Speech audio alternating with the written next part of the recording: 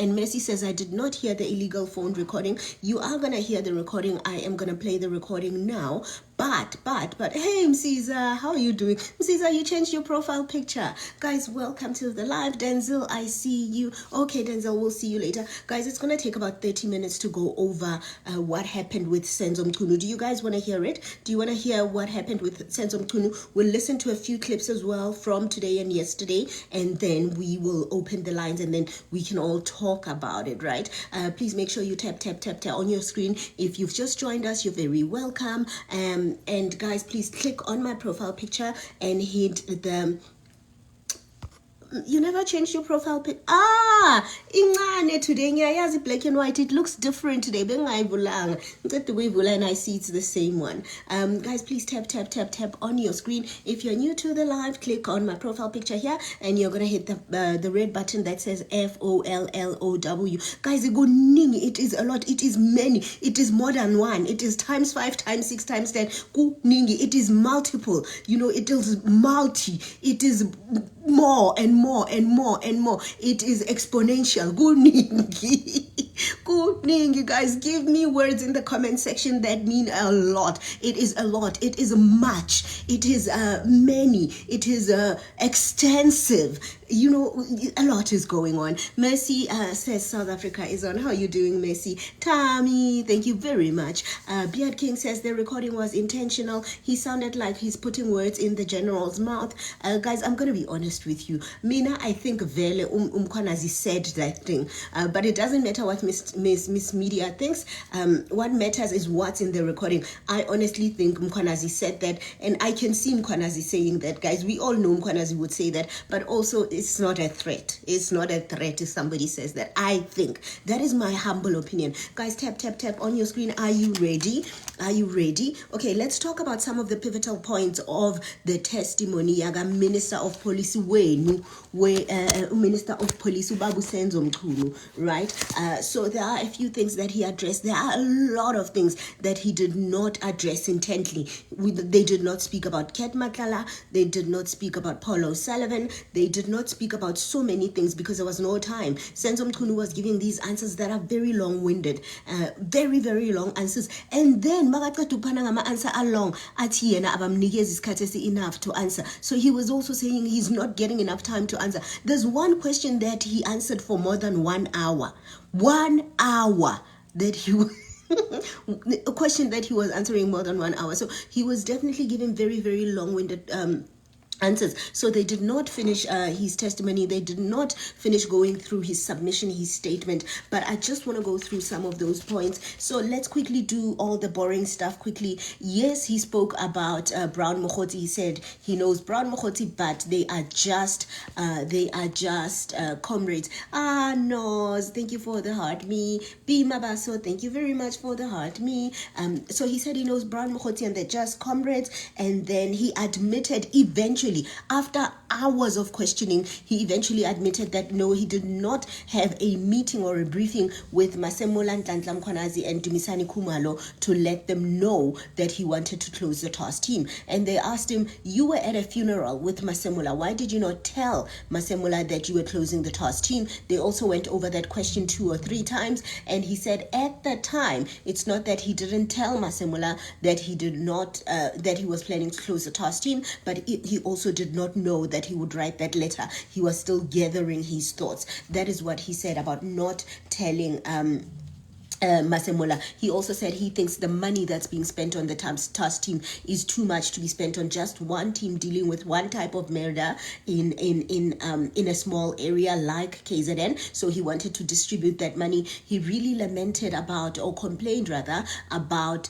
the fact that the task team people say they have specialized things and everybody in the country deserves those specialized things. Why do they have better cars? Everybody should have better cars. So, those types of things. And then he said, by the way, Senzo Mchunu was in the job for 5 months before he decided to disband. Sfiso, how are you doing? And then he said that what he did, it was not political interference, it was political intervention. Everybody in class say it with Miss Media, not political interference, that's intervention. So that's what he said. He said not political interference. That's intervention. He said what he did is intervention, which is not the same as interference, and political intervention is a very, very important thing which falls within the prescripts of the law. He says what he did was completely legal, and the important thing that he said he wants everybody to know that he did this by himself. Nobody told him to write that letter of disbandment. Nobody directed him how to write the letter of his disbandment. He actually said he went into his room and he took a pen and a paper and he started writing in the morning. That is the description of how that happened. Guys, please make sure you tap on your screen, and then if you're new to the live, click on my profile picture over here and you're gonna hit the FOLLOW button. Makalela, thank you very much for connecting. Tepa, thank you very much for connecting with me. Sexona, I see you. Sbusiso, I see you. Thank you very much for connecting. Zuki, I don't know, Zuki. Thank you very much for connecting. Lerato, I see you. Thank you very much for connecting. So basically, that's what he wants you to know, that nobody made him to write that letter, that he wrote it by himself at his home with a pen. He says he did get Vusi Pikoli to help him just with the structure of the letter, but he did it all by himself. Mlu and Busalu, I see you. Thank you very much for connecting. And then he also says that, and then Kunu says there are these two meetings that happened where he spoke about disbanding the task team. No, he did not. That is just the short of it, because the one meeting there are no minutes of that meeting. The second meeting there are minutes, but those minutes are not signed. And in that meeting, what he says is that they need to reconsider the structure of the PKTT, and they need to reconsider that. He said two sentences about it, and Fani Masemola responded by saying, well, the PKTT is not a formal unit in the organogram of the SAPS. It is a temporary structure. That's what Masemola said. And the interesting thing is that when he started his testimony, Kunu came into the room and he said that Masemola misled the committee. Masemola neglected to say some things at his committee hearing. And Masemola neglected to tell them that in one meeting, Masemola said one sentence where he said the task team is not a permanent unit, it is a task team.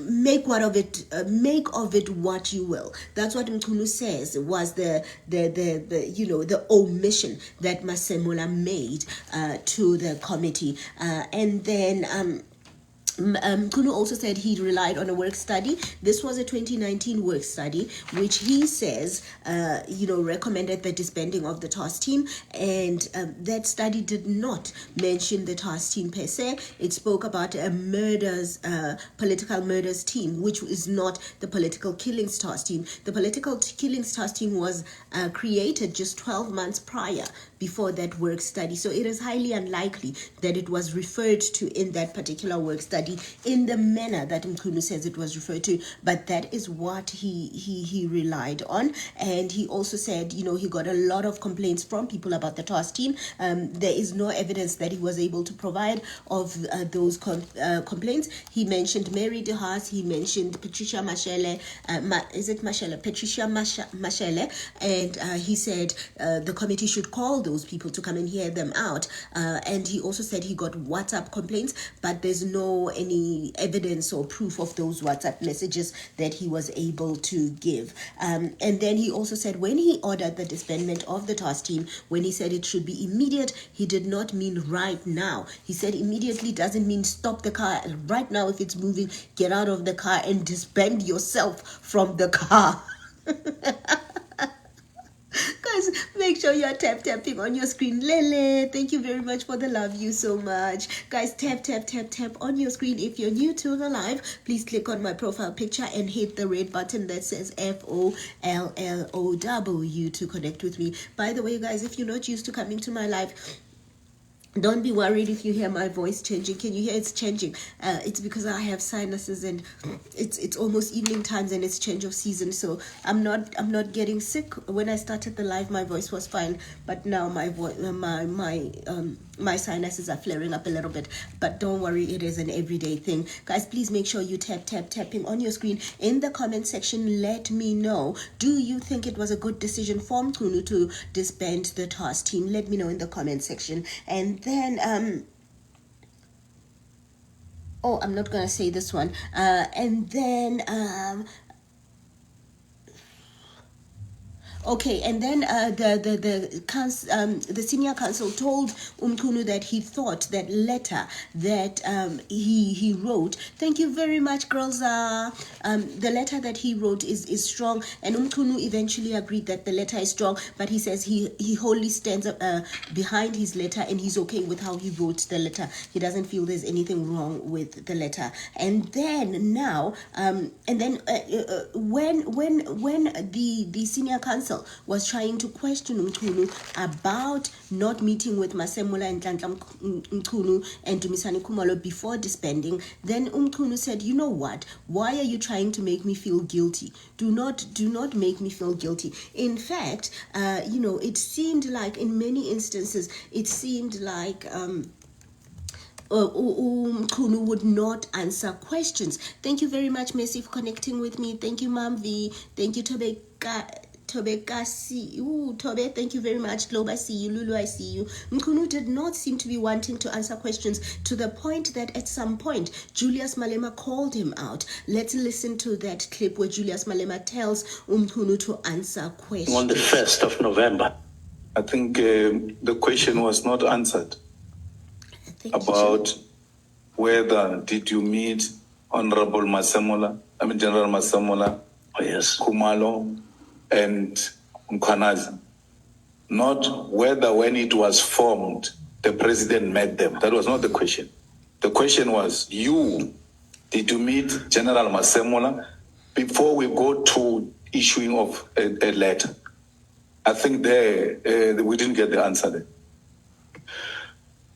Now I'll accept that, and then respond by saying the meeting on the 1st of November, where I made remarks or statements of a policy nature. I don't know whether that has since been supplied to all of you. Those minutes, you will see who was there. And you will see which, the minutes of 1 November 2020. So he's going to read these minutes, and he says these minutes are where he made policy remarks about the task teams. This is the minutes that he says Fanny Masemola was hiding from the committee. Let's hear what those minutes say. 24. Yeah, the distribution may not have taken place, but it's Minister, sorry, if just to refer the Honourable Chair and Honourable Members to the relevant volume, that's Exhibit Bundle 4, and it's at pages 163 to 177.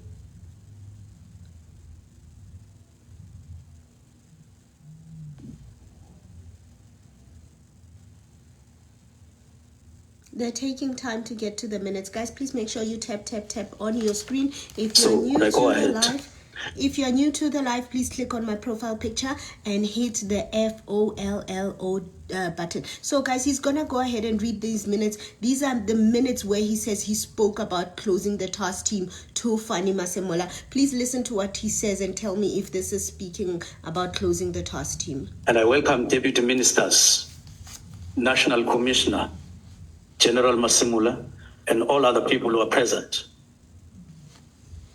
Now, it doesn't say who else was present, but maybe if we get information, my understanding is that we were with provincial commissioners as well, not just General Mkhwanazi alone. So I make remarks there. The minister further indicated There was even labor there. Page you're reading from? I read from page 3 of 3 of 15. 15. Thank you, The minister Bratty. further indicated that there must be reconsideration and review of certain capabilities, such as political killings task team, which are primarily about addressing serious crimes. He stated that subs should guard against creating structures, units based on specific category, while these duplicate the existing capabilities, e.g. taxi killings, political killing, all being about murders. This is what I said in the presence of management. So that, he says, is what he said, which constitutes why Masemula should have known that he was planning to disband. Guys, you listened to those comments. Do you think those two sentences should have made Masemula aware that Mkhunu plans to disband the task team? Let me know your thoughts in the comment section while we go to what Masemula said later on. And this is the portion where that Mkhunu says Masemula hid from the committee and did not disclose in as far as discussions around closing of the task team go. Now, further down in the same page, you will see what General Masemula said. General Masemula indicated that the matter of the provincial commissioners was resolved some time ago, which was under discussion. He goes on and talk about. So he further stated that in terms of the inspectorate, in principle, management agreed that there's a need to do away with it. That's the first unit that we dissolved. And it's not, and this is a unit. It was not even the task team. It's a unit in the organogram. However, there are difficulties with doing away with the unit right away. We acknowledge and accepted that. He gave example of affordability and so on. He further explained that a political killing capability that is in place was in a form of a task team and not a fixed unit established. So these were elaborate statements that were made in the... So he said these were elaborate statements that were made in this meeting. Guys, please do let me know in the comment section. Do you think that is something that Masemula should have told Parliament? And do you think this is an elaborate statement that speaks to why Masemula should have known that Mkhunu would close the task team? So essentially that's what Mkhunu says is a meeting that spoke about the closing of the task team. Guys, please tap on your screen. If you've just joined us, you're welcome. Happy Friday. Please do make sure you click on my profile picture over here and you're gonna hit the red button that says FOLLOW to connect with me. Thank you very much for connecting. Thank you very much to those of you who are tapping on your screen. Tembi, I see you. Thank you very much for tapping, for connecting with me. So yeah, that is basically what he said about he came out and he said basically Masemula lied, and this is the lie. This is what Masemula was presumably hiding. And then I also wanted us to listen to the clip of... Yeah, have you got it in front of you? Okay, and then they also spoke about, remember, when the task team was disbanded, then Nhlanhla Mkhwanazi got angry and very, very stressed out, right? And Nhlanhla Mkhwanazi was asking people to help him out everywhere, all over the place. And he mentioned, Nhlanhla Mkhwanazi said this at Madlanga and at the committee, that he even asked Minister Mkhunu to meet with him. And he sent Mkhunu a WhatsApp. So we're going to listen to the WhatsApp that Nhlanhla Mkhwanazi sent to Minister Mkhunu. I'm gonna get to it just now before we go to that recording. This is the WhatsApp that Mkhwanazi had sent to Mkhunu. The submissions you made to the portfolio committee on the 5th of March. Did you discuss this matter with the president before? No, we're gonna talk about that one later. Now we're talking about the WhatsApp that what's his name? Mkhwanazi sent. Thank you, Tono. You can read that. Sorry, the Mkhwanazi's WhatsApp to you on the 5th of April. It is in Exhibit Bundle 3, and it's EB5 at page 51. Yeah, you can go on. Okay. Senator Council. He says, Sawubona, Minister. You both from KZN. No, you can move on. It says Sawubona. You'll see there, then, senior counsel notices that they're both from KZN, and he says to Mkunu, you're both from KZN. Mkunu doesn't say yes or no. He says, you can move on. Don't tell me that guy is from my province. Just move on. Bona, Minister. Please forgive for writing this message directly, but I feel that I must respectfully request a meeting in order to deal with internal issues within our organization, which affects me and my family, and has a potential of destabilizing our crime-fighting efforts. I tried to reach out through Ngabindi in his private capacity early in January this year, and later I spoke to him in his capacity as Chief of Staff. And again, I had a special request to the National Commissioner to try and secure the meeting before our appearance before the Portfolio Committee and Police. This situation is escalating, and it has the potential of demoralizing our hard-working members, and there are even politicians that are using these social media posts to sow divisions within the SAPS. I do not like what's happening, hence I feel that the Minister must call us into a meeting. Yeah, I'm sympathetic to the time. I acknowledge the letter. I have it. Can I just finish reading it? Oh, okay. So basically, Mkunu has been wasting a lot of time in general answering questions for a long time, but he didn't want the rest of this message read. But then SC said, no, I'm reading it. I'm going to read the letter. Guys, please make sure it's not a letter, by the way, it's a WhatsApp. He made a mistake when he said letter. Guys, make sure you tap on your screen. If you're new to the live, click on my profile picture over here and hit the FOLLOW button. So here's the rest of that WhatsApp message. That we can iron out everything that is dominating the media space. I do not like, it is my plea that the Minister calls the National Commissioner, Lieutenant General Sabia, Lieutenant General Kumalo, myself, Major General Khan, Mr. Nkabinde, and Mr. Brown Mahotsi in order to get to the bottom of the problem. It is the prerogative of the Minister to invite the Executive Director, IPID, if he feels it necessary.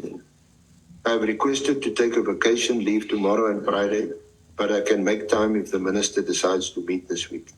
I hope my request will be favorably received, I take it. And then your response. This is your response. Your WhatsApp message was received, will revert at some point. Okay. You have asked me two questions. General Masimula's response Thank you very much. And Thank you. The request by General Mkwanas. Let me start with General Mkwanas.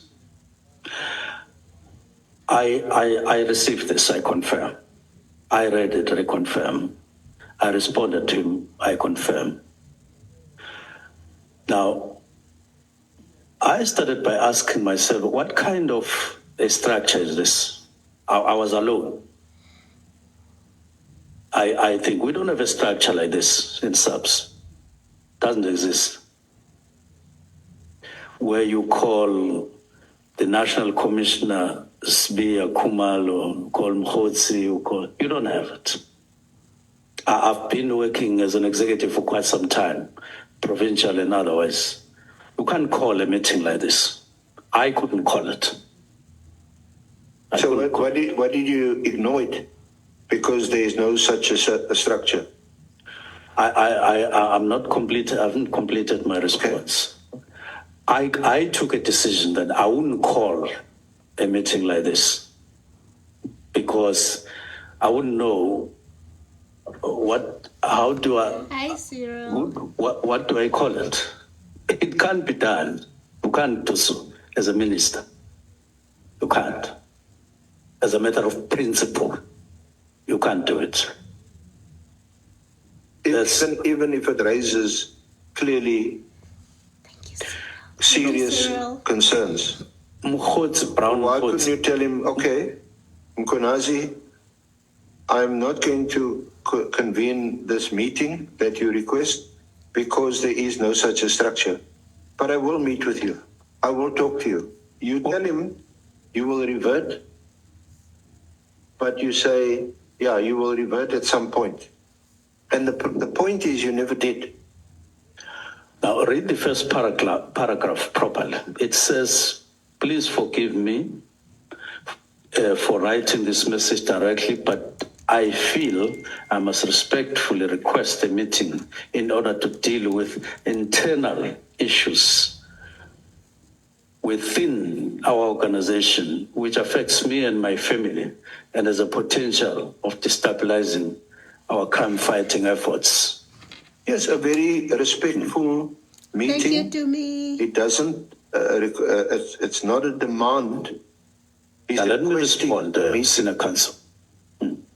I'm saying, as a matter of principle, I couldn't convene a meeting like that, where I invite Brown Mkhotsi, who is outside the organization, who is not part of internal organization if our organization means SAPS, which is my interpretation. Then I call somebody and say, come and let us discuss internal issues. But secondly, General Mkonazi says there are matters that are affecting him and his family. Now, what I wanted to do, I wanted to have a meeting in terms of response here, to have a meeting with him alone to say, what is the aspect that affects you and your family in the work of the organization and so on, before I could convene a meeting. But generally, on this one, I wouldn't do so. I wouldn't invite Mkhotsi in a meeting where I'm meeting the generals of SAPS. So why, Minister, why? Thank you very much, Nta. How are you doing? Guys, please tap on your screen. If you're new to the live, happy Friday and welcome to the live. Thank you very much for deciding to spend your Friday with us. Please click on my profile picture if you're new, and you're going to hit the red button that says FOLLOW. And then also there's a bell there, a notification bell. Please click on that bell so that when I go live, you will know. CJ, thank you for connecting. Sbusiso, I see you. Gugu, I see you. Tamedi, I see you. Thank you very much for connecting, Zozo. So guys, that's gonna go on for a while. That's why I stopped it. So he's answering in very long answers, and then I want us to now listen to the recording, right? It's not Nhlanhla Mkhwanazi who made the recording. I'm going to go to the recording. But first, I want us to listen to the clip because something also very, very important happened today. Something very important happened in the sense that Cyril Ramaphosa has been coming in drips and drabs. He's been mentioned here, there, a little bit. But today, Mkhwanazi also mentioned Cyril Ramaphosa, and he said Cyril Ramaphosa agreed with the disbandment of the task team. And I want you to hear that exchange where he speaks about Cyril Ramaphosa and how Cyril Ramaphosa seemingly agreed to the disbandment of the task team. And after we hear that, we are going to go now to the recording and talk about the recording, and then listen to the recording, and then we go to the panel. You appeared before the portfolio committee. Yes, I think it would have come earlier, whether it is January or February. I don't have a date, but we did. Yeah. So did you specifically discuss with the president the disestablishment of the task team? That was my purpose, to go and brief the president that there is a particular decision I've taken in regard to this, and I did so. What was it?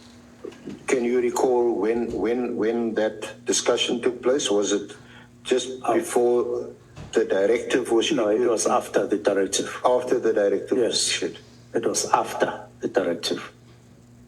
So the president also saw on social media or in the media that the task team has now been disestablished by you. He also just heard about it. Well, I'll have to give you evidence that he picked it up from social media. I don't know. What I know is that I sought an appointment and it was granted at a particular time and I went to brief him. I didn't ask whether he had seen it or not. So you didn't inform the president before you issued the directive. You only spoke to him after you issued the directive. I've already said so. Okay. Senior counsel. So thank you. So when or how soon after the directive of 31 December did you tell the president? Pardon?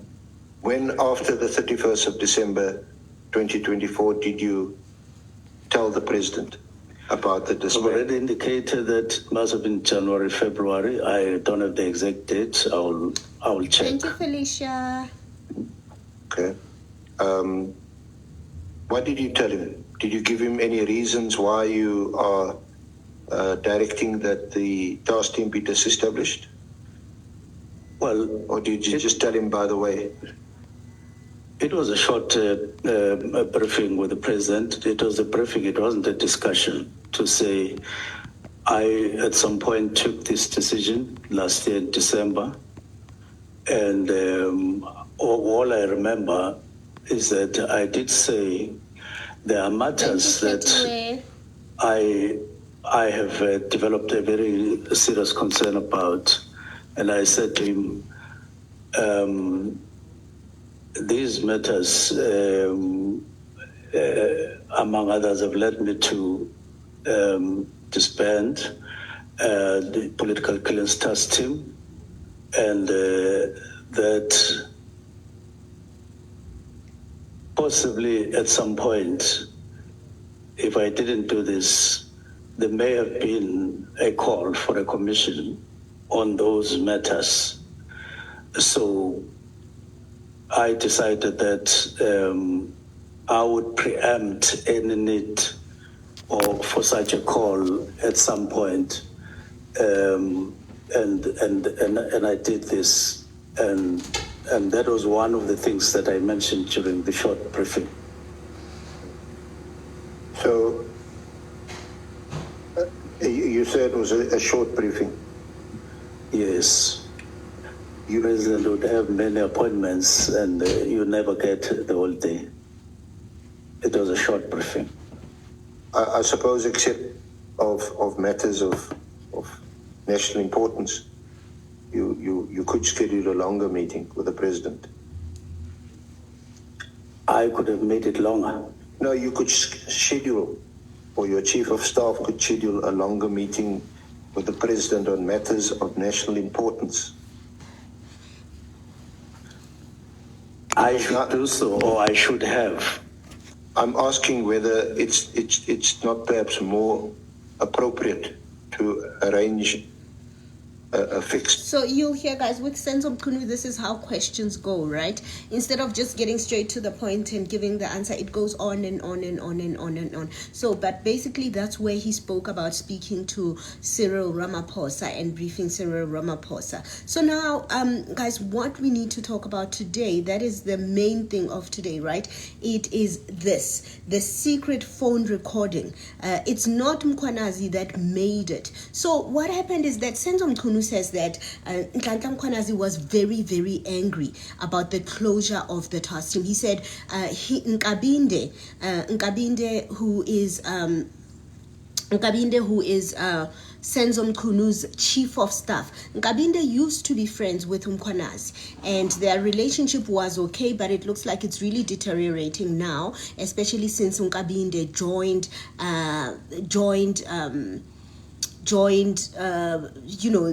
Mkhunu as a chief of staff. But Mkhwanazi also told us, he said when Nkabinde was, the first time that Mkhwanazi met Mkhunu, Mkhwanazi had gone to Mkhunu's house with Nkabinde. This is before Mchunu was police minister, and this is before Nkabinde was chief of staff. And Mkhwanazi says they went there, they greeted Mchunu, they said they had some drinks, they just did whatever they do. It was just a casual visit, and they went about their way. Then soon after, Senzo Mchunu was appointed as police minister, and then after him being appointed as police minister, he hired Mkhwanazi to be the chief of Nkabinde to be a chief of staff. So Nhlanhla Mkhwanazi knows Nkabinde very well, and he speaks to Nkabinde quite a lot. So when all of these things happened, Mkhwanazi did tell us that one of the first people he called was Nkabinde, asking Nkabinde to organize a meeting between himself and Senzo Mchunu.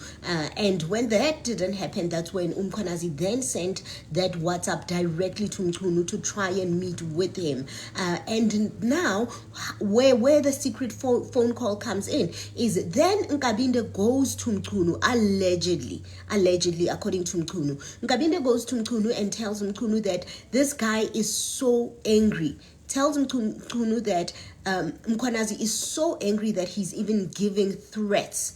And these threats, Mchunu says the threat is that Mkhwanazi said, don't close the task team to Mchunu. And if Mchunu closes, if Mchunu knows Uguti he's clean, it's fine. He can go ahead with the task team. That is the threat that Mchunu says Mkhwanazi gave. That Mkhwanazi said, if the minister knows he's clean, he must go ahead with closing the task team.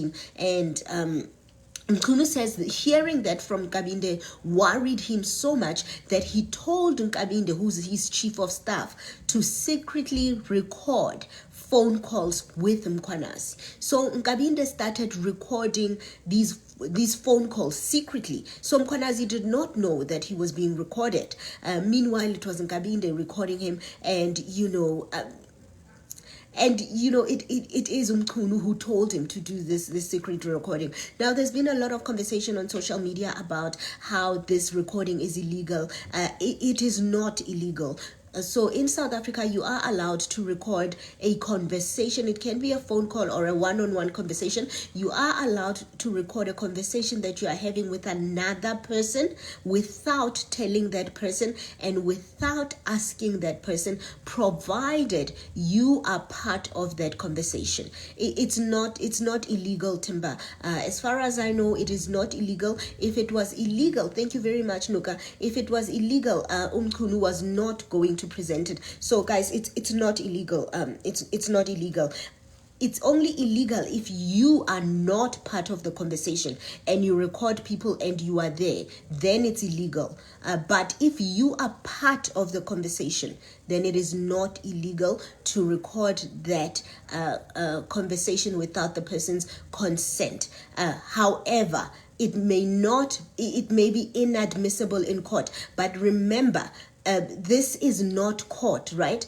This is not court. It is just a parliamentary hearing. So they're not using the same standards of evidence as they would use in court. So this is not a court, and this is why they can hear, they are able to listen to that recording. So that is what it is. And I think a lot of people, generally people do believe that it is illegal, but I remember from, I am a journalist. I have to know such things, basically. So if you are part of the conversation, so you have to say something. If you are not part of the conversation, then it is illegal. You cannot record other people talking. But if you are part of the conversation with another person, you can record it without their permission. So this is why they said Nkabinde is the one who recorded it, because Nkabinde was part of that conversation. They would not bring an illegal they would not bring an illegal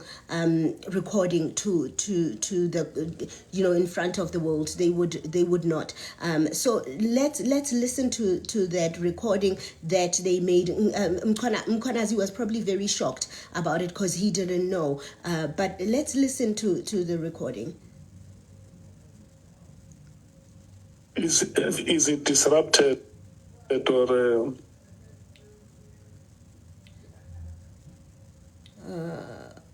Okay, we're gonna listen to the recording. Michael Sitole. Okay, there we go.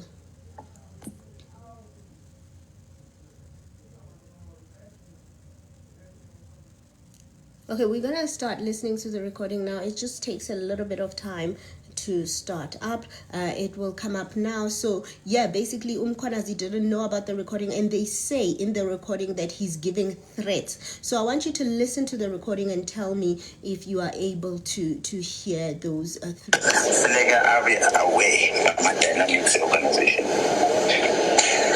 Where do we come from? What was our land back in the days? It's gonna come. And what is going on now? More than anything in Pastor City, to withdraw a task team, a business investigation, and yet we have not received a presentation at the investigation official. When I'm at his documents now, when I everything, I was saying to myself, if I can't that's okay, say I don't think I assume any problem for now. There, with that, I gave this one team with a ways with my head. Because we are now talking about operational things. Guys, I actually want to go over the law about recording a call, because I hear a lot of you are disagreeing with me, and I tell you all the time, guys, I'm not going to tell you things that I'm unsure of, okay? But I want to tell you the law so that you understand why I said it is not illegal to record a conversation if you are part of the conversation. Timba, thank you very much. Bunolo, thank you very much. Then we'll listen to it. So in South Africa, the relevant law is the Regulation of Interception of Communications and Provision of Communication-Related Information Act. That is the RICA Act of 2002. And under Section 4, it is lawful to intercept or record a communication if one of the parties, thank you Chaka Chang, if one of the parties to the communication consents to it. It is lawful to intercept or record a communication if one of the parties who is in the conversation consents to it. So if you want to check it, just Google RICA Act of 2002, Section 4. So you will find it there. So that's what I'm trying to tell you. So in the comment section, it is not illegal. And then it says you can legally record the conversation if you are part of it, even if the other person does not consent and does not know that you are recording. Thank you very much, Samki. Thank you so much.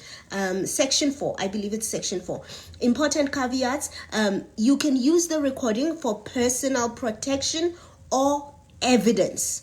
So this is what they were using the recording for. They were using it for evidence. So it is not illegal what they did with that recording. They would not do something like that illegally in front of the country. No, it's not the minister who's part of it. It is Nkabinde who's part of it, which is why Nkabinde, which is why the minister mentioned that Nkabinde is the one who made the recording, because he knows Nkabinde is part of the conversation, right? And then they say, if you broadcast it or publish it for other reasons, it could raise privacy or ethical issues. But this is not what it is. They used it for evidence, which is completely legal. If the recording was made by someone else on your instruction, it's a legal gray area unless you were part of the conversation or the person had a lawful reason for recording it. In this case, they had a lawful reason because they say it was threats that were being given. So absolutely no legal problem there. But there is an ethical problem, a big ethical problem, right? I think all of us would have a problem if our managers were secretly recording us. So definitely a very big ethical and moral problem that we are dealing with, but absolutely not a legal problem that we are dealing with. so that is essentially what it is. Not a legal problem, but a moral and ethical problem. If you are part of the, but let's check the POPI Act, guys. POPI Act is something else. Okay, it's about personal information. There's no personal information in that recording. There's nobody's name, nobody's ID number, nobody's phone number. So POPI Act does not apply in this instance. But let's listen to that phone call. I just wanted to, I know a lot of people want it to be illegal, but it's not. It's not. So let's listen to the conversation again, guys. It is Chief of Staff Cedric Nkabinde, who works for Mchunu, who made the recording. He's speaking to Nhlanhla Mkhwanazi. I think everybody knows Nhlanhla Mkhwanazi's voice. The other voice is Cedric Nkabinde.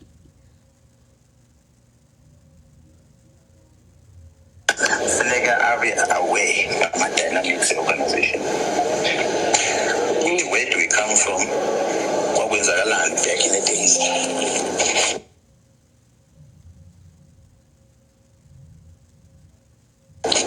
And what is going on now? More than anything in person, to withdraw a task team, a business investigation, and yet we have not received a presentation and the investigation officially.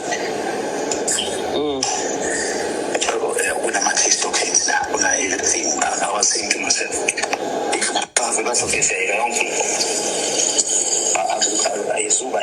guys, please tell me in the comment section, are you able to hear well? Please let me know, guys. Tap.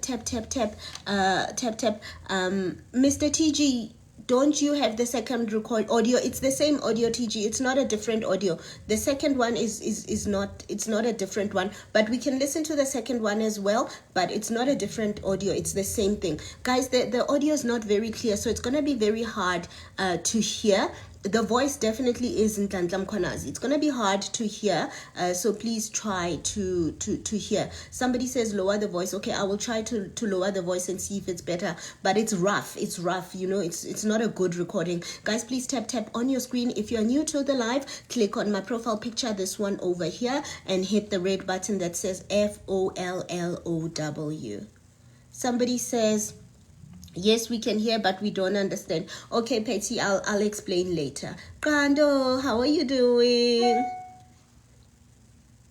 Problem for now, there, I gave disbanded team, what I was with because we are now talking about operational things. And whether you can't say this doesn't work, this works. How to get into a conclusion. My appointment, if there's an intelligence that you have that says manipulation, these things, then you can justify and say, okay, before you continue now, I need brief. Yes, but no stop operation on its track, investigation on its track, we stop it. It's going to have some implications. So that was my concern. We check in and tomorrow,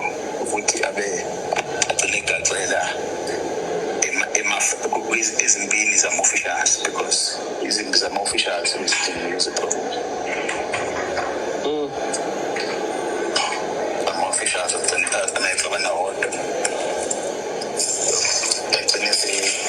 it's a decision now, but a decision about officials who say decision about Flavi. Some way he applied his mind on it. Nalento ke sivela kanjena kwamina ngingakamtsheli abona nje hayi isiyahlupha ngoba yena sifuna umtshela khona ubona ukuthi the reason why ufuna ukumbona into enjengana lezi ngoba manje uyabona kwayena izogcina ifikile kushuthi lento ngoba sazi phela isekhulitha kanjani lento manje izofika and inegama lami phezulu mayesethi awusangitshela into esensitive kangaka lapho sefanele ukumtshela khona ukuthi ngithema ngabe ngifuna ukubona ngale ndaba le wathi wona sihlangana eCape Town ngomtshela ukuthi khona ndifuna ukubona wathi sihlangana eCape Town. I was willing to drive in the winner because there are certain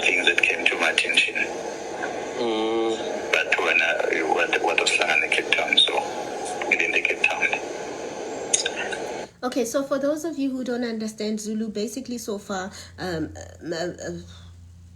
his name, Mkwanazi, is speaking to Nkabinde, and Mkwanazi says, what bothers me is that we are this task team is being disbanded while we are in the middle of cases. There are dockets that are currently in operation, so that means cases will have to stop. And he said, so this is why I want you to arrange for me to meet with him, and I even wanted to meet with you, and you said you were in Cape Town. I was even willing to drive down to Cape Town to come and meet you. This is what Nhlanhla Mkhwanazi says to Nkabinde. Thank you very much to those who have connected with me. If you're new to the live, please click on my profile picture and you're going to hit the FOLLOW button. Somebody in the comment section, VW, says that's not Mkhwanazi's voice. I think it's Mkhwanazi's voice, but what do you think? Thank you very much, Sbongile Nhlapo, my cousin. Thank you very much for the heart me. Guys, what do you think? Is this Nhlanhla Mkhwanazi's voice? I think it's his voice.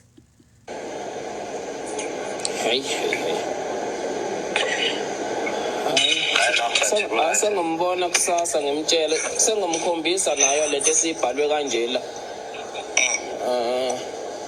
ngaphela esayidini manje izinto na isikhuluma yonke into lena, as much as nawe kade uwonisha ama fight back nani. So Nkabinde says, I will tell him when I see him tomorrow because of how this thing is written. Guys, remember some of the things we won't have context, right? So I'm just translating what's being said. So Nkabinde says, because of how this thing is written, the same way that you were warning that there'll be fight backs. This is what Nkabinde says to Mkhwanazi.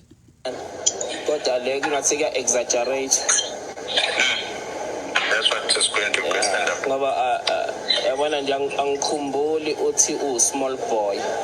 He says, it looks like they're exaggerating. I don't remember you saying he's a small boy. So it looks like they're looking at something that's written about them having a conversation with each other. And now they are discussing this thing that is written. But that is just, we can only guess because there was no context given. And the man in the real facts angwaboni lana yabona nje mekuthiwa mhlambe bekulalela ifoni amafoni ethu kufanele ngabe ubhalile la ukuthi akayiyeke lento mengabe clean noma me ukuthi akakaza athathe lutho kumuntu into ekanjalo kufanele ngabe sibhaliwe la. Mkhwanazi says, and I worry because this thing that is written here does not mention the real facts.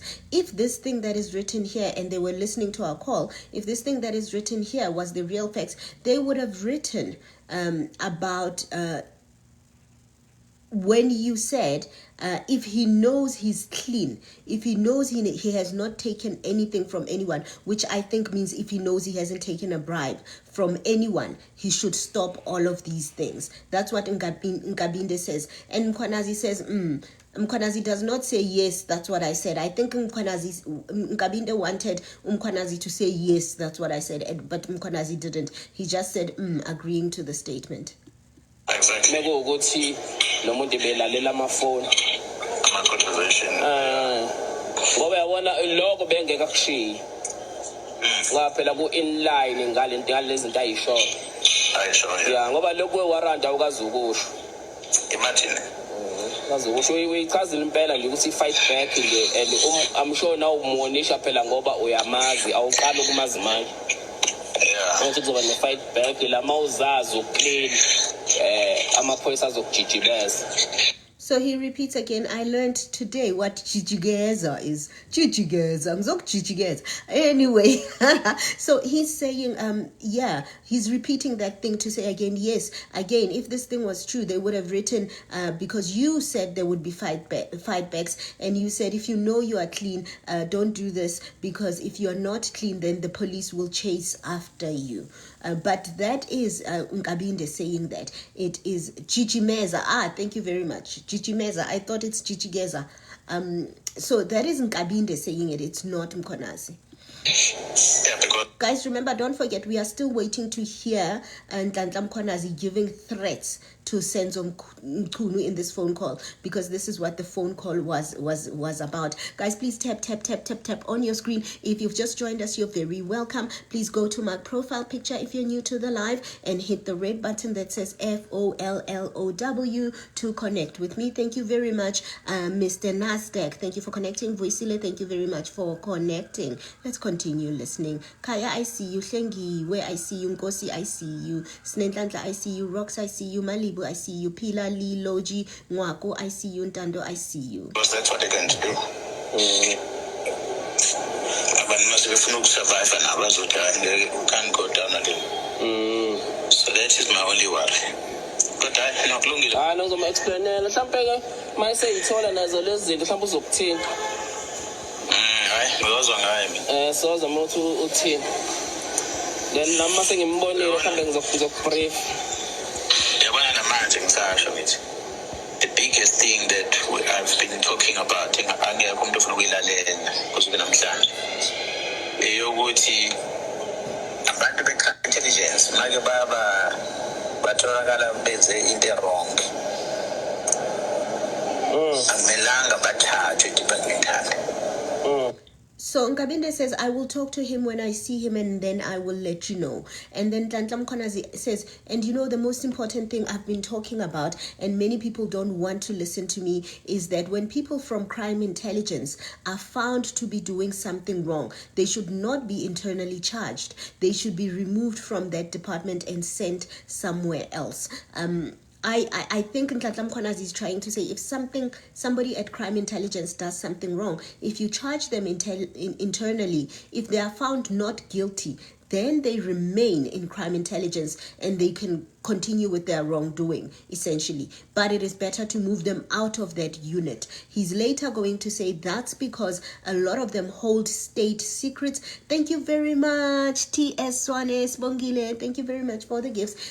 He says that's because a lot of them hold state secrets and a lot of them hold secrets of politicians that if they are pushed and they feel desperate, they can use those secrets against those politicians. So that's why it's better for such people to be moved to the Secret Service or to other different departments. I've already translated going forward, but we'll listen to it. Kumele basuswe kwi-crime intelligence bawubekwa somewhere else. Because they are used to all these dirty things that is going to create a problem for the organization. For instance, bantu banema-access ama-secret estate. As an example. Whether uKhan, whether uMuji, whether ubantu se-Cape Town. Otiyo. Kunezinto ababa-involved ngazo during their line of operations. Othola ukuthi zi-involve ne-leadership political. Izinto abangani mase be-desperate ukuthi thina we can't go down alone. Bagcina sebezi-expose. Bayisho kudala le. Amanje ngisayisho ukuthi akasuswe abasuswe one moment ethi umuntu wenza into wrong and then beqhama ku-IPD le-recommendation yabo khanda beqhama ku-IPD okay i-IPD siqhame nento so ntoda sekususa sokubeka somewhere else. By so doing even though the departmental thing yakhona must just die. Umshifta kwi-department emaphoyiseni umsuloku yenye or umsusa emaphoyiseni umusa kwi-department yazi ukuthi umdluli ngaba endishela kanjani le khona. Wenza kanjani? Kanjalo usithola anti usithola lokungena lomdluli kunale standard esikhona ngesipende yenza so lo muntu uthanda u-president umthatha ukuthi akaresign emaphoyiseni umu-arrangele kwi-state security ukuthi kumfake kwi-secret operation ye-state security ayosebenza as an agent. By so doing upresident uzobahave ukuthi still around the public behave ukuthi akasekho emaphoyiseni.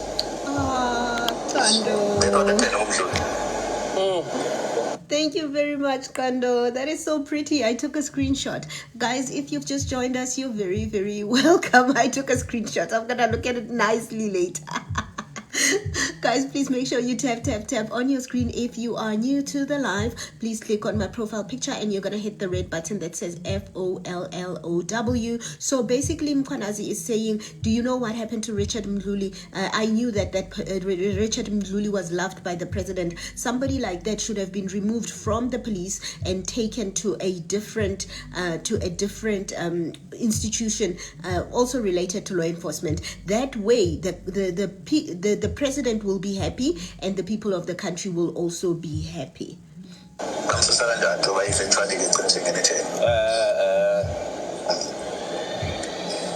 Lala, it's the same thing. Tell abantu abafisa medicinal steps kwi-crime intelligence. Bengamelanga bajalo. Bengafanele ukuthi masekuthole evidence ukuthi kunemiskhonathi so umuntu akasusa. Angaphelele umsebenzi asuse.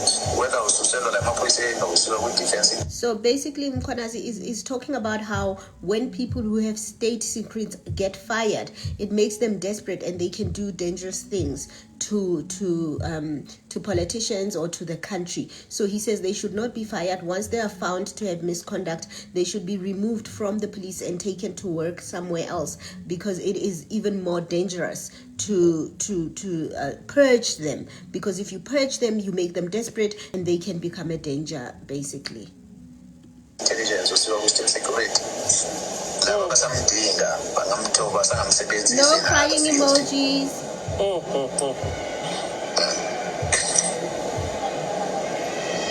Uyabona nje mina personally ngiyazi relationship ukhanda nayo no Julius. Some people were also confused about this. He says, you know me personally, I know the relationship that Khan has with Julius. That is not Julius Malema. That is Julius Mkhwanazi from the Ekurhuleni Metropolis. But Elisa, I'm going to mute you if you keep sending crying emojis, okay? TikTok does not like crying emojis, so please don't send crying emojis. Guys, it's Julius Mkhwanazi from Ekurhuleni Metropolis. It's the same guy who was accused of helping Ket Matlala to get blue lights in his cars. The same guy. Thank you, Zintle Mushle. It's the same guy who was accused of helping Ket Matlala to register his cars under Ekurhuleni municipality. Tingo, thank you so much. How close are they? Definitely was not by mistake. So umbuzo ethini-ke ubani aba-influencer bangabe se-face of music usupport ubani for i-defense yakhe badefende umuntu efane bamdefende yini bese kuzoba uSibiya nawe nezakhe east. Hey, then he's gossiping about Sibiya. They are gossiping here. Then he says, you know, even Sibiya has his own dramas. He had problems. Zimbabweans died because of Sibiya and the people he was with. Sibiya and his team. Gossip. Hey, I'm a tota shebayo. Guys, please make sure you tap on your screen. If you've just joined us, you're very welcome. Please make sure you click on my profile picture and you're gonna hit the FOLLO button. Ladies, please, ladies in the comment section, only ladies, send yes in the comment section. Yes, meaning ukuthi sabathola la madoda ukuthi nabo bayahleba, because everybody is always saying women bayahleba. Ha, nani madoda niyahleba.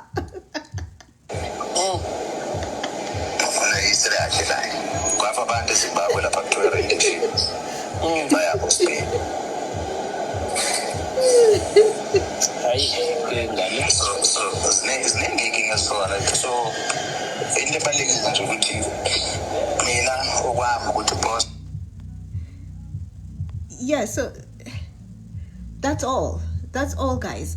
That is all there is, right? That is all that there is. So yeah, basically they were just having a discussion like anybody would have. No, Mr. Cocktail is gossiping, and it's okay. We are humans. We gossip. We talk about what happens around us. They were not telling lies, but they were talking about other people's names, and it's normal, guys. It's normal, guys. Everybody talks about somebody else. You even talk about your brother or your sister to your mother, and you talk about your mother to your brother or your sister. It's okay. It's normal, as long as you're not lying lying and you're not being malicious, I think. So that was all. Do you guys think Mkhwanazi was angry because Mkunu says he was worried about Mkhwanazi's anger? DMT, thank you very much. Nobi, thank you very much. He says he was worried about Mkhwanazi's anger and the threats that Mkhwanazi allegedly gave. Did you hear any threats there? Let's hear what the committee said. And what even Mkunu said. Is it disrupted, or that is where it ends? Thank you, Mrs. Deep.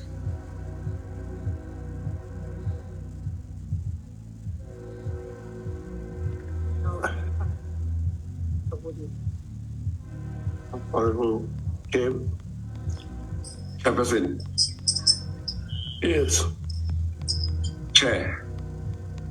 Mr. Stoller. Afternoon, Chair. Yes, is that where the material ends? Hi, Jojo. Thank you. Yes, Jojo. Chair. I've listened to the audio. I think I should give you and the honorable members two options. No, we've already translated. Chair, I This is don't know Mkunu. what happened. The part that I was looking for is the part that they are referring to in the conversation, but it's not playing directly, where there seems to have been a threat that if I know I am clean, including the period when I was premier in KZN, then I must then go on with the disbandment. So there was that part. So I don't know whether he cut and started later or something in the tape. But that is one that I wanted more, because to me that was a threat. So basically, this is Mkunu explaining why the part that he was talking about is not in the call. And Mkunu says that Mkhwanazi said, if the minister knows he's clean, then he should go ahead with the disbandment. And Mkunu says he saw it as a threat. Guys, is that a threat? Even if it was there, do you think if somebody said that if he knows he's clean, he must go ahead with the disbandment? Mind you, Mkhwanazi was saying as well, in the context of the other audio that we listened to, Mkhwanazi was saying there will be a fight back from other police officers.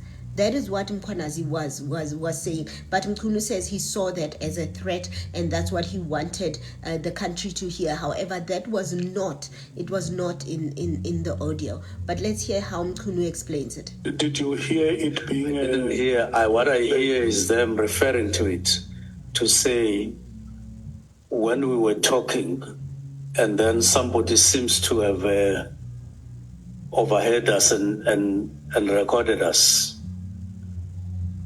There is something that they should not have missed, those who were recording us. Yeah. Like 1, 2. So they merely are referring to it, but they are no longer talking to it. So I don't know whether it is part of the tape. The material that is being played here is the one that you submitted yourself. Yeah, the one that was playing is just part of it, but not specifically where there is a threat, which was my intention. To add on the kind of conversation that went on. And it was the last one, that one, for now. Okay. Where on the audio is that part? Is it towards it seems to be before. He can tell us where, but I'm saying if he hears us, there's a part where they seem to have discussed, or where General Mkhwanazi seemed to have said, if Minister Mkunu knows that he is clean, he must then go on with the disbandment. So that is the one. What we need from you is guidance, so that if that part is to be played. Yes, that's the only part that Minister must know. Yes. Where on the audio must he locate that? Is it at the beginning of the audio or towards the end of the audio? Yeah, it sounds like it is before, from what he played. And that would have been 1 minute or something like that, and then we close. Okay. Honorable Malim. No, Minister, what we're asking is, if this thing is 12 minutes, if it's 12 minutes, from which minute does it start, that portion? Because in the consultation with your lawyers, you would have emphasized that, and they know from 3 minutes to 4 minutes or 5, 7, which part of that? Because we want him to go straight on that one. I really wanted, I thought that I had put the request very, very clearly that it is the part where he says, if the So guys, it is quite clear that they did not find it. Then they told the translator to is it called a translator, guys? Is it called a translator? Huh? It's not called a translator. What's a person who translates called? Is it called a translator? Where's my English? Interpreter. Fafi, how are you doing? Yeah, is an interpreter that I'm looking for. Guys, please. Silo, why are you saying tiny interpreter? I was looking for interpreter. Guys, please make sure you tap on your screen, and then you, if you're new to the live, please click on my profile picture, and you're gonna hit the red button that says FOLLOW. It is an interpreter. So they're talking to the interpreter, and they told the interpreter to listen to the audio again. JJ, thank you for connecting. Mati, I see you. Sanela, I see you. They told him to look for the part that Mkunu wants and to come back again. Now, he's going to give the same part as what we've heard already, but I think some people think it is a different part, so I will play that part where the interpreter says he believes is what was being said, but it is not. The interpreter is just redoing the same thing we've heard, but I just want you to listen again and satisfy yourself that it is actually the same audio. It's not two different audios. It's from 3 minutes.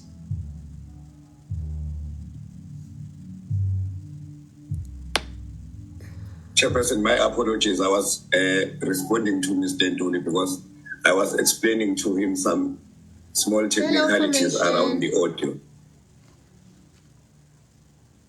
Are you able to locate the part that the witness has requested? Yes, Chairperson. Are you able to play the part? Oh, I thought maybe the sound and vision specialist will play it in the house for members. Then I explain.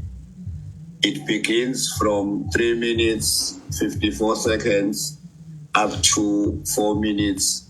Thank you, Jay. 4 minutes 20 seconds and leading up to 4 minutes 44 seconds. Yeah, play that part from 3 minutes 54 seconds, and we hear if he confirms that he wanted us to hear. So thank you, Nancy.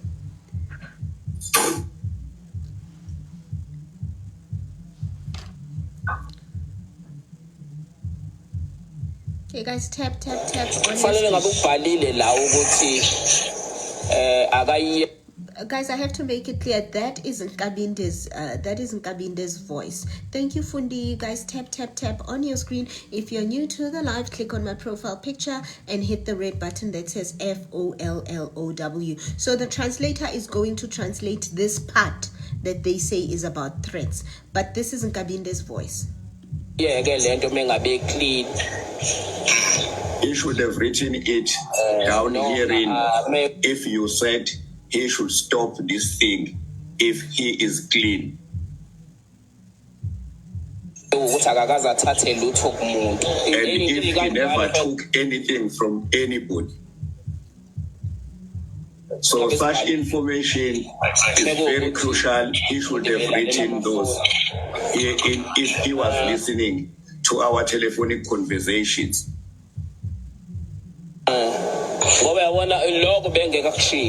Because he was not going to deliberately omit that, because it is in line with what he has alleged.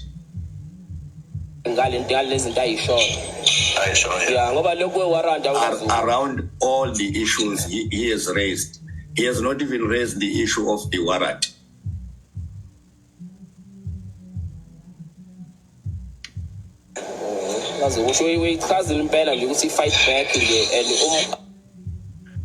You have correctly explained it that all this is about a fight back. I'm sure now umuonesha phela ngoba uyamazi awuqala ukumazi manje. Yeah. Kuzoba ne fight back la mawuzazi uclear. And you want him because you know him. You did not know him just now. You have known him for a long time.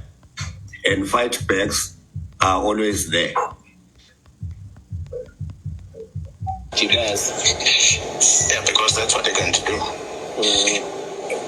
Because if you tamper with the police, yet you are not clean, police will go after you. I will stop there, Chairperson. Okay. So this is the part that the translator says he found where they're talking about the threats, but Mkwanazi did not say anything. It was Nkabinde saying all of those things. So I just wanted the people who think it's a different tape, what is it? Tape. I want to say tape because I'm old. Nowadays we don't call it tape. We call it audio. If it's a different audio. Thank you, Nasi P. Thank you so much. So that's the part there. Honorable Minister, is this the part that you wanted us to hear? It doesn't seem that it is a part, it's another conversation, but it may be that conversation, that part of the conversation between the two was not the one when he had started recording, but he did, we did talk with Chief of Staff, but I'm fine at this stage. What we should do now, we were stepping out of this audio because it's not what you want. I'm fine.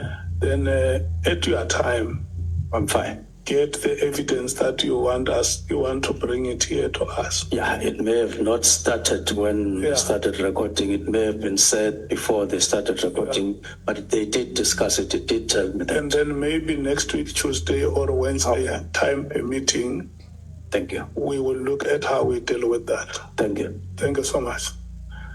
So guys, that is essentially the thing about the recording. So this thing that Mkunu says was said is not in the recording. Now I'm going to give you my own analysis. This is 100% my opinion. I could be 100% wrong, or I could be 100% right, or I could be 50% right, or I could be 2% right or 3% wrong. Anything is possible. This is just my thinking. From the tape, from the voice notes that, from the voice recording, from the audio that we heard, I think Mkwanazi did say that. However, I think Mkwanazi was saying for the minister to do this is going to anger the people in the task team. And the people in the task team may retaliate. And Mkunu may not like the retaliation of those people. So if Mkunu knows he has no secrets, he must go ahead and disband the task team. Because what happens when they disband the task team is that these guys are no longer going to work away from home. They're no longer going to get allowances for being away from home. They're probably no longer going to drive the same vehicles. They're not going to get paid overtime anymore. So it will affect them prematurely because there's even no warning, right? Also, it will affect the cases that they're working on. And people have already put in so much work investigating those cases. So they may feel very offended when all of that is suddenly taken away. No winding down, no nothing. You wake up one day and they say, go home.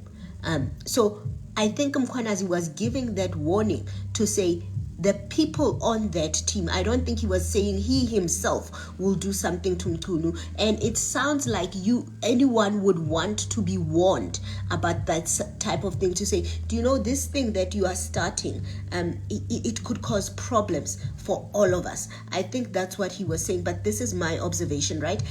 that what I think was said is not in the recording. I have to make it clear. I'm saying I'm just drawing inference from the recording. I'm just assuming what it sounds like happened, because when Nkabinde says ushilo vele ukuthi kuzoba nama fight back, Mkhwanazi does not say hayi mfethu angishongo njalo. So Mkhwanazi just says So I am deducing that it was said, but I'm also deducing that it was not a threat, even if it was said. Even if it was said, I don't think it was a threat. Secondly, this is also my thinking. I think Senzo Mchunu hired lawyers. He did not bring one lawyer there. He brought two or more. I don't know how many he brought. Those lawyers knew that part was not in the audio. There's no lawyer who's going to be reckless like that to bring an audio engapelelang. They knew. But what I think they were doing, they knew that there'll be people like me who will listen to the audio and say, but Mkhwanazi did say so. So they did not have the full audio, but they said, we cannot throw away this audio. We must use what we have. And the people will use their own brains to fill in the missing gaps. That's what I think the lawyers were playing at. They knew that audio isn't complete. There's no way they didn't listen to it before going there. I think they knew. So I think Netcap, no, I'm not an investigative journalist. I'm not an investigative journalist, but I've worked in different parts of the newsroom for many years, but I'm not an investigative journalist. So I think they knew, but they were hoping that they can use this audio and people will fill in the gaps for themselves. And earlier I said, if you're a lawyer and you want to prove something to someone, but you don't quite have the evidence, but you have half the evidence, you can either throw away half the evidence or you can show half the evidence and hope that people will fill in the gaps.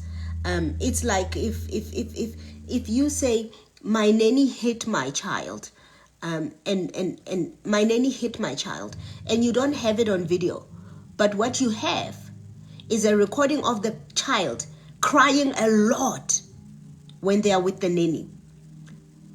You can bring that as evidence and say, look, I don't have the actual point of impact, but my child is crying a lot. That could mean the child was hit. So I think that's what they were doing. And like I said, that is what I think. I may be 100% wrong. I may be 100% right. However, I do not. Linda, I don't have to say allegedly. I already said this is what I think.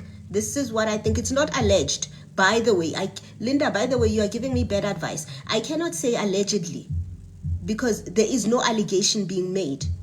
I am giving an opinion, and I've said to you, this is what I think. I'm giving you my opinion. I'm not giving you an allegation. There is a difference. There's no allegation like that was made. It's an opinion that I am giving. So that's what I think happened. I may be wrong, like I said. I may be wrong, but that's what I think happened, because it is difficult for me to think that those lawyers would have been so reckless to bring a recording that they knew that was not complete. There are lawyers for the minister. I don't know if you were one of those lawyers. Would you have done that? I don't know. But if that was their strategy, I think it's a good strategy. If they have no other evidence, because there I am, even me, I'm thinking maybe he said it, and I think that's what they wanted. I think they wanted us to sit and say, you know what, maybe Mkhwanazi said that.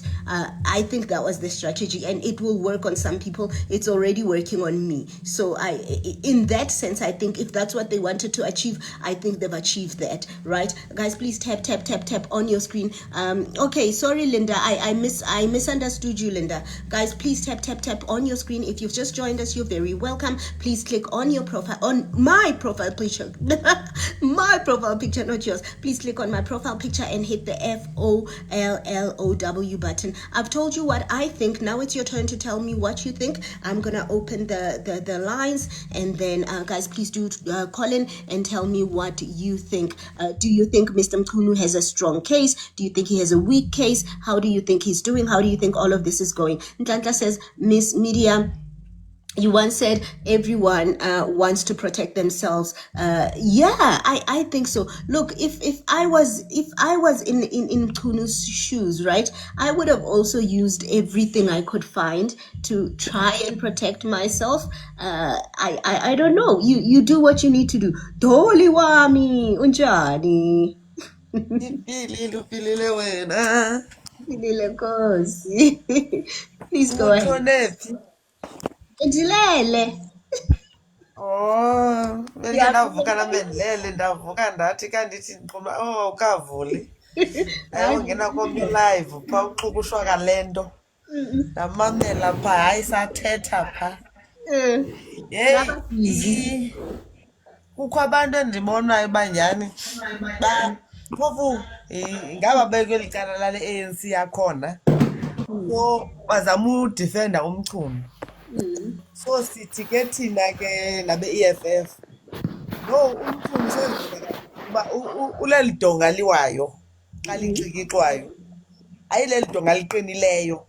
So ubonakala ngoyike usenior commissioner lo abangoma nemgezela katsho kathiwa yena nto anganayo imbeko kwakho abanye abantu abamthethelayo uba naye laa mntu bebuza imibuzo engekhoyo usenior sibuza yeyiphi le mibuzo benifuna ibuze because ubuza umbuzo yinto uba upresident umxelele okanye uye wathini kupresident uye wamxelela okanye wathini uye wathini yena ke phendula akafuna uyiphendula loo nto akafuna uphendula qha uya ngapha nangapha.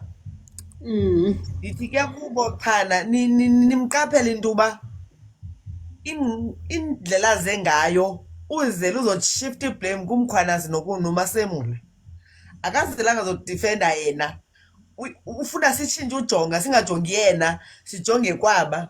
Ndithi ke ngoku akaziboni into uba kulaa nto ayenzayo uyazifenda yena ufuna sitshintshe ujonga nemayikhi lo. Yes Nkosi.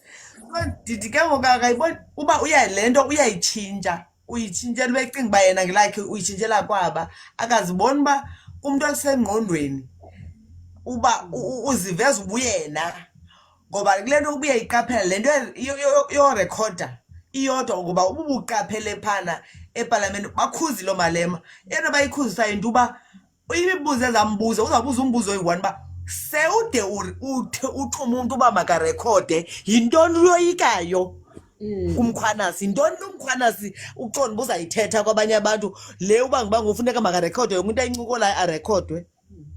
And okwesibini wazovela omnye ubhuti wazothi omnye ubhuti according umthetho le nto ubuyithetha bendiyimamela ngoba uthetha apha ebantwini wathi ewe uba bencola kwabini isemthethweni but ke ngoku ukuba ngaba uthe umzekelo ngoje bethetha phana kuzawunyanzeleka unkabinde ebuziwe and kuzawunyanzeleka unkabinde ephendulile uba ngubani lo bethe rekhoda. Uthi yayibona ke ngoku apha yakho niphinda kuye ke ngomchunu ke ngokuba which is ufuna Dolly, I have to stop you. You just reminded me, guys. I didn't play that part, ne? I didn't play that part for you. Umchunu said it's him who told Nkabinde to record. He said no, it's him. Yeah, exactly. Nkabinde to record. Exactly. Uzawuba sengxakini because utsho omnye ubhuti ethela pha uthi no ningamthethelela umchunu nicimba fanele ubhunqile akabhunqanga. According le nto umkhwanasi unalilungelo loba avula icase ecourt ke ngoku akazuya parliamente ke ngoku kulapho ke ngoku kovela ithi ndixelele ke ingxaki ye-commissions nemarikana ne not imarikana, oh my gosh, madlanga ingxaki yazo ezinto, which is why many people are willing to go there.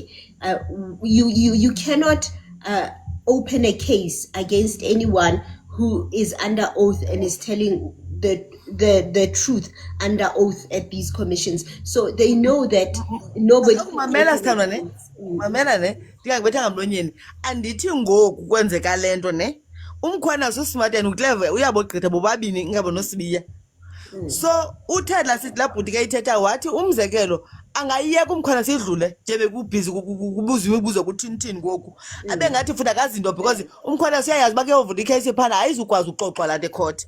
So amyeke ngoku uzamyeka ngoku acimba uyekiwe lwa but lungunkabinde ufuneke uzawubizwa icommissioner yena. Kuzobuza umbuzo into uba wena uhleli nje apha emsebenzini usipayela usibiya yonke ulani umchunu uba ubani uthini ngoku ubani uthini.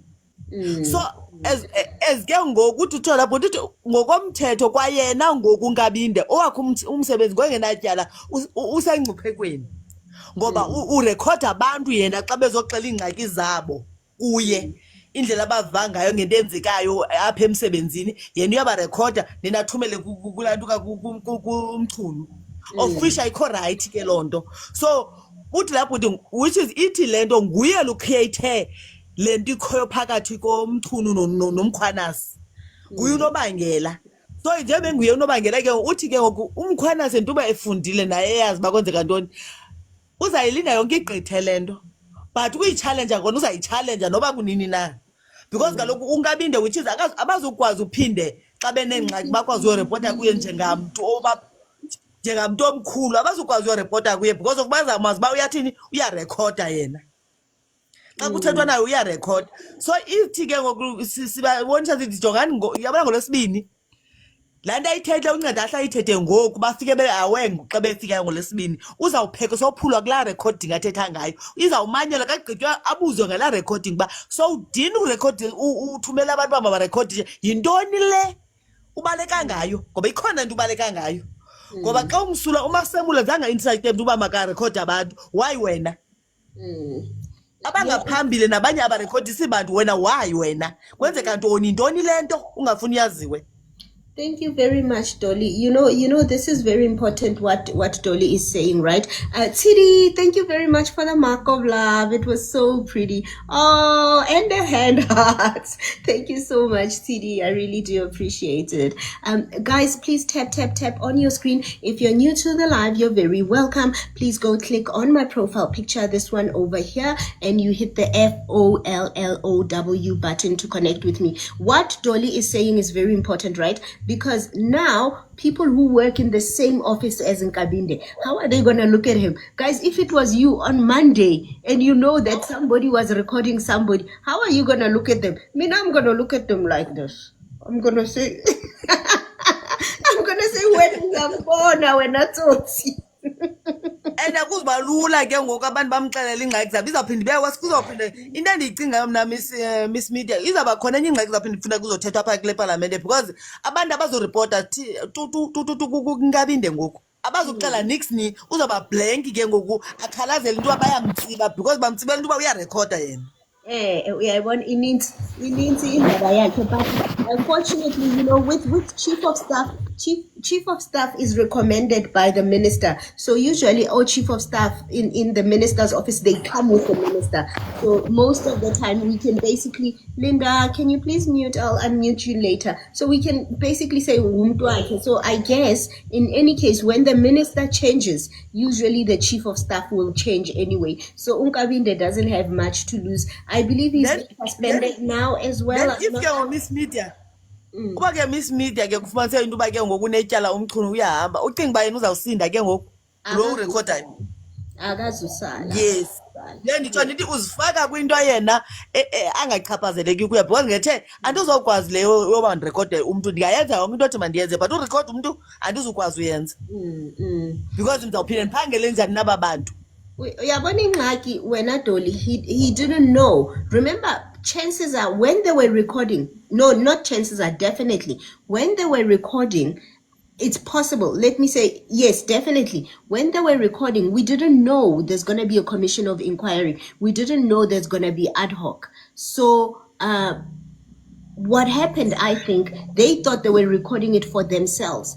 And now, 3 months later, kune ad hoc. And Kunu says, hey, Nkabinde, is this la recording? Now Nkabinde cannot say, andinayo, because it's from before. He already has it. So, but Miss Media, into endiyithanda nakule recording yinto ayithethileyo umkhwanasi. Into ayithethile embi ebhekise kuye isenthi uba uzawumamelisa abantu phakathi kokuba uzawumamela laa nto emveni koko bazawuthini ngalaa nto because akho nto uhletyiwe ezibana yehletywa naye uyahleba musabakhe naye uhletyiwe akho nto akathukwanga phana akatretinishwanga akathinanga izawumanyelwa laa nto emveni koko uzawuthwani yena ebethe uyatretinishwa uzawuthi ke manyelwe ngaba bantu kufunyaniswa into uba ingathi untemtem ulala kumchunu ngoku uzawuthi hayi untemtem lo and kulapho azawubuza imibuzo ke phana and ngalaa mini andifuni uzawuzigulisa uzawubona uyathanda uzigulisa laa xhego limele beni ukufe. Enkosi Dolly, thank you very much. Guys, if you've just joined us, you're very welcome. I hope you're having a fantastic Friday. Happy Friday to you. It's still Friday. It's Saturday. Is it Saturday to you? 6 plus 6. It's Saturday. Happy Saturday. You are 7 minutes into Saturday. Happy Saturday. No? Guys, what's the time? I don't know. Saturday today. Saturday. Not Friday anymore. It's Saturday. Okay, happy Saturday, everybody. Okay, Lamlile, how are you doing? Okay, let's move on. Okay, Lamlile, Unjani, how are you doing? I'm good, and you? I'm very well, thank you. Linda, I'll pick you up after Lamlile. By the way, guys, if you want to know when I go live, I don't go live at the same time anymore because of Mazanga and because of the ad hoc committee. So please click on my profile picture. First, you connect with me by hitting the FOLLOW button. Hi, Jojo. And then there's a bell. There's a bell icon. Please press that bell bell icon to connect with me and to know when I go live. Lamlile, please go ahead, Putwam. By the way, I'm Lamlani. Lamlani, I'm so sorry. I'm so sorry.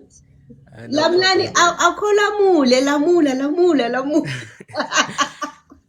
No, mina ngokubona wami la this team of minister it's been shaken, ne? Because Umkhwanazi brought up all the evidence, siyibonile evidence. Then uminister yena usazozuzela ne voice note, but i-voice note is incomplete but yena oze nayo, but he says the i-voice note I some satisfy.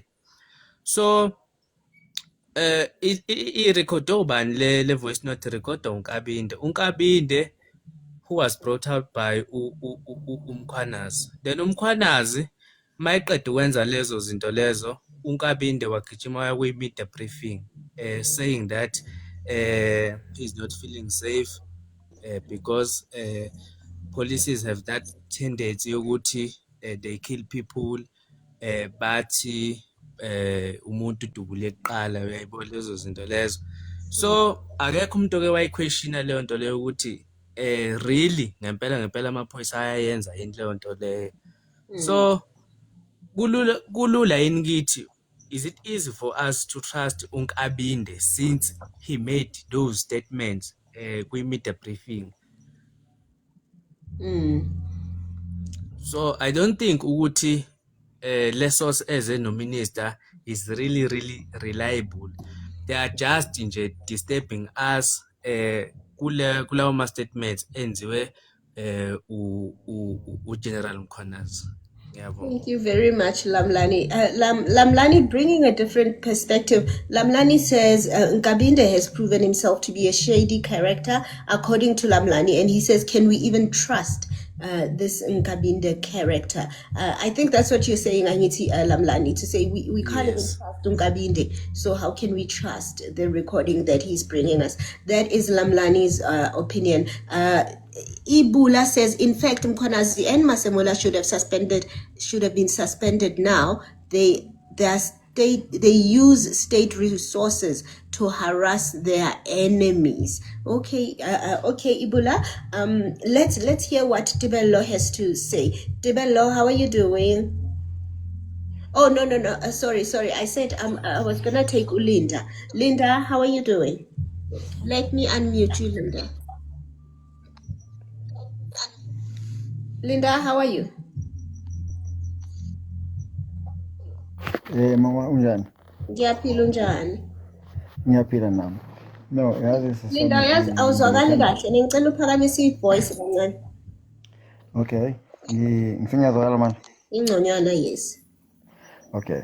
Into engifuna ukuyisho mina sesami ile angisho ukuthi ngithatha amasayidi because angazi lutho, angikaze ngibe sephalamende futhi angikaze ngibe kulesihlalo la ebehleli khona labantu abakhuluma ngalezo zinto abakhuluma ngazo, but I'm just sitting here as a viewer and a observer of the situation.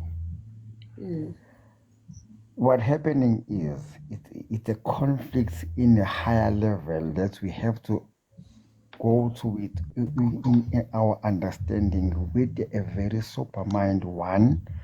Two, with a very observant and with a discipline to learn between the two opinions. Because one will come and say this, and then the other one will come and say that. It's something that we don't know, but we always gonna have a shape ukuthi silalele lokho esiyitshela ukuthi thina ku-right depending ukuthi thina sifuna ukuzwa ini. I love general when he speaks, because whenever he speaks about something that you know he knows about it on evidence. It's all about evidence. If there is evidence, it means it's true. So if you can relate with your own knowledge, you'll realize how pandemonic was our parliament before, and then if you can notice the new thing now, how disciplined the parliament is now with the general, because he's speaking fact. It doesn't talk about opinions. He's speaking fact. So which is something that we really have to pay close attention as the people, as the citizens, as the indigenous. Something that we do suffer from. It's something that relates to us. So if we pay attention to the details and not to the assumptions, then this is when we start to grow. If you can relate with the inkulumo ya general, let's go back to general, because I don't know, I hear Itima namhlanje speaking about progress of what is going on around the country, but let's go back to a little bit to the general, what he said. He said, baningi abantu ade bem-offerisha ukuthi abe ese-parliament as parliamentary member, but he refused because he doesn't know anything about parliament. All what he knows is the policing and security of the country. So if we pay attention to what he knows about the policy of the country, he's speaking something that you can't question. He's speaking in the law that's relating to that. So this is everything. Yes, there was this thing Africa and a COP before. I love a COP conference campaign when a COP when it comes on as a party. Angisho ukuthi ngivotele iCOP or nami ngiyiCOP ngikhankasela iCOP, but ngikhuluma nje ngeCOP as a party and manifesto yayo. It says a minister of education must be an engineer or maybe a great doctor or maybe someone or maybe someone who has been in engineering. A minister of health, he must be a doctor, must be someone who is a matron or nurse, someone who has a very good expert in that particular sector.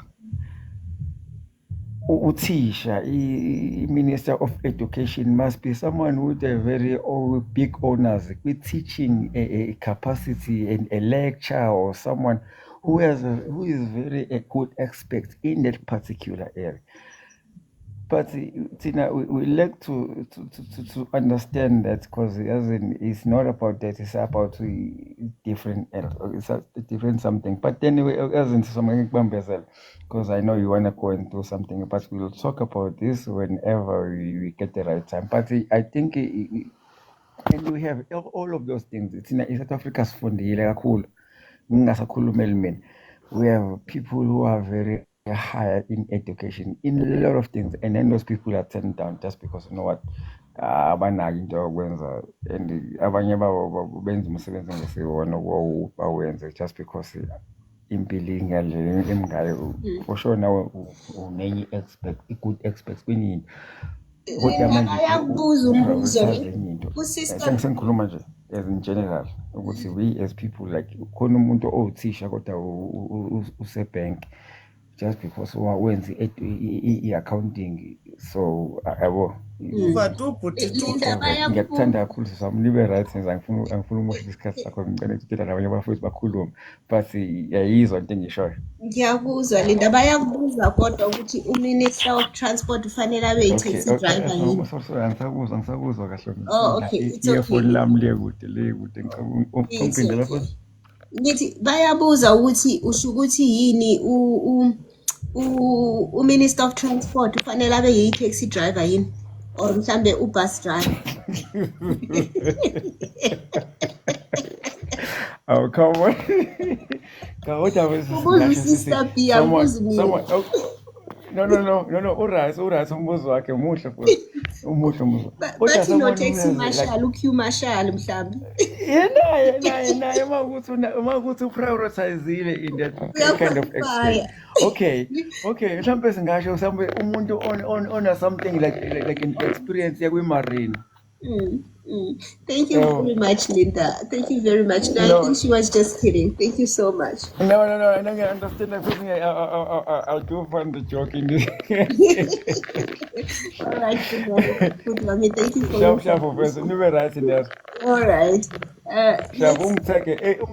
Take every time we're on live. If once I figure out how to do that. All right, fine. Hey, I'm following. I got to follow man. Yeah. So, Dimelo, are you still here, guys? Please tap on your screen. If you're new to the live, please click on my profile picture over there, and you hit the red button that says FOLLOW. Mti, thank you very much for connecting with me. Tola, thank you very much for connecting with me. Oh, Tola, thank you very much for the you're awesome. Dimelo, are you here? Why never Maiza? Alternative Maize, you're gonna come after Real Talk. Real Talk, how are you doing? Hey, starting a band. You owe me a scandal. You owe me a scandal. I just remembered. Do tell. I just remembered now. No. I don't do scandals. Okay, you owe me some information, some intel. I don't do scandals. I do generation. Intel. Scandals is on ETV. Good evening, Miss Media. Good evening to everyone on the panel and the people on the floor. How are you all doing on a Friday evening? We are shook. We are shook. That's how we are doing. Hey. We are shook. Hey, Miss Media. You know, I wish I had practiced the English of Sibiya. You know, where he was asked, and then he says, "You see that thing that you do it. It's like you are taking it, but it's like it's yes." I wanna thank you very much. Real talk. I wanna actually. I wanna talk to Ibula. Ibula, guys, this is just my thought. No, they said they're cutting down the members of the task team to 68. It doesn't look like they cut them down. But let's assume you have 68 task team members and their budget is 95 million. Guys, that's not a lot of money. If their budget is 95 million, that means per person, they're spending about 1.5 million per annum. Is it per annum? Yes, it's per annum. People with good jobs in South Africa earn around, I am assuming, around 800,000 to 1 million rand per annum. So if they're already saying these people are getting 95 million per year, if we put their salary at around 800,000 rand each in Notch, that leaves 700,000 rand per person for petrol, for lodging, for allowances, for equipment, the specific equipment that they'll be needing, maybe per mission. So it's a lot of money to us because we don't have 95 million rands. But in the bigger scheme of things, if you do the maths, it's not a lot of money. It's not a lot. Yeah, well, if you check the budget for just G20 from South African police, it's 200 and something million for about 16 days maximum, right? And then you have a budget for local government elections from SAPS that was done for the 2025-2026 financial year.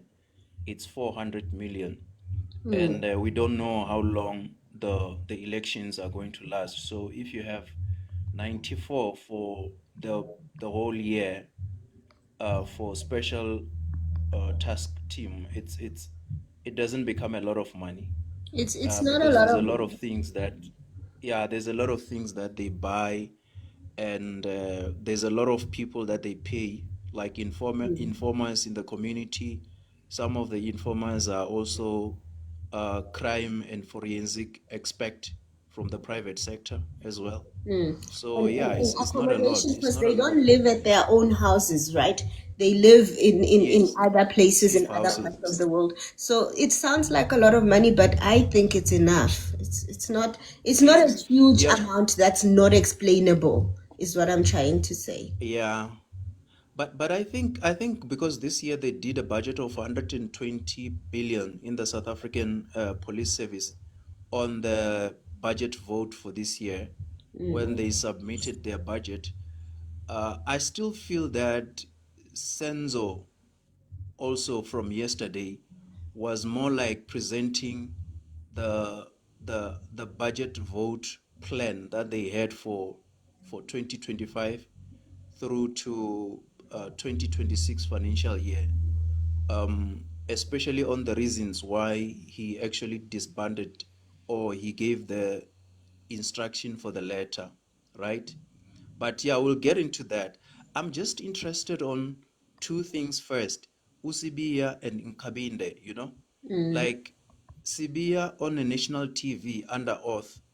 He has actually added another charge on his what you call charges that are currently being administered by SAPS. You know what's the charge? Sibia told the nation under oath that crime intelligence can manipulate data and can create things to incriminate the civilians, and they have not done anything, which is something that I think maybe they're going to add that on the disciplinary code, because that on its own is like putting SAPS under disrepute, because people can actually use that information, because he was in an official capacity as the deputy police detective commissioner, and he was under oath, right? So those things that he uttered are very dangerous. So is Also, he being Nkabinde. charged?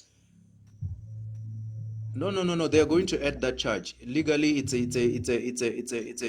an offense, because He he's supposed to protect the integrity of the intelligence community, such that he does not say things that can make them to look negative in the public, right? That is why they we're raise their going to hand have to to see. say they will protect. We're going to have to see how that works out, because the comments that you make at the committee, they are protected. So you cannot be sued for it or get into any legal trouble, but they might be able to charge him internally. I think what you can be Internally, charged yes, of yeah. is he can be charged of perjury, because if he was lying, then they can charge him. You can lying under oath. So if it's perjury, then they might be able to charge him for that. So it's going to be very interesting to watch that one. Yeah. He's Also, already in so much Nkabinde, trouble. He's already in so much trouble, yeah, exactly.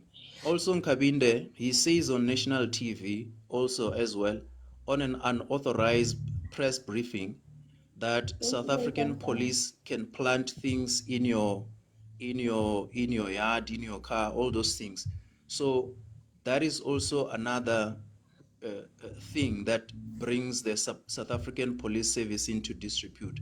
But I'm more interested on something, Miss Media. Have you ever asked yourself a question since yesterday? Why, after Senzo Mtunu mentioned the Inspector General of Intelligence and then Cyril Ramaphosa suspends him, and today he comes out with a recording that doesn't satisfy me to be convinced that Nkabinde recorded it, because Nkabinde was actively participating as someone who is not conscious of doing something dodgy while he was talking to Umkhwanazi. I'll give you an example. Nkabinde goes as far as saying, uyamazi ukuthi unjani, nan, all those things, right? So something might have happened here, that Senzo might have received the recording from his friend in the IGI. And I will tell you why I say that, because Nkabinde's phones are seized, Yanker, and the recording was not part of the initial evidence that was submitted by Senzo to the senior counsel. He only brought that today in the morning. Hence, there was a lot of disorganization. So my suspicion is that the recording was not initially done by Nkabinde. Senzo is actually angry with Nkabinde to hear that Nkabinde can actually discuss him with Umkhwanazi in that way that he was discussing him with Umkhwanazi. So in a way, it's like Senzo is trying to expose Nkabinde to say, after me, there should not be anyone that hires you. In a way, it's like a slap back to say, I don't want to work with you because you are sort of like a traitor, because you are showing loyalty to Umkhwanazi instead of me. Why didn't you reprimand him, or maybe not even talk and suggest that uyamazi unjani uminister, all those kind of things, ukuthi umuntu unjani, and then also agreeing with Umkhwanazi on that recording. Secondly, if that recording is coming from IGI, they are doing what they call in military intelligence PSYOP.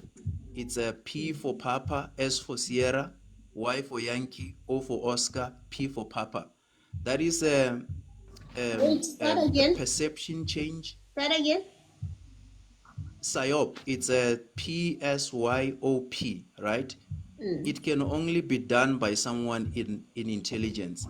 And in this instance, Sense has already told us via profiling the lady Patricia Mashale that he is actually in contact with the IGI, and he does give them some request for certain things to be done for him. So PSYOP is like done in this way, Miss Media. He knows that there is no part where Mkhwanazi is angry and talking bad of him and threatening him, but they are actually influencing me and you's perception in thinking somehow about Umkhwanazi, right? So that changes our behavior and our trust towards Umkhwanazi, because we now have this thinking that, oh, this guy is actually threatening people around. He's got this and that. And that is the reason why I think, I suspect, right? Please don't quote me and say I'm saying it point blank, that the reason why the president suspended Itiaz Fazel yesterday, the IGI, is because of that utterance that was done at the commission, at the what do they call this, ad hoc committee, Ad hoc right? committee. So it's possible. I see someone is saying alleged. I don't want to use that word. It's possible that Senzo was trying to paint to us that this Mkhwanazi wenu, don't look at him the way that you look at him, because he's actually a traitor and he's not good. Because they gave him two opportunities, right? To listen to that recording. and he still stipulate to say, no, this recording, it's like on this, he doesn't even know the time of which the recording was prepared by the attorneys. And I saw them writing him a note. I think maybe they were warning him to say, "Iyeke this thing, because it's actually going to put you in trouble. If they were to play the whole recording, they will not find that portion. It's not there." So Senzo was trying to paint to us that we need to now hate Umkwanas. And then we need to understand that Umkwanas is not doing what he's doing for the love of fighting crime, but is actually fighting with him because now he's digging deep from the time he was an MMC in KZN to the time he was the premier in KZN, which is totally false. And if we were to face him and his team, we can tell him that we know that operation is done in military. There's a lot of things that happen on the ground that people think are true, but that are not. But there's people that come towards the same things that are being uttered that have got this image that everyone trusts, so that we can believe that such things are true. So Senzo was actually trying to paint that picture. My other third suspicion. Real talk. Let me just say, I didn't necessarily articulate it to myself as you're articulating it, but I picked it up right from when he entered the room yesterday. And guys, by the way, from now on, I wanna jump. I'm gonna be Senzo Mkunu's fan, so that we can have a proper conversation. It doesn't help the conversation if we all agree, but I want to first agree with you before I start disagreeing with you. Mkunu entered the room, and the first thing he did, it was just all a psychological game, the same as Sibia. When he entered the room, he started talking about what a good minister he is. He also said, I am above average. He was setting the stage and letting us know that he is, one of the best people out there. Nobody asked him. Creme de la creme. And he said, I am above average. And then the next thing he did, he said, I will show you that National Commissioner Fanny Masemola withheld information from the committee. He said that. So that already was putting a seed in our minds to say Fanny Masemola lied about something. Then he didn't address it at that time. He addressed it later, but that thing also had zero evidence, right? But somebody listened to the committee for that 1 minute and dropped off and left. Not all of us listened to the entire committee. So somebody somewhere, and many people are left with that thing to say, Fanny Masemola withheld information from the committee, which could not be proven to be true, right? But it's there as a thought in our minds. And you're correct with Mkwanazi's thing. He mentioned many times that there's a threat. He said, even though we didn't hear him say it, but we know in our minds it's registered. So you are making a lot of sense, real talk. Yeah, so, and the report that is, the information that is talking about is the false report that was compiled with a recommendation by Itiaz Fazel, who is the IGI. Basically, that report was sent to the president recommending that Kumalo, General Kumalo, and General Fanny Masemola are actually corrupt individuals. And then he wrote all sorts of like things that were painting them negatively, right? So Senzo has been working very smart, and remember, he's a smooth operator, right? He talks smooth, and he's not rude when he responds, but he's arrogant because he tells you what he wants to do, and he asks you questions where he sees that he's wrong. And his questions are always based on the fact that, show me in the Constitution where I have broken the law. Show me legally where I've brought. That is being arrogant, because in a way he's trying to say to us, even if, okay, Miss Media, let me ask you a question. This is a very mundane example. It's not illegal for me to ask you to stand up and do a 360, right? But it's disrespectful for me to say, do a 360. What do I want to do looking at your behind on the live that is talking about serious matter? So does it make me to be correct or to be right procedurally or in terms of the moral standard? Because I'm saying something that is not illegal, but it's morally demeaning. Does it make me right? So those are the basic questions that he was being asked by the senior counsel, to say whatever decision that you are making, it still has to be logically viable and it has to make sense, that you are taking it not because, as he was saying himself, unprovoked, that he was not drunk on that day, which is very suspicious because no one asked him, were you drunk? He just said it unprovoked. Basically, I stand by my decision. I was not drunk on that day. When I made that decision, I was actually very sober on the 31st. You write a letter on the 31st.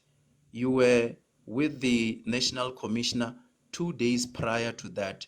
You write, Miss Media, I've been writing to Oxford and Concierge Dictionary to say I want my refund because my dictionary tells me immediate is not immediate.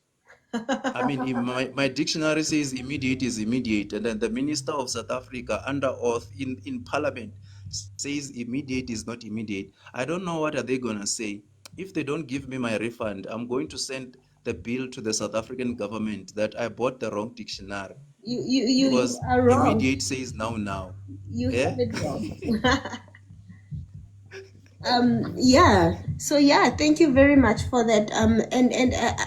I think we also saw how Usenzo Mchunu and Sibia, they used the same type of wording in their testimonies. Both of them tried to describe what immediately means, and then also both of them And the report. and The report. The work study the work report. study Remember? report. Yes, the work study Yes. report. So And can I tell you something? They were both prepared by Vusi Piccoli. yeah, that's what it sounded like, because I they said suspect. the same thing. I suspect. Sibia said some people are more equal than others. Senzo said the same thing. Senzo said the Yes. same thing. Thank you very much for your input, guys. Please make sure that you tap on your screen, guys. From now onwards, I'm gonna be on the other side. I'm gonna be on Senzo Mkunu's side and Shadrach Sibiya's side. So I'm just facilitating the conversation. I'm going to dismantle you.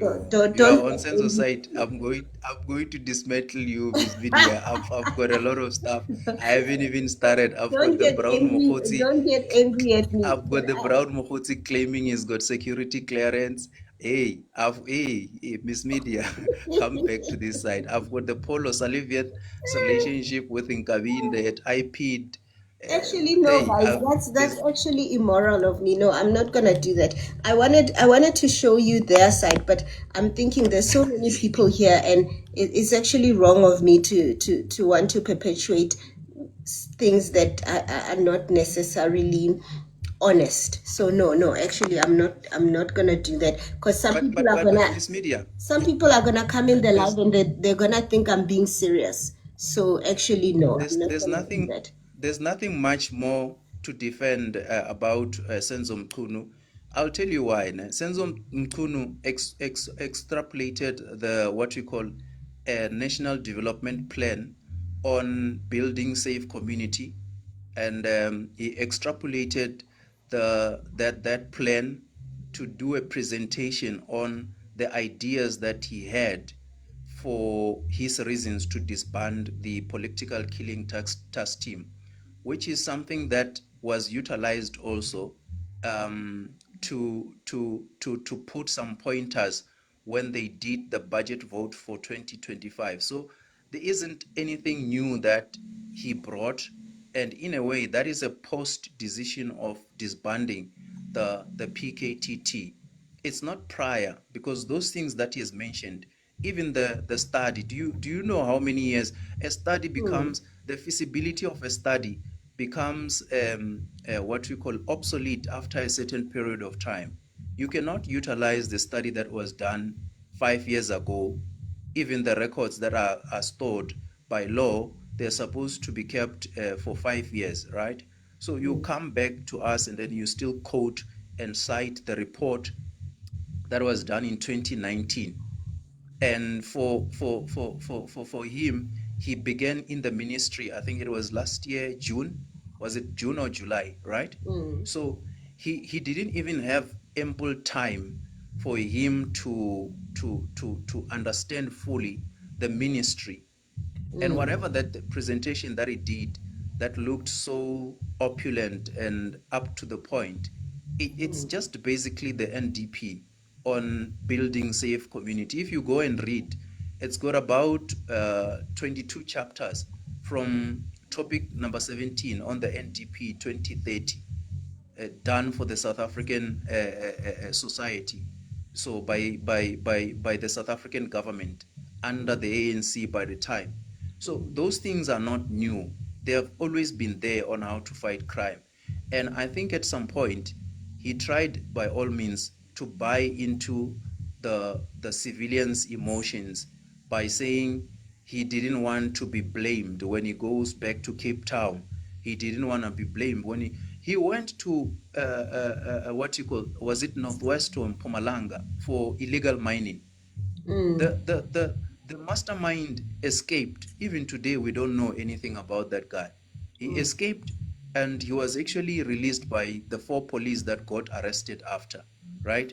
So basically, Senzo is trying to tell us things that are on the paper, and because he's very eloquent and he's a smooth sailor, he managed to present them in a very good way. Initially, it looked as though whatever he was saying, it's like something that is on point.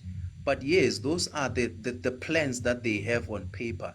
In reality, I mean, tell me, for goodness sake, next year we're going through into the local government elections, right? The political unaliving, they happen mostly during when? During elections, right? So you cannot want to come through and then you tell us that even the PKTT was now breaching the what you call a Public Financial Management Act. How so? Because it would have an initial budget that is allocated to it, but then any other budget that you require, you need to motivate for extension, because in the first place, the PKTT as a task team is not established as a permanent entity. It's a temporary entity. So each time you see the need to extend and you don't have the fund, what do? You motivate for the funds to be allocated. No, And whatever report that he has mentioned, that wasn't true. But that wasn't true. But he knew that that point would not be interrogated, so he knew that he could mention it and it not be interrogated. And this is what happened. There were 2 other instances yesterday, not today, on Thursday, that made me personally feel uneasy.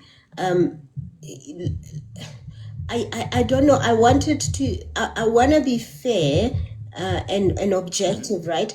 But it made me very uncomfortable when Senzo Mkhunu mentioned something about a baby that was unalived.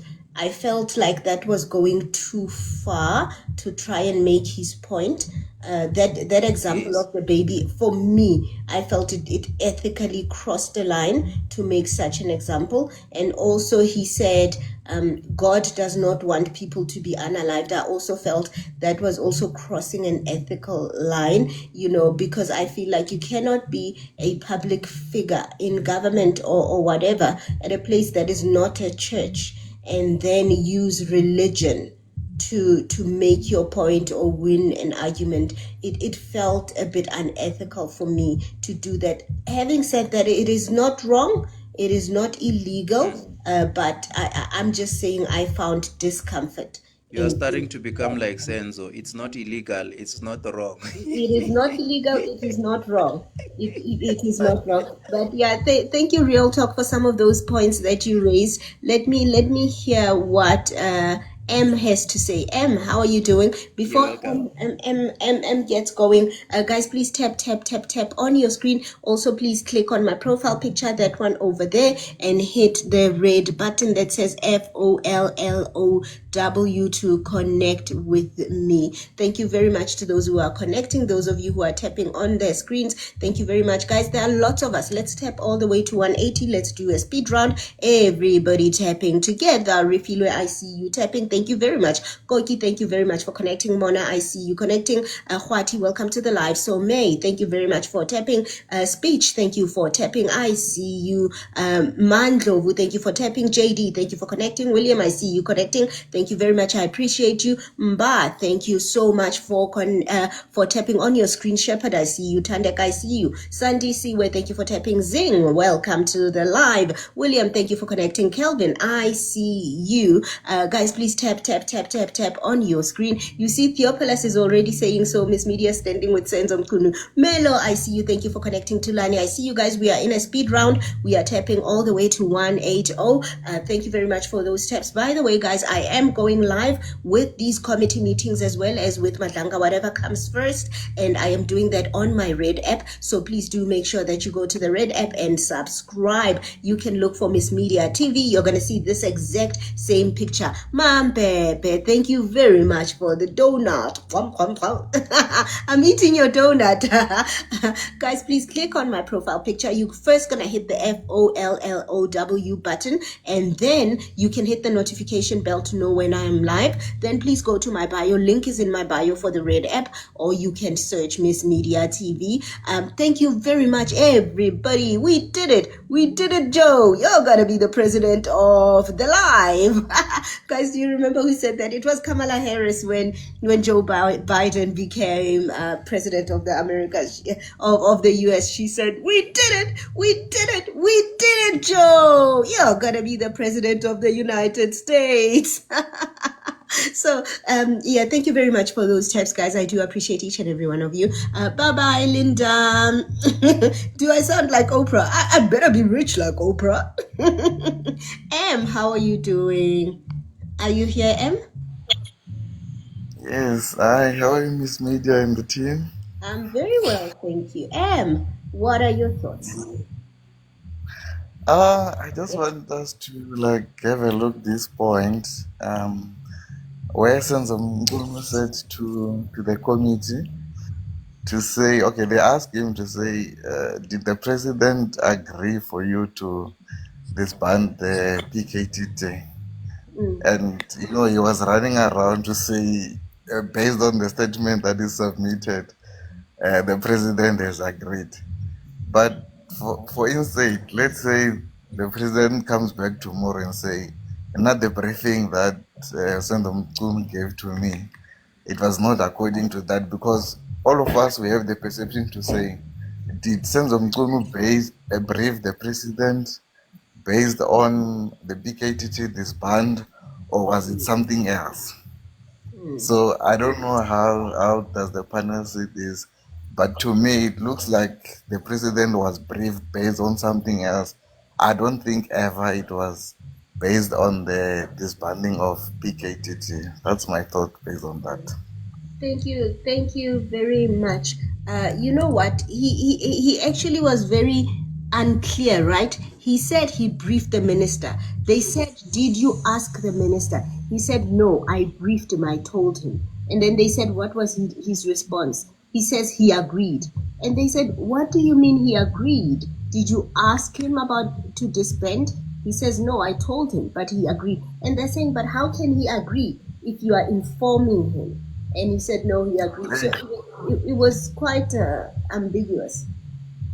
Yeah, it's not straightforward, because, even when he's answering to some of the questions, you can even hear that he's not straight. He likes to run around and giving you stories that doesn't matter. I feel like we're even going to go to the fourth day listening to him running around instead of yes or no. An answer should be yes or no, but it takes more than 20 minutes explaining stories that are even irrelevant. Just to dwell more on also on the voice note that was recorded from Corners.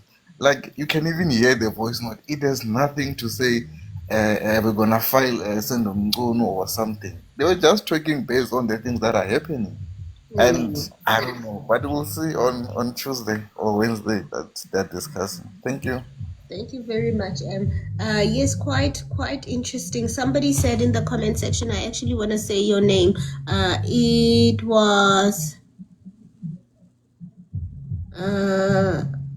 Mona. Mona says, why would the president order Madlanga an ad hoc committee if he knows that he agreed to this? Exactly. But one thing that Mkunu did say that works in Ramaphosa's favor, he says he briefed him after sending that disbandment letter. So there's even no point of briefing someone after the fact, you know. Mpangazita, how are you doing?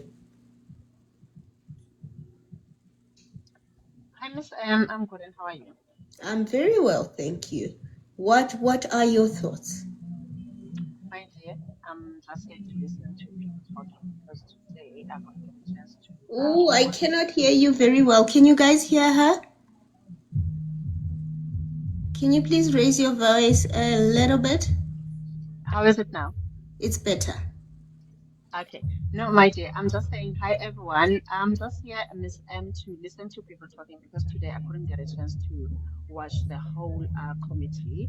I was busy. So, yeah, I'm just here to just reserve a space so that I can listen to people talking because I'm not home. I'm in UK, but however, I'm following everything because, I'm in between the channels now to watch the commission, to watch the committee as well because I want to be, in the loop of everything. So, thank you so much, guys. Thank you so much for joining. Yeah, I think it's so important for us, even if we are away from home, because it's still our home, to keep in touch and also to know how we are going to vote. We're not going to vote in the next election, but we can still follow, right? Yeah, that's true, my dear. Thank you so much. Thank you so much. Yeah, so we can absolutely still follow. Guys, tap on your screen. How's Saturday treating you? You're already in Saturday for 1 hour. How is Saturday treating you? Let me know in the comment section. By the way, guys, if you've just joined us, you're very, very welcome. Happy Saturday to you, or happy Friday, depending on which day it is for you. Please do make sure to connect with me, and you connect with me by clicking on my profile picture, that one over there, and you hit the red button that says FOLLOW. Thank you very much for your power taps as well. We are almost at 200Ks, 200 taps, 200K taps, so please do keep them coming. Let's talk to CDE. CDE, how are you doing? And then we're going to go to T. CDE, how are you doing? No, I'm doing very well, and thank you. And how are you? I'm very well, thank you. Thank you for joining. Oh, thank you very much. I wanted to say, in terms of Senzo have said it many times that his letter, he does not regret anything about the letter because the letter is very democratic. Is the letter is legit and it's constitutional. So another thing on that point, remember, according to this leadership theory, it says, pardon? I'm going to let you continue. I just want to answer McCon. McCon says defying a minister's orders is a huge mistake if you still want to remain in the organization. McCon, Nhlanhla Mkhwanazi made it clear that he's not concerned about losing his job. Masemola also said, I don't mind losing my job. So, yes, you make a point, a valid point, that if you still want to remain in the organization, it's not good to defy a minister's orders. But both Masemola and Mkhwanazi have said they would rather do the right thing and lose their jobs. So they don't mind losing their jobs, basically. That's what they said. I like how Masemola said it. I didn't expect Masemola to say it like that. They said, are you aware you could lose your job? He said, yes, I could lose my job, but I don't mind. So yeah, I just wanted to answer your comment. CDE, please go ahead. Yeah, no, I was. Just to confirm, you'd like to call Lumko Makanza? Sorry, I don't know what's happening. Yeah, I was saying that you nearly answered everything that I wanted to say, to tell you that, you see, there is nothing wrong about a leader who sometimes use this autocratic leadership style where he take decision without consulting the subordinate or the employees at large, and that decision is top down. So in other words, obvious, if it's true what the minister is saying, that the letter is legal automatically, which means the suspension of Sibia is also legal, and then therefore Masemola is also in trouble. But what I want to try to emphasize is that already now, if the letter is legal, if you can check Senzo Mchunu now, he wanted his main mission now to that ad hoc committee is to claim back his name and try to make sure that he win as much as much public as possible. Because if you can check, Senzo Mchunu is likely to become the president, because if you can check all the president like Zuma, for example, let me start from Zuma. It was rape case. From rape case, it was Don't say it was arms deal, ne? So for Ramaphosa it was para. Now it was that other one, American. So already people at large, remember, it's not all publicity, bad publicity that can be bad. So sometimes you will be talking now, hey, censor this, censor that, censor this. So at the end of the day, the man is going to be popular. Now what he needs to do to the public is to make himself being famous, like being famous with the good things. So what he's doing now, I'm telling you, come Tuesday or Wednesday, whatsoever, even when he's answering, he need to be very sweet so that he win majority of trust, like you win trust back to the people of South Africa. But because if you can check now, the more, even this life, when he says senso, I'm telling you, it's a very good promotion. What if, as long as if he can use this platform correctly, I'm telling you, we might come back with Senzo come 2027 in the ANC conference. It's either deputy president or for the president, because all president of the African National Congress, if you can check, the legit president who likely to win masses is the leader who stood during the difficult time and also managed to show us, to convince us that even during this time he can bounce back. So in other words, I'm trying to say, as for Senzo, whatever that is happening now, as long if Senzo can come out of this, I'm telling you, that's the future president of the African National Congress and of the country. And it's either a deputy president, something big, so that these things is also going to pull a lot of people in KZN. Then the KZN, that's why you see the MK party, they will do everything to make sure that Senzo might not come clean. Like, for example, because automatically, if Senzo can become a president, Senzo is a very smart person in KZN, in South Africa, actually. You can see even the experience he have from water affairs, from wherever departments he was on. So that was my submission, to say it's not all bad publicity that can be bad. I don't know how to put that statement, but I watch and learn. At the end of the day, whatsoever we are doing here, even if people are saying Zuma this, Zuma that, Zuma this, Zuma that, I'm telling you, you are fueling it. You are putting more spices in Zuma's name. So people will want to know why Zuma, why everything Zuma. By only one election, 14% of majority of support in South Africa, 40% in KZN. So it's possible that we might be also putting Senzo in the right place.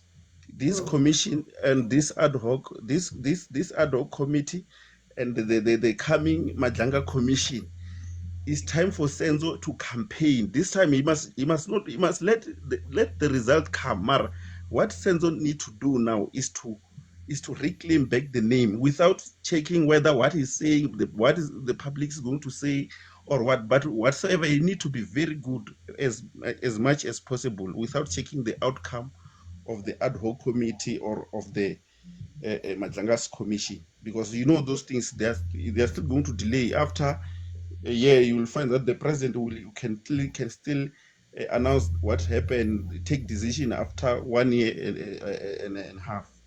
Thank So you very I'm much. just, thank you very much, ne? Thank you. Guys, in South Africa, anything is possible. I can hear you guys saying, hey, no, no, no, no. Anything is possible in South Africa. Guys, please tap on your screen. If you've just joined us, you're very, very welcome. I hope you're having a fantastic day today. Please click on my profile picture and hit the red button that says FOLLOW. Guys, remember Jacob Zuma in 2018, he became a president of South Africa for the first time. At the time, he had that case ongoing. He had that case ongoing. He was found not guilty, or he was acquitted. I'm not sure how it ended, but he was not guilty. But he had that very serious case ongoing at the time, and people still voted for him despite him going through that problematic era. So this Mkhunu thing is nothing comparatively. It is nothing, because Mkhunu has not even been accused of corruption yet. Even Mkhwanazi, when they asked him, do you think Mr. Mkhunu is corrupt, Mkhwanazi said no, but I think what he did was he was not supposed to do. So I don't know. I'm not saying I agree with CDE. I'm simply saying anything is possible. Guys, please do tap on your screen. There's something else that I wanted to tell you guys, but I forgot, but I will. Sorry, it wasn't 2018, guys. I'm sorry. It was 2008. It was 2008, I believe. It was 2000. Yes, it was 2008, I believe. Guys, let's hear what Mti has to say. I wanted to tell you guys something else, but I forgot. Oh, I wanted to say I'm gonna get up now. Mti, please go ahead. I'm gonna get up, guys. It's dinner time, so I'm quickly gonna go get my dinner, or warm my dinner, or something dinner, and then I will come back. Mti, how are you doing? Mti, are you here? I've sent your microphone to unlock. Mbanga, how are you doing? Mbanga? Hi, Miss M. How are you? Oh, we already spoke, right? Yes. Yes, I remember from your picture. I forgot the name, but I remember from your picture. Maki, how are you doing? Evenda. Alternative, did you have a turn to speak? What happened to you? You were on the panel, Alternative. What happened? Hello. Hi, Alternative. How are you doing? Yes, now I'm back. Yeah, interesting times in the way everything's going, you know. Very, very interesting times. Alternative, after you speak, can Mkulu go? Mkulu, please go after Alternative. I'm gonna put some pasta on the pot. Okay, no problem. Yes, that thing. So, Please go ahead, Alternative. there are many things happening simultaneously. As you know, there will be elections in a few years in terms of the ANC internally. The way, or from the rumors, it's as if Mkhunu and Tugile are up against who's this guy from Alex? Our vice president and Ramahope. I just forgot her name. The national treasurer for the ANC. So there are those people fighting amongst themselves, but I don't know much about that. What I can say when it comes to Mkhunu, unfortunately or fortunately, but for me it's more unfortunate, is that he has a history of this type of things. You know, so I'll mention one, for example. When during his time at the DPSA, he once promoted who eventually became his spokesperson, a lady. And till date, I formally know from people that used to work there that there was a problem with the way he done things. But for to park that in the Eastern Cape, he once disbanded board members, and they had to go to court and fight him back. to win. This is when was the Minister of Water and Sanitation. I don't want to obviously give too much detail because I don't want to taint him based on history, but this guy has a history, unfortunately, of not doing things correctly. So my biggest concern with him, even if he were to become president one day, is that he seems to find himself in these situations. For that reason, when I listen to both sides of the story, I would mostly align with those people that at least have, in terms of reputation, a better reputation. Because so far, when I profiled this Mkono guy, and I'll repeat what I've said, search Mkono DPSA promoting a junior to a spokesperson from level 7 to level 13 in government. Search Mkono Eastern Cape Water and Sanitation Minister disbanding board members and then them taking him to court and winning the case and being reinstated. So this is like a third, if we can put in simple terms, a third attempt where he's being accused of something similar, of not following government protocols, not following the law, etc. So for me, I really feel unease. Even when I listen to his testimony, I really feel unease. And this affects facts which are documented. That's what I'm saying. Anyone can search them, publicly available information. I'm not trying to taint him, but I'm just saying these are things in the public outside of what we're seeing today. Then they put him on the stand. He has to protect himself, and you can't even hear what he's saying. His colleague, which works directly with everyone else, which was there when the decision was made, that actually took the action for it to be made, also you can't hear what he's saying. So I don't know how guilt looks, but when people are guilty, there are those circumstances or lead up to events that you see.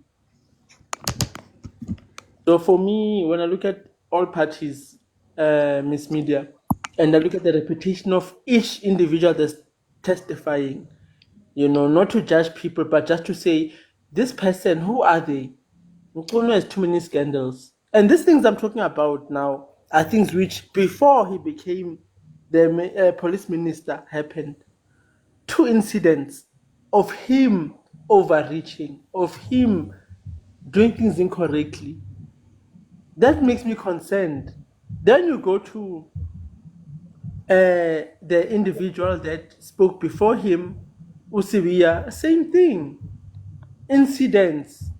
Fair enough, he fought them, he won, but it can't be that when you're always being accused. People can lie about, pardon me. There's a saying that says you can lie about someone, but not 3 people that don't know each other can lie about the same thing. Alternative, I want to say to you, that's what the chairperson of the committee was asking Sibia. The chairperson actually said to Sibia, you were working in the police and they accused you unfairly. You worked at City of Joburg, they accused you unfairly.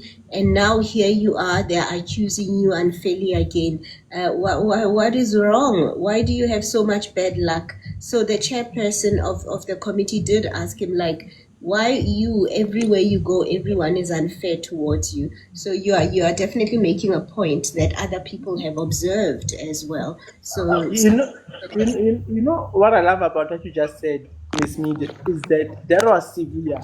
Now I'm talking about Minister Munu. Mr. Munu, during his time at the DPSA, as the employees reported internally, he promoted someone from level 7 to level 13 that did not have the qualifications for the role. Why was it not me? And then, if we take it a step further, recently, Eastern Cape was the Minister of Water and Sanitation. he disbanded the board for one of the organizations in Eastern Cape. This is something you can search and verify. Mukunu versus the board, Eastern Cape Water. And you'll see they got reinstated because it made the wrong decision as the Minister of Water and Sanitation. Now we're here talking about him being the Minister of Police, and we're saying the same thing. So for me, it's like these people, they've got the reputation of doing this thing. They've got no care for law. And this is why I'm seeing this arrogance. Or we are seeing this arrogance is because they are used to doing this and getting away with it. But unfortunately for them, every dog has its day, and I feel like the chickens are coming to roast. Hey, don't speak like Matlala. Why are you speaking like Matlala? No. Did you watch Madlanga? No, I didn't watch Madlanga, but Matlala, and who was it? Suleiman. I think it was Suleiman or some other person. When the money was coming into their bank accounts, they were sending each other messages. They were saying the chicks have hatched, the chickens have come in. That's what was in the WhatsApps. That's why I'm teasing you about it. No, I'm loving our conversation because now we need to, I always say, before we look at what's happening in the commission, let's judge the characters. So far, for the good cops, if you can put it like that, there is no reputation of them putting their hands where they should not be. But for this other side, they have a reputation of that. I know we always say, let's not judge people based on their past, but the reality is, if you don't know someone, you need to really profile them and understand their perspective, their values, their ethics. These two first witnesses that are in front of us so far, outside of their history, even when they communicate to us as the public, they don't inspire confidence. It's so embarrassing. Like, I'm being shocked. Like, this guy's a minister. I'm like, maybe I should just choose myself and put myself in that position, because what I'm seeing there, it's a mockery. Like, I'm just thinking, if anyone else in the world were to see what we are witnessing now, what will they think? These are the people leading us.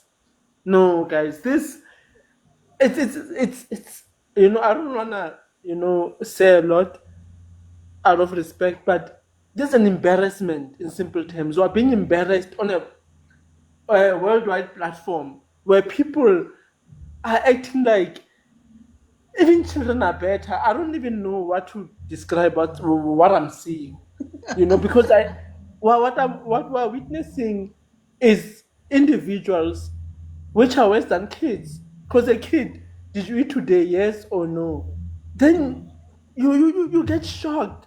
Like, we all have the same conversation and we all get the same shock. And I think to myself, wait, is this the cream de la cream? Because the positions these people hold, unfortunately, they are so precious and so unique and so important that we need to be judgmental.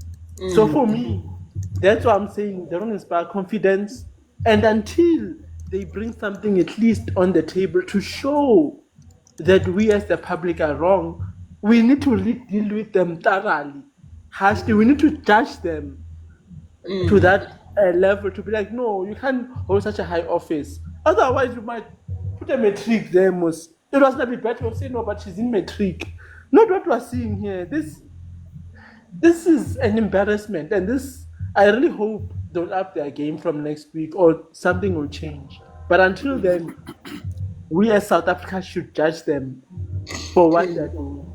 Thank you very much, Alternative. Thank you so much. I actually wanted to address two legal matters. And like I always say, I will give a disclaimer, guys. I am not a lawyer. I have never been a lawyer. And I probably will never be a lawyer. So I'm just giving my just what I read and what I think, and I did study law, but I'm not a lawyer. I've never practiced law. I just know what people who study law know. So please don't take this as legal advice or whatever, but I think we should put things into perspective. So there are two issues of law that I wanted to discuss. One we already discussed, but I just saw somebody else saying it. Three issues of law or rules that I want to discuss. First one, people are saying so and so will get sued. Ndoni, how are you doing? So people are saying people will get sued for what they say at the commission.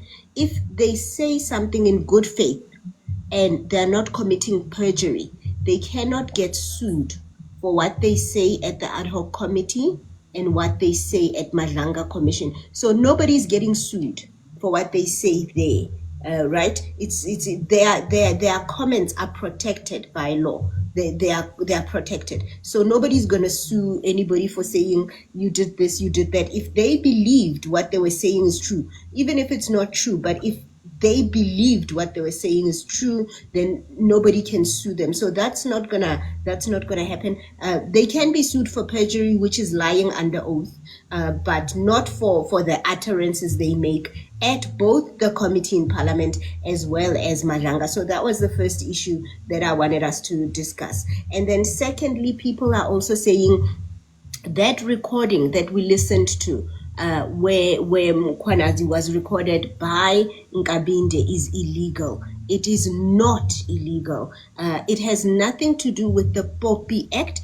Poppy Act has to do with personal information. So maybe somebody exposing your name or your phone number, ID number, or whatever to the public, that did not exposing your name or your phone number, ID number. There was no personal information shared in that conversation, right? So remember, Poppy Act is about personal information. There was no personal information shared. Your voice is not your personal information. So Poppy is completely out of the window. The act that does apply is the RICA Act. But Section 4 of the RICA Act says you are allowed to record a conversation if one party consents to that conversation and that person is a part of that conversation. So if you are talking to somebody or you are talking to a group of people, you are allowed to record them without their knowledge and without their consent.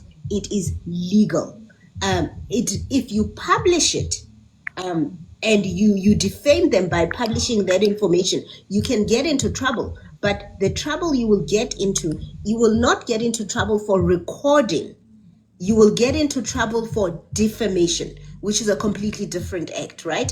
The reason why at your company they tell you when they record things and they advise you to also tell people, it's not because of the RICA Act or because it's illegal to record without people's consent. But remember, there are many laws that have to be read together with each other. In your company, employment laws also apply. So that could then be the reason why you are being asked for consent to the recording. But in regular day-to-day conversation, it is not illegal to record that phone call, right? You can legally use that phone call for evidence, which is what we saw happening at the committee. So this call was legally recorded if it was really recorded by Nkabinde. If it was really recorded by Nkabinde, it was legally recorded and it was legally used because it was used as evidence. So in terms of this phone call and everything, there's nothing illegal that happened there. So nobody's going to get into legal trouble. However, it was not illegally used, Beard, because it was used for evidence. That is a legal use of that type of recording. However, it does raise very serious moral dilemmas and very serious moral and ethical problems. It could also raise serious employment law issues. I'm not sure how government works with their employment laws, but remember Mkhunu, Nkabinde, and Mkhwanazi, they are linked to each other on the basis of employment, right? Because this one is the Minister of Police and this one is the Commissioner of Police. On that basis, it could be an issue. However, like I said, you cannot be sued for what happens at the committee. So honestly, I don't think legally that's going to be a problem, but definitely ethically, ethically it's not a good thing to do that. You cannot have somebody higher than you in hierarchy at your job advising somebody else to record you, to make a secret recording. But like Mkunu has said, Mkunu will say it was for his own safety. He will say it was for his own safety, and if he gives that reason, it's gonna be hard to argue with it. Unique says it does not make it right. Absolutely, Unique. Many things are not right, but sometimes all that matters is that it's legal. There are many things that I don't think are right, but the law allows it, and there's nothing anyone can do about it. And the third issue of law that I wanted us to talk about was people saying that Mkunu's order, Unique, it's not illegal to record. It's not illegal. It is legal. It's allowed. That recording is legally done, provided it's really recorded by Nkabinde. And then the third issue of law that I wanted us to talk about. By the way, guys, I said I'm not a lawyer. I'm not a lawyer. But I'm telling you what I've read and what I know from studying law. So if there is somebody here who is an actual lawyer, please, you are welcome to come on the panel and explain this a lot further.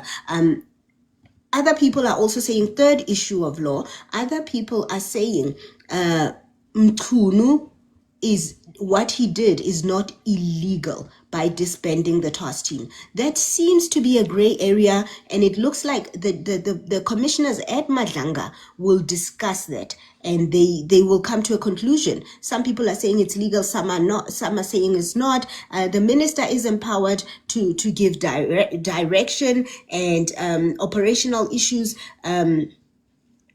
The commissioner has to do, but obviously that's a gray area, right? It can be an issue of opinion, perhaps, what is operational, what is not. So that's neither here nor there. That still has to be determined. But a lot of people are saying, no, what Mkunu did was not illegal.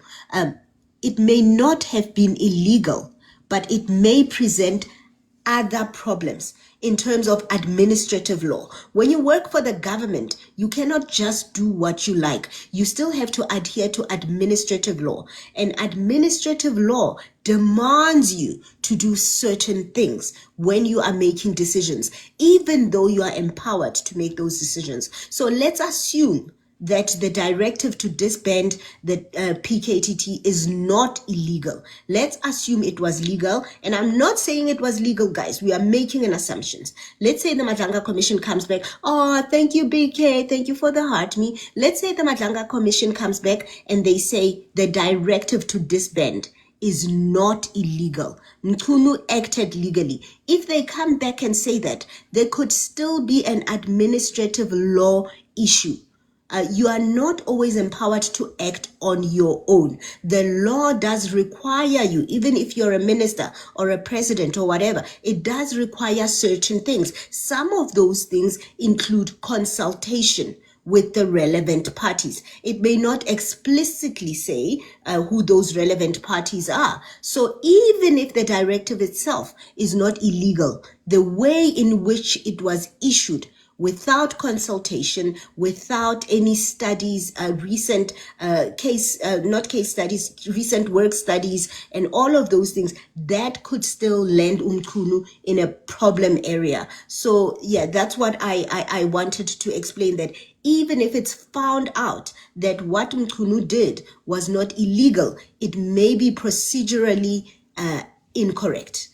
So he did not consult. He consulted people after the fact, which does not count. So yeah, those are just some of the things that I think we should keep in mind when we think about this entire situation. Everybody, if you've just joined the live, please tap on your screen, and then please do click on my profile picture, that one at the top, and then you're gonna hit the FOLLOW button to connect with me. You're welcome, Manyambose. Guys, I'm gonna pick up oh, there's a lot of new people in the panel. Mkulu, did you have a turn to speak? How are you doing today? I'm doing great. I didn't have. I'm still listening and learning. Oh, okay. Do you want a turn? Yeah, maybe just a second. I'll be fine. Please go ahead. I'm gonna check on my pastor, English. Okay. Please go ahead, Mkulu. Okay, mina my take, it will be like, I think I once said it before, that it's so sad what is happening, because the whole thing, it wants to shift to a direction of saying Mukwanas is wrong, because all these people that they are coming to testify, particularly your Spears, your Mkunu, the ones that are in power, they want to shift to put Mukwanas on the wrong position of everything, as if he just had his own imaginations, and out of premature imagining, he came out and say whatever he said. But if you can check, all these guys, it's they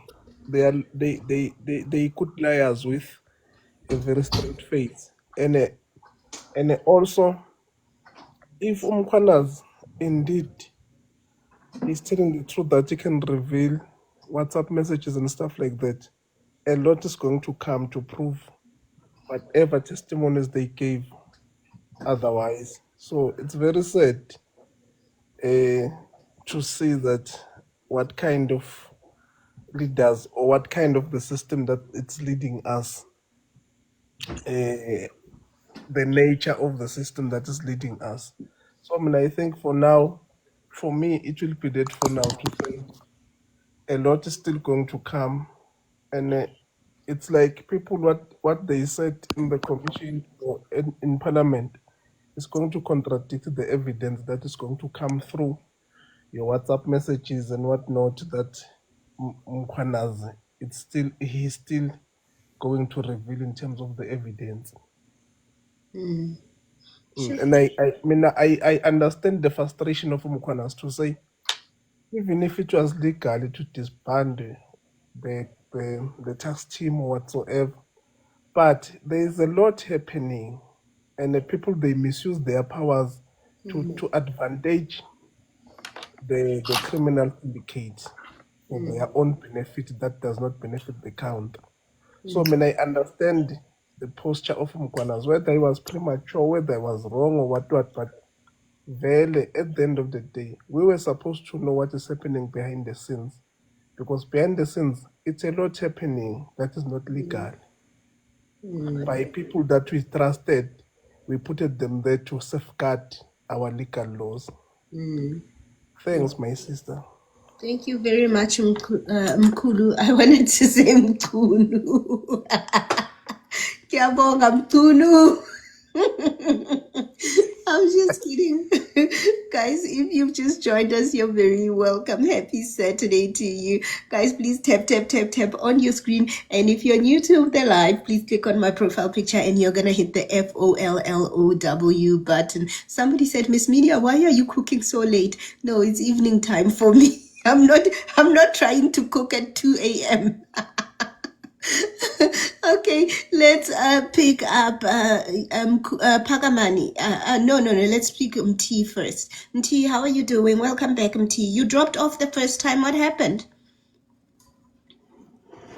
Okay, how do you hear me now? Can you hear me?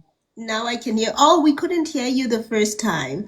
We couldn't hear you Yes, the I first time. Please go noticed. ahead. I noticed. Okay, I'll try to be as short as possible to give others a chance as well.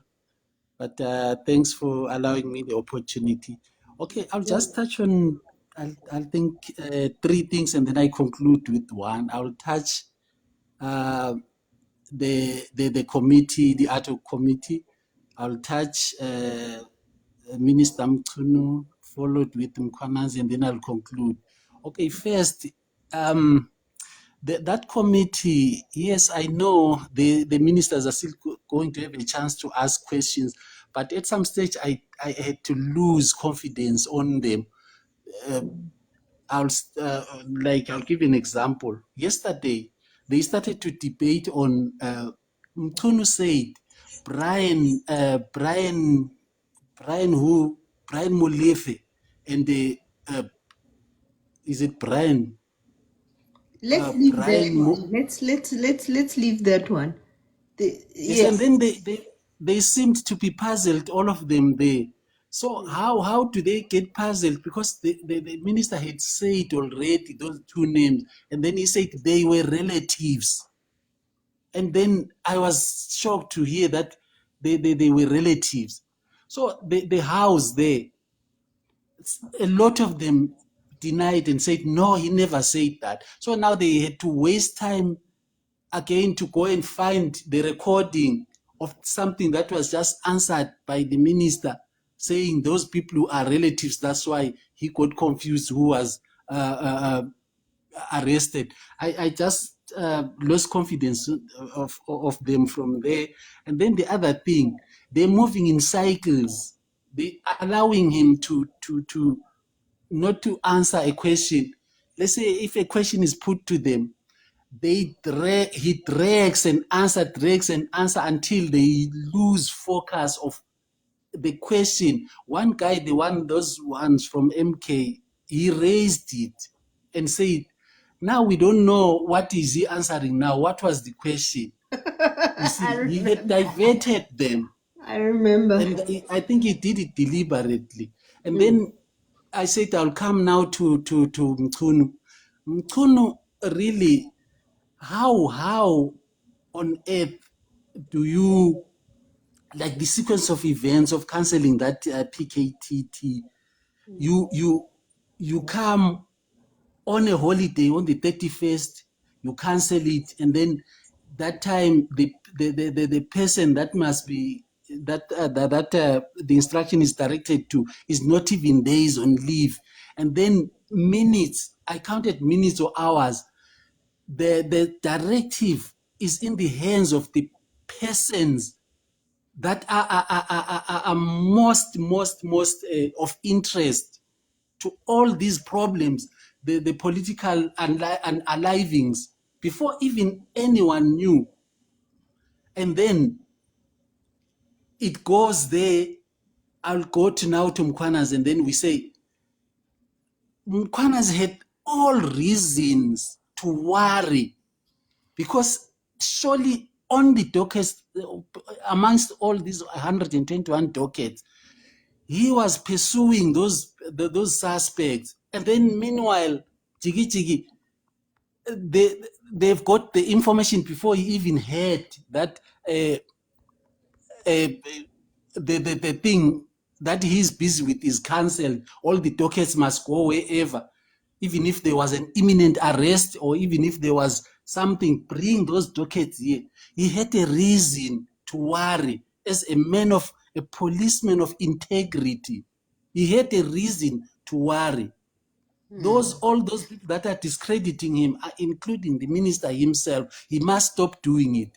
He's doing all the way towards in actioning all what he actioned about the PKTT was dodgy, very dodgy, and it's still dodgy. And then now I'll come to the last to my conclusion. My conclusion will say, whatever we're busy with and all this, it will make a U-turn. Mr. Muhoti said, "Kuzokhala madoda." He said that Mkwanas. this whole thing will take a U-turn once he brings all his testimonies. If they will allow him just to come and testify, we will see all the U-turns. Yes, I think that's all I needed to say. Thank you very much, Mti. Thank you very much. Yeah, guys, it's getting really, really tough, right? It's getting really tough. Guys, please make sure you are tapping on your screen if you're new to the live. One more time, click on my profile picture and hit FOLLOW. By the way, guys, I am on the Red app. Oh, guys, please say well done or congratulations or happy. I got 1,000. I got 1,000 subscribers on the Red app. Yay! Finally, it took 6 months.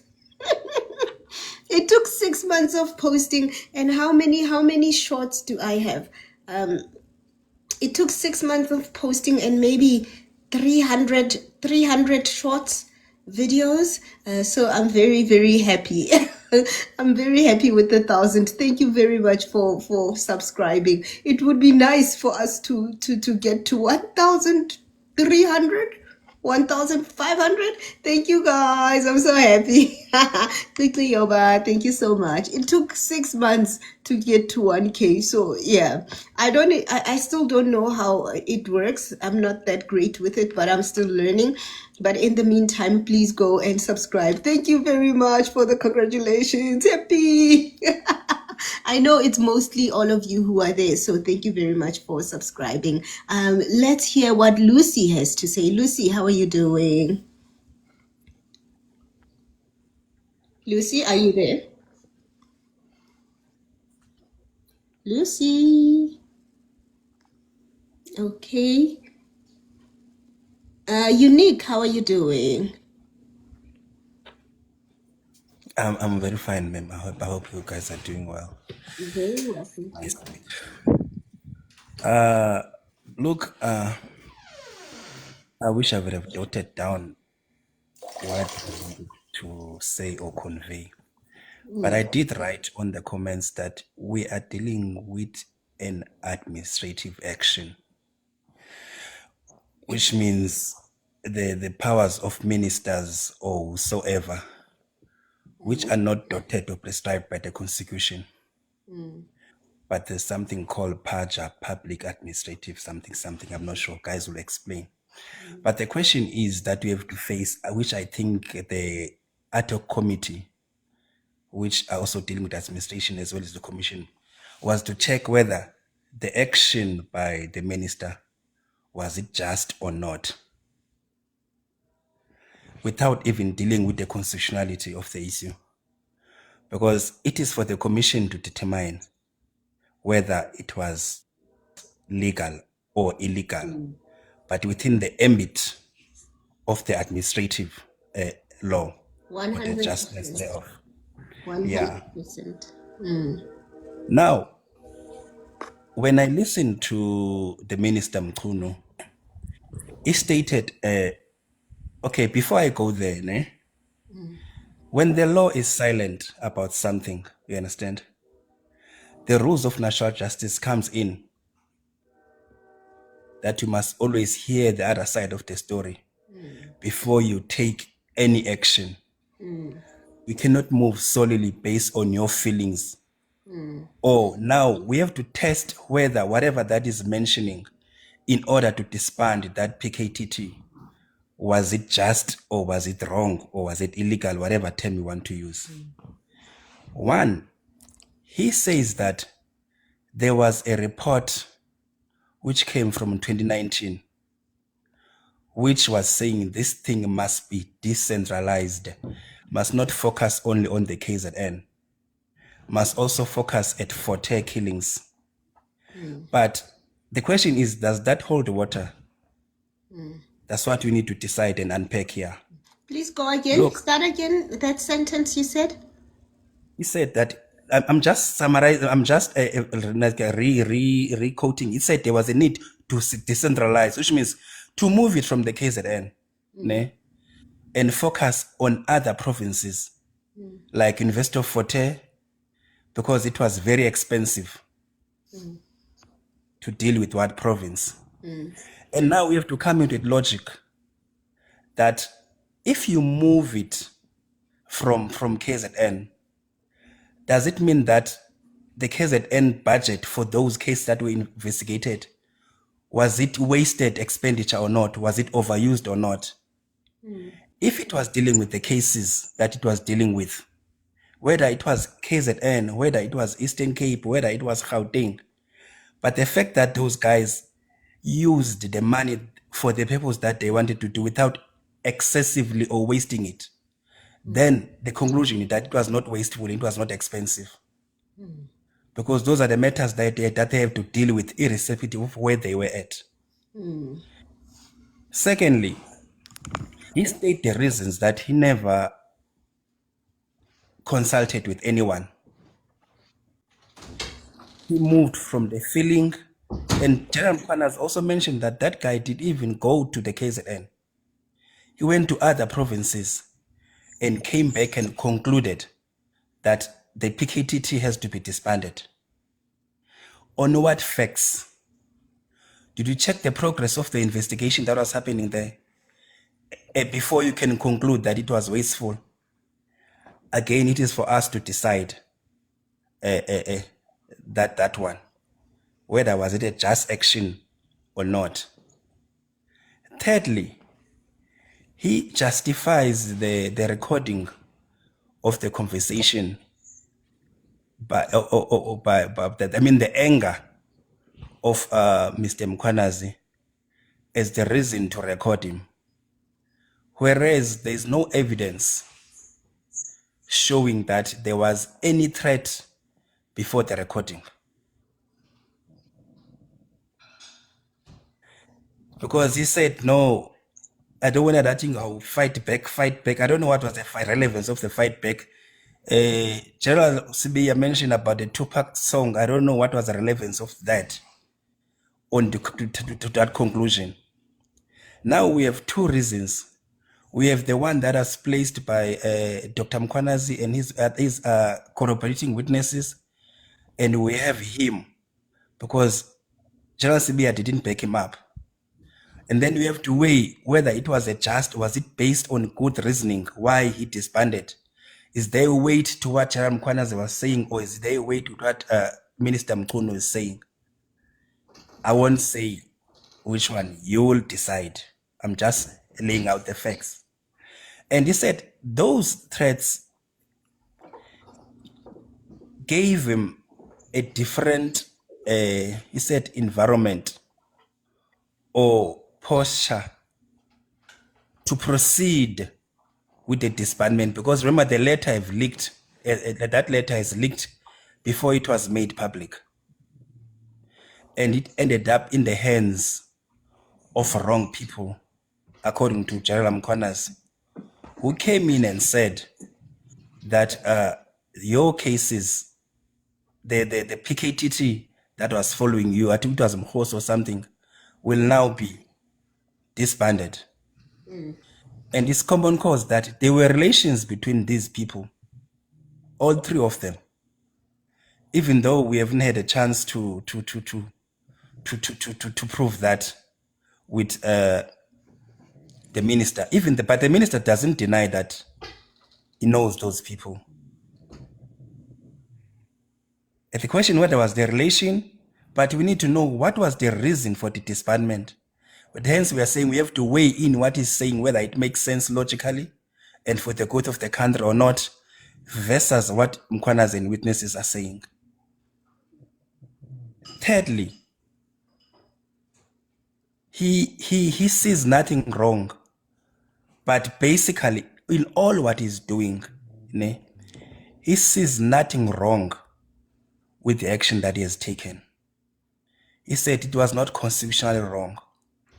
Now, what does the Constitution speak of? The Constitution speaks of the right to life. And where the most killings, as far as we can remember, from 1994, from what is that organization that came, that woman who branched from the IFP?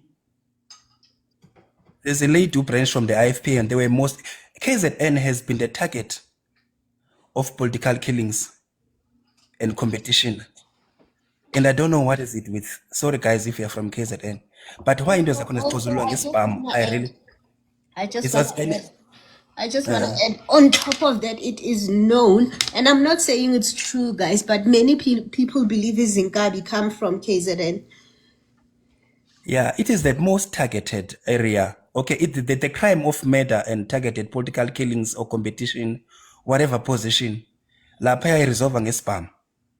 So that's why there was a need to focus, and even the president, I think the chairperson mentioned that the president also mentioned during that committee that it has to be dealt with. And then how do you come in on a task team which is established from the provincial budget and operation within their budget without even coming and asking for excess money from national, and you say this is a waste of money. Because General Mkwanezi used what are accessible to him and established that tasked him and decided to resolve those issues and even influence other provinces from their budget, and it was working. Why will you come and say it was wasteful? Hence, I'm saying it's also for you to decide on those things, whether whatever that he says, it makes sense or not. Because the Constitution talks about the right to life. That is constitutional. Everyone has an absolute right to life. And the government has an obligation to protect the life of the people. Hence, we no longer have the death sentence anymore, or anything that is threatening the right to the life of people must be protected. And then if you come in as a minister and you say investigation or attempt to stop the killing which threatened the right of the Constitution of a right to people, and you say your action is unconstitutional, whereas the right to life is entrenched on the Constitution, you will make the call. But let me just pause there, because from what I'm observing, the issues is around those things. Thank you. Thank you very much. And you know, the other issue is he had been minister for 5 months. So one has to wonder how much of an understanding did he have before he decided to disband. That is the other thing. Guys, please make sure you tap on your screen.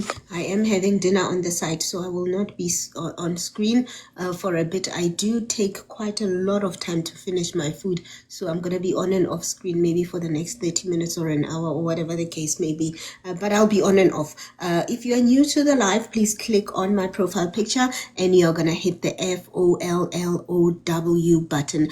So you're making some really solid points, Unique. I like what you said about this is an administrative action. So it's not even just about the fact that whether the decision itself, the directive itself, is legal or not. Even if it's legal, there's a way that the law prescribes that these things should be done. So that is also very important. Let's speak to Nonhlanhla. How are you doing, Nonhlanhla? Nonhlanhla, do I need to unmute you? Beard, thank you very much. Thank you very much, BKL. Nonhlanhla, are you there? Okay, let's take Tulu. Tulu, how are you doing? Tulu, you can unmute. Are people sleeping again? Pagamani, how are you doing?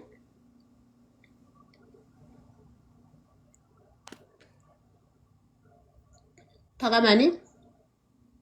Oh, Nonhlanhla, are you here? Thank you, dear. I'm here, Miss Media. How are you doing? I'm fine, yourself? I'm very well, thank you. What are your thoughts about all of these things? All right. Okay, we've been listening to Mchunu and Naposibia, but I think I just want to ask South Africans that we can listen to this because Umkhanazi helped us to get to know that there are things like that are happening. So can we maybe listen and see everything where it goes, but let us get rid of these people. We have only one way of getting rid of these people. Let us punish ANC, because these people are coming from ANC. That is what they are doing. So they need to be punished. There has to be consequences. They are the ones who put these people there. You know, sometimes you wonder and ask yourself if these people bafakwe lapho vele for these things have been ongoing for a long time and thina besingazi. So we don't trust any ANC anymore. So hence we are still waiting to see if they will renew a contract Mkhwananzi Mayaphuma or mhlawumbe bazom-electa abe uminister. We don't know. But Ramaphosa must know that we are watching and we are waiting. We are not going to sit. This time we are not sitting down. Thank you so much. Thank you so much, Nonhlanhla. Guys, please make sure that you are tapping. Don't forget to tap. Let's hear what she. Is it she? Why? How are you? Is it she? Why? How are you Oh doing? yeah, it's clean. Quickly. Most of the people, you pronounce it like clean. I mean, Oh, sheesh. quickly. But I'm pronouncing it the Asian way. oh yeah, you guys are like that. Yeah, Tina, we are pronouncing it in a coarsen way. Okay. Please go ahead. Yeah, but I would like to elaborate about many things, but I will just like explore the Madlanga, like the commission actually. I will start with Mkwanas. Mkwanas is precise, and he's got a what do you call a profound evidence about what happened to that situation at that time. So, guys, as South Africans, like that, let me be precise. We need to do away from cyber revolution. The Twitter, the TikTok live, you know. I'm not saying that I'm underestimating your platform, sister. You are a journalist. You see, I cannot like underestimate that. But as South Africans, when they call up to say that let's stand together, let's stand for Makaka. Makaka died for us from the ANC Youth League at that time. There was no EFF at that time. It was Mbalula, Makaka, and Malema from ANC Youth League. I want to take it back a little bit. We had a realization, and Mama Winnie was backing us up with information. And we know that Chrisani, we're not supposed to be killed like that. I'm not like trying to accuse anyone. Yalus Wallace and who's this guy from Poland? This other one. I don't know. I'm here in Europe. But I'm watching you, sister. You are telling us, you are giving us all this information about this Matanga Commission, and you are in Korea and all that stuff. We understand that.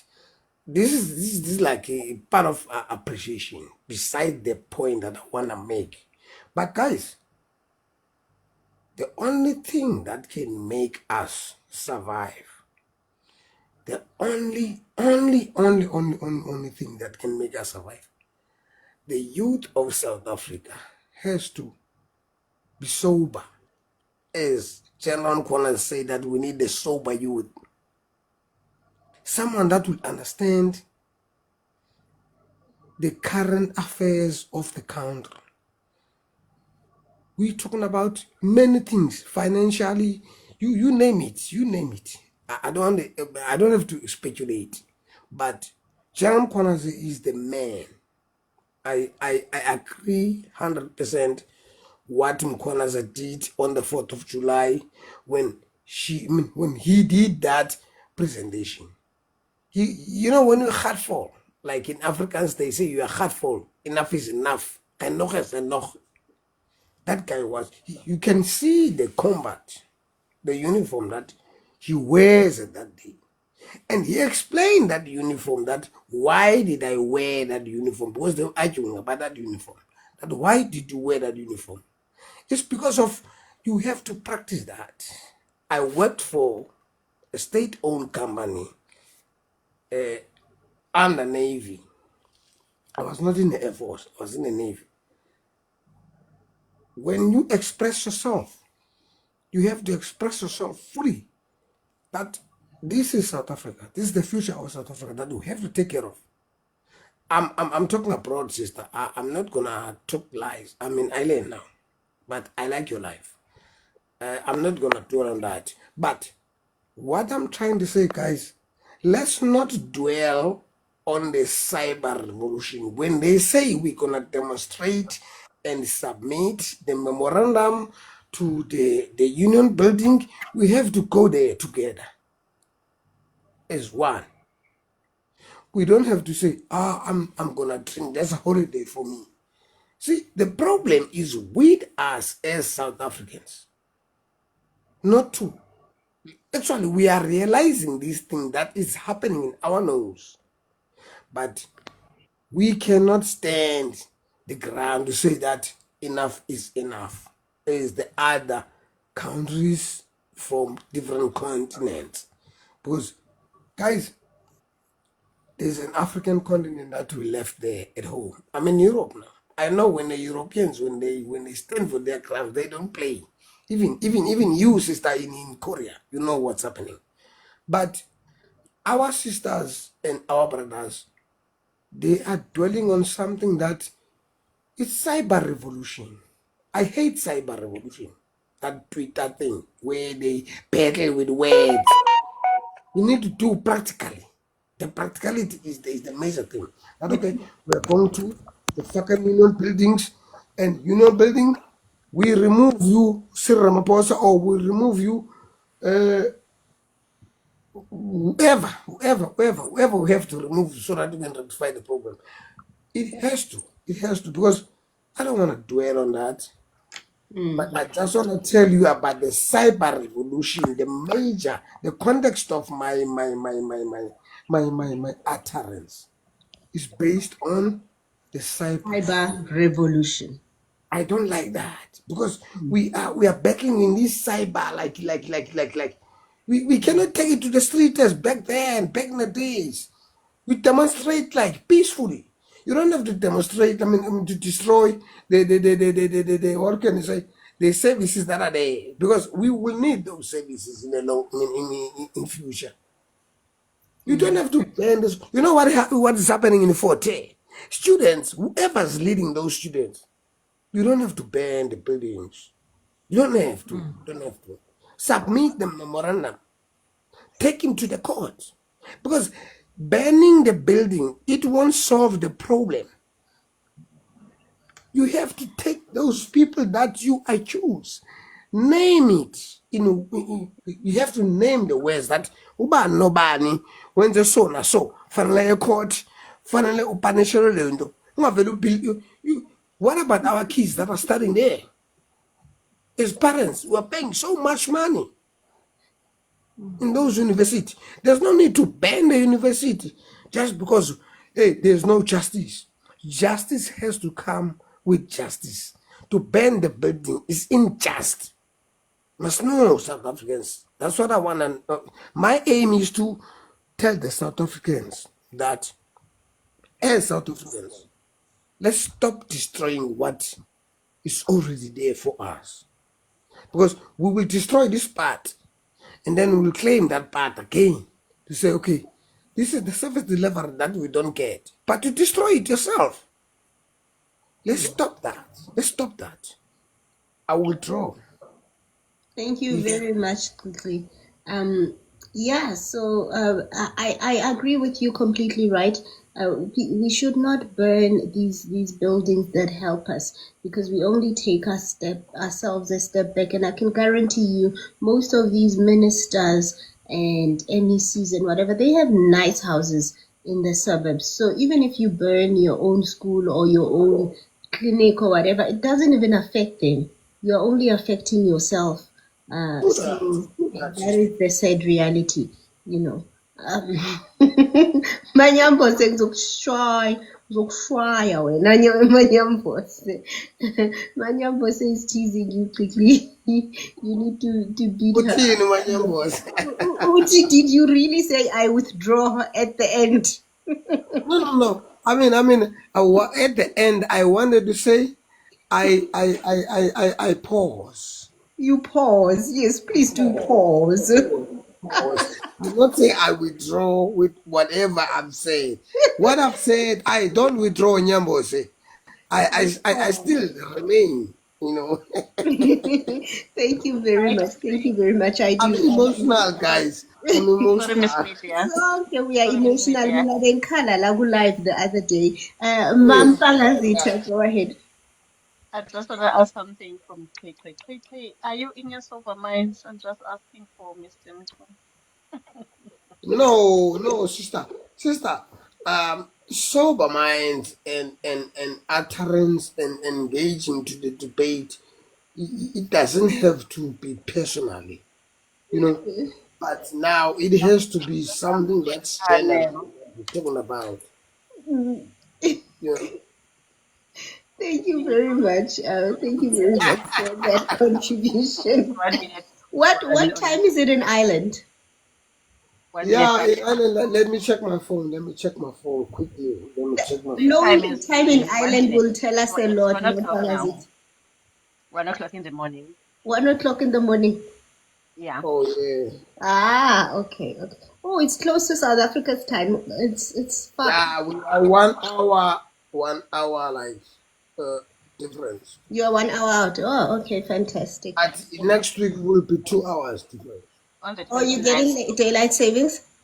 They changed the clock. How can you change the clock? What the fuck was that? I always On think the it's the 29th, craziest after the thing. Talk to this sister. Talk to this sister when I'm sister. I'm low. Who's on toilet? Mpangazitha, are you also getting daylight savings? They do it all at once. yeah, on the Ah. 29th, it's going to change up until the 29th of 31st, March. 31st, 31st, Oh, 31st. 31st. When does it change back? On the 29th of March, 29th of October till the 29th of March every year. So it's 6 months. Yeah. Is Ah. it normal? In Dogozo, is it normal? Hmm? Is it normal in Dogozo to do so? How Who's can you change the creature? The normal like creature because But of I think quickly because in UK, I'm not sure about Ireland. In UK, at 3:30 during winter time, guys, it's already like 3:30. It's already dark. Oh, really? 7 o'clock in the morning, it's still dark. So who can drive or can go to work around that time when it's dark? Oh, So I really? think that's one of the reasons. Yeah. Because as a work class here in Ireland is affecting us, even in UK, it will affect you. Because why do I have to wake up 7 o'clock normally? And then all of a sudden I have to wake up fucking 8 o'clock Yeah, but you're gonna get that hour back in March anyway. in March. Can you imagine? I'm going home next month. I'm done with this thing. I have to go to South Africa. Fuck it. Mawufika ke umobilize lapho. Yes, yes. Thank you very, very much. Guys, if you've just joined us, you're very, very welcome. Happy Saturday to you. If it's Saturday for you, if it's Friday, happy Friday to you. Guys, please do go to my profile picture. If you're new to the live, go to my profile picture and hit that red button that says FOLLOW. Let's speak to Tulu. Are you still here? I think Tulu didn't unmute the last time. I am gonna drop you just now, Tulu. Mambele, how are you doing?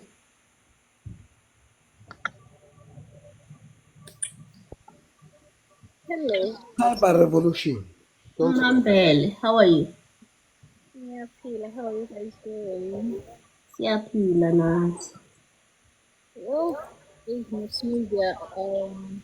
Yeah, the media now whenever We can't hear you very well. Can you raise your voice just a little bit? I'm saying the fear I have these days, guys, is like, how deep is this whole thing? Yaqala ubaba uMkhwanazi. Like, how deep is it? Yabo mawucabanga ngayo makuvela the more I listen, like I was listening to you guys, kunabathi ubaba umchuno, like who expectwe ukuthi abe president, so i-promotion leyo. On the other hand, ubaba uSibiya belindeleke ukuthi abe yini, ikhona le position ayisho ne, I forgot what is it, that alindele ukuthi abe yiyo. So Like, think about that. If Mkhwanazi didn't raise these issues, like, ukuthi besisenjeni enjani.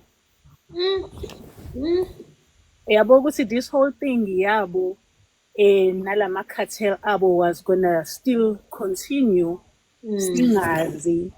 And manje lento kabo Mkhwanazi, like, it's just kind of like mess up the whole plan. So you get to see, like, I wonder how deep are we, man? Sure. It's scary. I'm not gonna lie, right? And if Yeah. you see loser le battle le be win bona, man, I don't know. I don't know. I mean, Kuphelile ngathi. kuphele kwangempela futhi. Kuphelile ngathi. It's just the truth, you know. Yeah, hey. It is scary. That's all, man. But I'm just thinking, Valo. I don't blame you, babe. Tuge mina makuthiwa kuzodlalwa recording earlier today. I was like, oh my gosh, what are we gonna hear? What's gonna happen? You know. So it's definitely a scary thing, and I think because we are worried, you know, because we are worried about the country, because we are worried about where to from here, you know, what will happen after this. And I think it's natural to be worried. But what's your take on that recording? Angizange ngizwe, like, what's your take on that? Did you find it as evidence of something? Or was it just a gossip? You know, I don't think it's evidence, but I think it served a purpose. Yoguti, it made us, it planted a seed in our mind. Yes, it's not implicating Umkwanaz, but it's planting a seed in some people's mind, because what they want to tell us is that Umkwanazi is a dangerous person, that if Umkwanazi does not get his way, he threatens people. So they're trying to tell us he's a dangerous person, but they did not have a full recording. But they still said, you know what, we're going to drive this narrative regardless. And I was saying earlier, Omunyu Muntu only heard the part where they said Mkwanazi did this, there's a recording. They never heard the full recording. They never applied their minds. So there are many people today out there who actually think Mkwanazi was very angry and threatened the minister. But when a minister you know, so so I think from a PR perspective, from a media perspective, I think, and this is my opinion, they knew what they were doing. I think they knew that that recording was not complete, but it can still be used to plant an idea in our mind. And for many people, it has planted that idea. Not for most people, but for many people, it has planted an idea in our mind. You know, guys, how Mambele, if your friend says to you, do you know my husband abuses me? By tomorrow, Maubonu husband, you're gonna start seeing him doing abusive things. And then you're gonna ask yourself, hi man, but last week you did not see this abuse happening, right? Yeah. It's because somebody has planted a seed in your mind, and now you are seeing things a little bit differently. And I think that's what they were doing. They were just planting a seed in our minds. I think they knew very well that. Oh, you know, when usho njalo, you're taking me back to his statement, some corners where he said, why address this whole thing on whatever, on a weekend? I think it was Sunday, so that we will be sober minded as South Africans. So since we understand what exactly like uthini and stuff like that, and you can see what he by manipulate kanjani into lava, you know, like you Buningi. Thank you so much, Miss Media. Thank you so much for joining. Thank you for joining. Yeah, good guys, good. Okay. Madam. Yes, she. Miss Media, if I may utter again for the last time, that's gonna be the last time. You know, guys, we need to understand. Let's take it back to the blueprint of Peter Blue Potter. When Peter Blue Potter said, give them the system. that will confuse them. Don't give them the fully system. Just give them certain things that will destroy themselves. For 150, I will share to you in this platform that blueprint.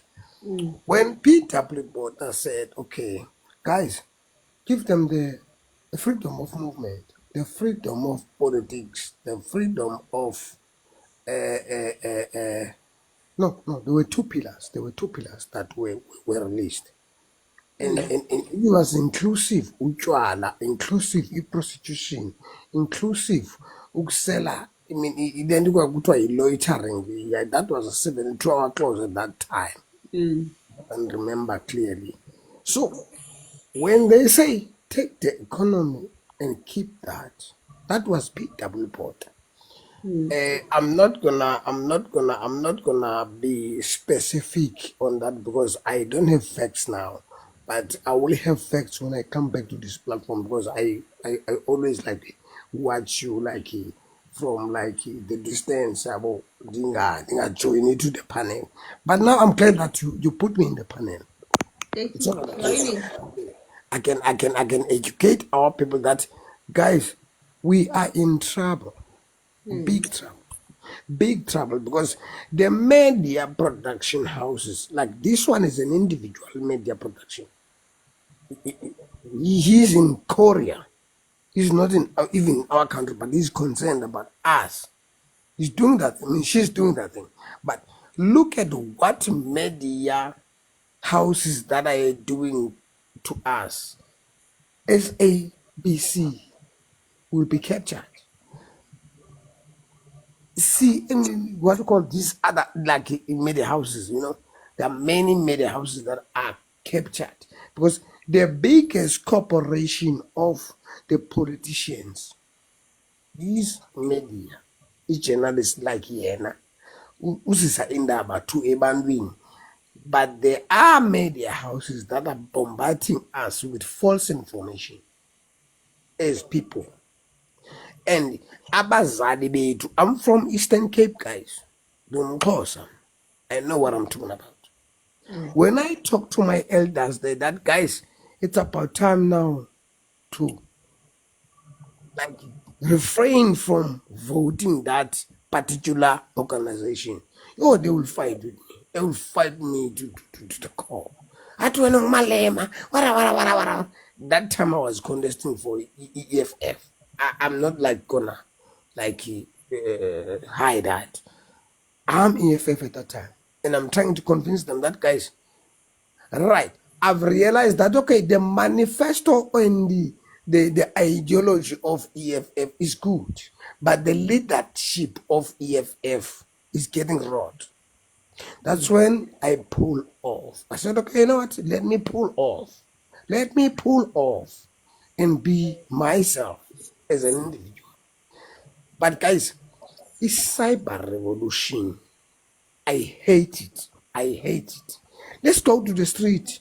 We have to mobilize like 1976 when they took over.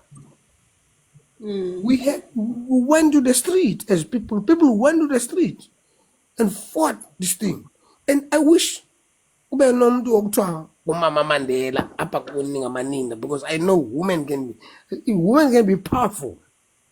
You know, we are not talking about trenches because when they want Zuma and Thabo Mbeki to be in that ad hoc committee, I know kuzothethwa ngento zase-trenching. That is why they kill Chrisani.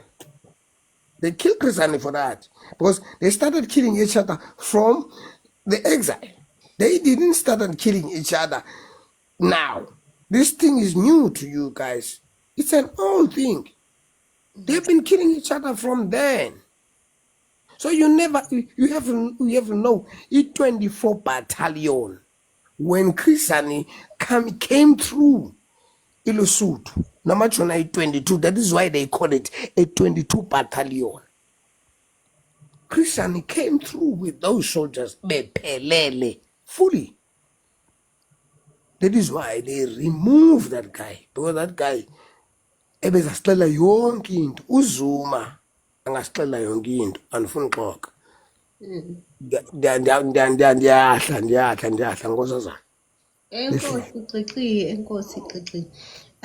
Yeah, guys, if you've just joined us, you're very, very welcome. Happy Saturday. Please make sure you are tapping on your screen also. Please click on my profile picture, that one there.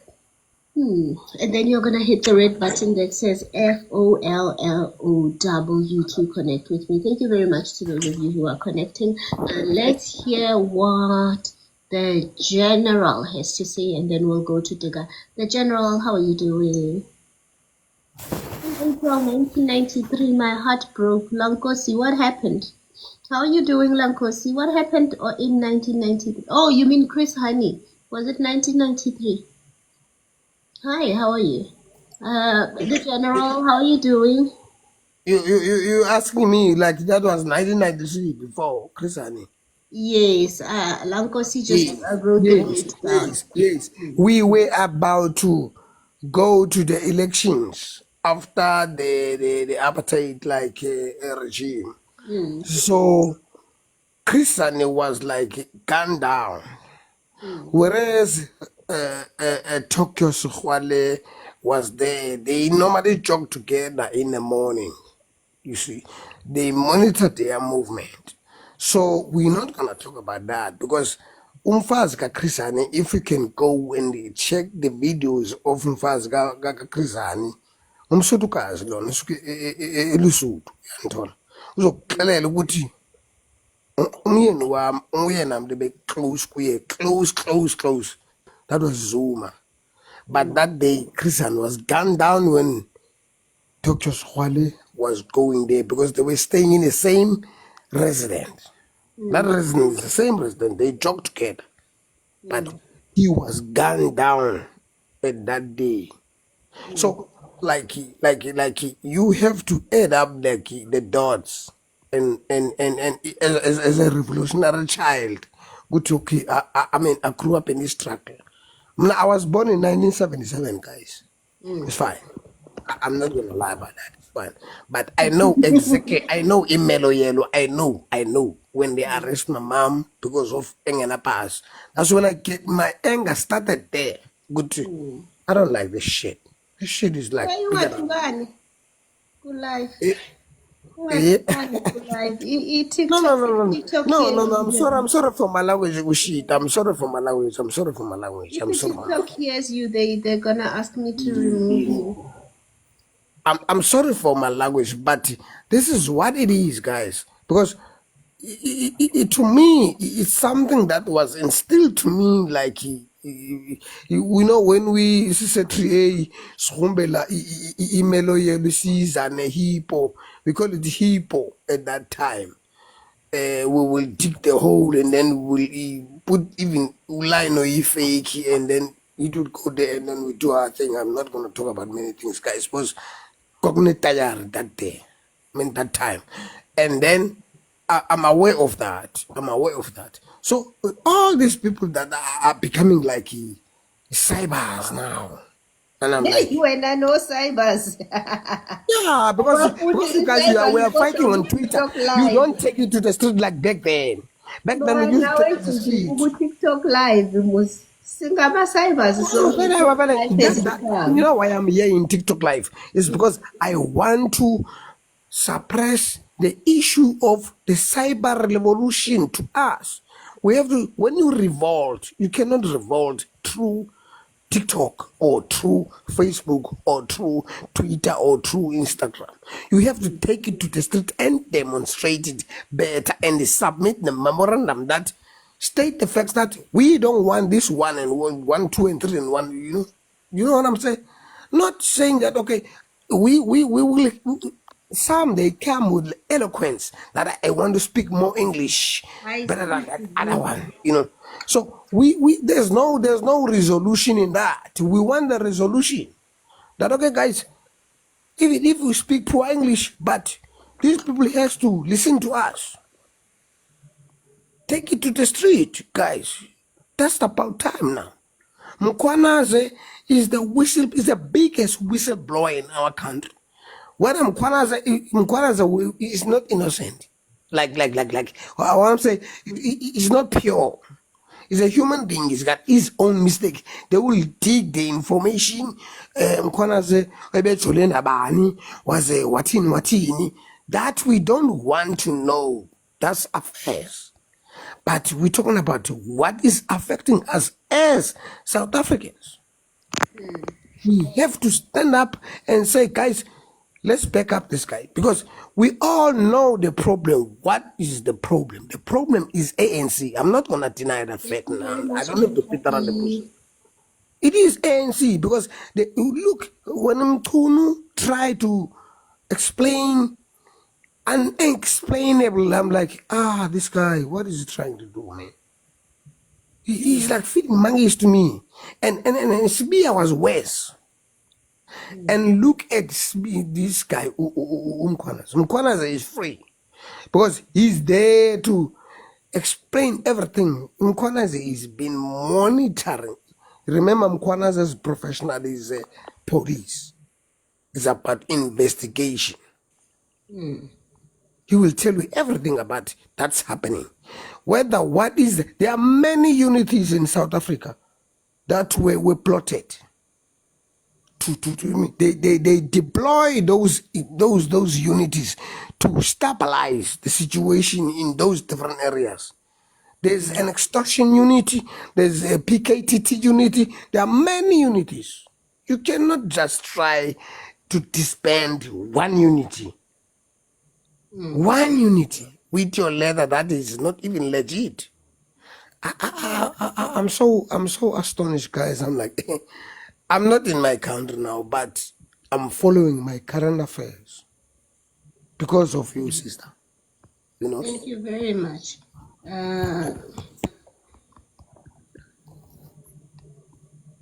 Thank you very much, quickly.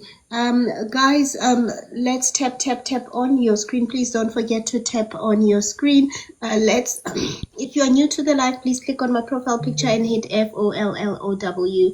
The General, how are you doing? The General, how are you doing?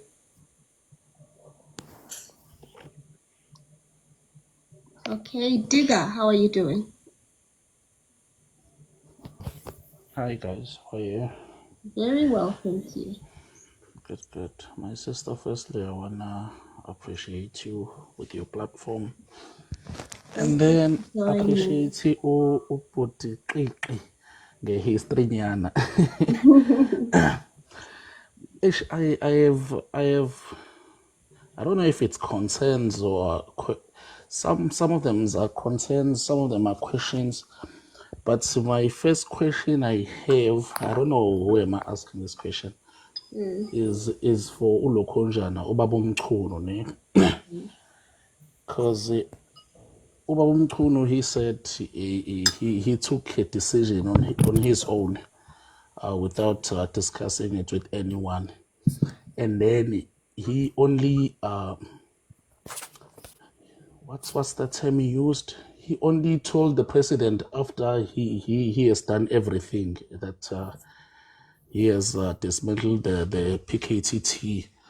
Now I'm asking myself, and he's busy saying that the PKTT was formed, as much as it wasn't formed by the president, but he's the one who came with the idea, and then the guys or Abo Stole and them, they are the one who decided, it's okay, there must be PKTT. But the question here is that why is he only telling a president after esekayiqedile team? Because he keeps on saying it's the president who came up with the idea of PKTT, as much as he didn't say at the beginning that it's PKTT, but he needed a solution, and then the PKTT was born. So that's my main question. Why is he only going back to him? Why he didn't consult with him? Look, I think this team is no longer serving the purpose now, so we're gonna have to stop it. Only after he dismantled it, and then he goes and he said he informed, he was informing him.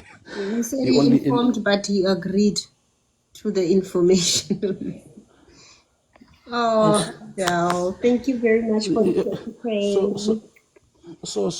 it's really confusing, and the second concern is that this guy, I don't know if this thing of taking long time and long answers, if it's deliberately or it's the way he is, but I think it's a strategy or something, because I mean, if you check now, this guy is gonna take 4 days because already he's booked for Tuesday and Wednesday.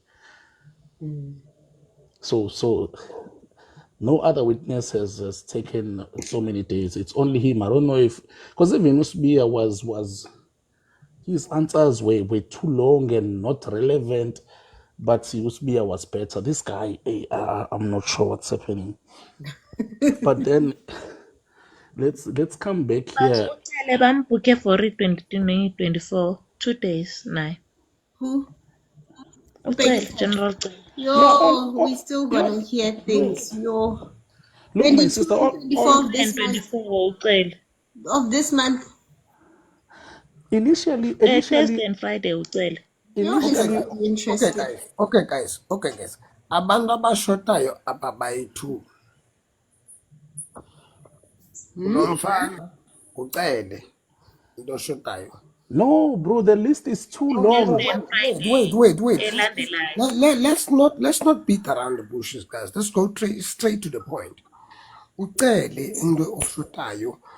Uyena in the major one, and kuzoba Brian Mohot. And then kuzothatha ke ngoku the main culprit, uKhethi Motlana. uKhethi nguye oresembla yonke lesi story sikuso.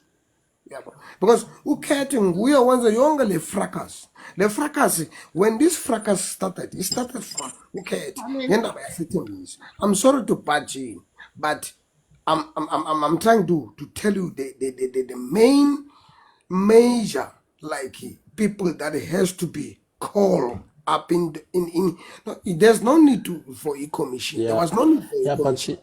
There was no need for a commission because commission that's the wasteful expenditure. First of all, true. we the evidence is there. When Mkwanaze presented that thing in the press conference on the 4th of July, he said, "I've got the information. The information is gathered already. So why should we beat around the bushes and go all this extent of wasting the what can I say, the money, resources. You know, the resources that we were not supposed to waste.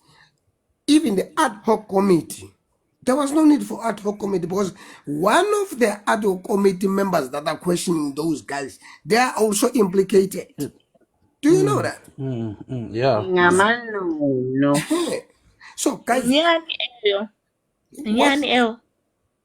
what we need to do now as South Africans, we have to act as an autocratic state where we don't have to go all these revenues or these extend these adventures. Let's go straight to the point. When you are implicated, come and answer.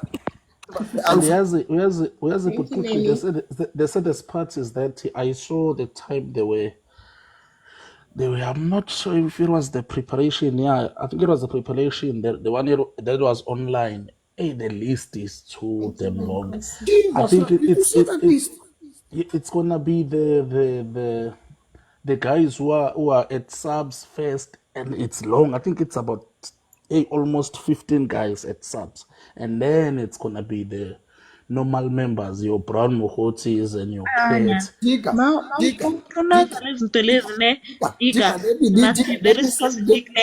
Let me tell you something. I'm not cutting you off, sister. But let's give others a turn. Zuma was mentioned even Geskati so checky. You know, this thing is rooted. Now we are looking for the root cause of the problem in our country. This is not like what you are seeing now. We are seeing now. That's nothing. Go back. Go But back. then, but then, as long as Guys, this thing, let's let Diga finish his submission and then Suzanne again. Diga, please finish your submission, Nick. I all right, realize you thanks. haven't had a turn to actually finish what you wanted to say.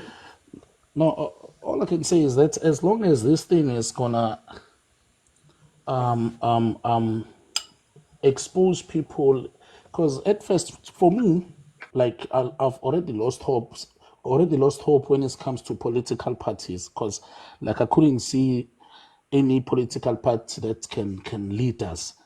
So, but with what Nkwanas is doing, the hope is coming back a little bit, a bit by bit, because the main problem we have in South Africa is corruption. So once we take out the corruption, I think everything will be better. I think any political party can lead as long as they know that if you are doing corruption, you're gonna have to face the music. So I think what Mkwanas has done for us, it's I don't know how we can thank him. Thank you very Thank you. much, Diga.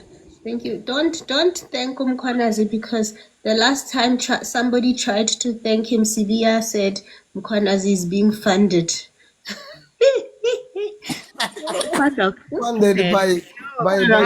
Guys, can we Who's this guy? have a Who's this moment guy? of Who's who funded silence? it? Who's who Umkhanazi funded is being funded by Chris Ahmed, Excel. Sakalo. it? Okay, that's I can't get over that part. Imagine. Chris Excel made it to parliament. Like, that guy doesn't even have a face. And then he made it to parliament. I know. Yes, I am so happy that Mkwanazi actually did a statement to say what he's gonna do with that money. Because Yabona had Mkwanazi not made a statement about that money, what was gonna happen? You know, people were going to be unsure now. So it's what somebody was talking. They're just planting ideas in people's minds. Yes, Mpanga said. imagine changing the impact yakamkhwanazi because umkhwanazi uyenza statement guys giving up imali to the families zakwa-SAPS family members zazo guys but still Kutwa, he's being heavily funded. Guys, please tap on your screen. If you are in the live, you're very, very welcome. Please make sure you click on my profile picture if you're new to the live and you hit the red button that says FOLLOW. Let's hear what Lankosi has to say. Lankosi, it's your turn. Guys, I can't get over the fact that Chris Excel made it to parliament. Without a face. That guy doesn't even have a face. Usasebenzisa iface yakaBianca. Start lapho. That guy does not even have an official face. He has not revealed himself officially to the public. But guys, Chris Excel, I can exist. It's like I can do a fake command. But topic we parliament. You know. Like Yoba, topic when a parliament. No, Chris Excel, topic parliament. What I'm trying to say, guys. No, you're missing the point. It was a no. It flew over you. It flew up. No, it's my chance to speak. Wait, Diga, did you finish? No. Do you know I wanted Chris to come Excel? in England to Chris Excel. I wanted to fix it. Do you know who's Chris Excel? Who's Chris Excel? Guys, let's calm down. Who is Chris Excel? One at a time. We need to speak one at a time. Lankosi must finish her point. When Lankosi finishes, then quickly you can rebut or comment on it. You are I'd finished. like to know who Chris Excel. What he represents, Chris Excel. Yes, but let Lankosi finish the point. Based on quickly.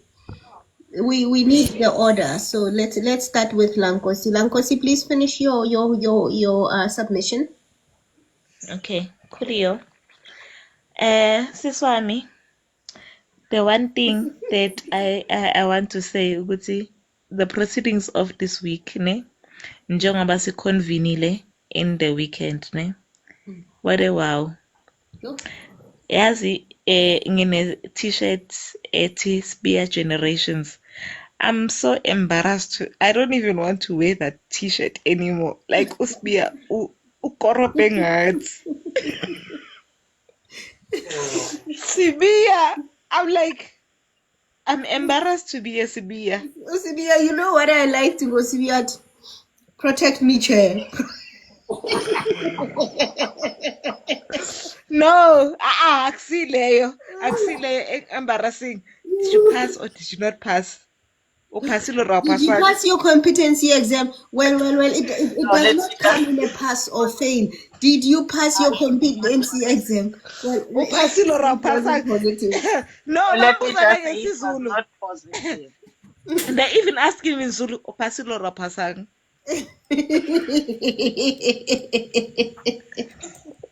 Let me just say, I'm passing. Mind you, I've got a t-shirt, Eti Spear Generation. Like ilapa, a wardrobe. I don't know. I keep it December. Guys, we have to do this. Let's listen to it. I don't know ukuthi siyayikhipha December le t-shirt or asikhiphi le t-shirt or siyayivala sivale mama le t-shirt ethi Spear Generation or not, because hey osiya must be korope ngathi. Let's listen to it again. Ube western uhlawudi at least ufikile wakhuluma iqiniso. Lo ya wafika waround umgomo. Waround umgomo. Sawuranda umgomo. I want us to listen to it one more time because let's just listen to it and then you can finish your submission.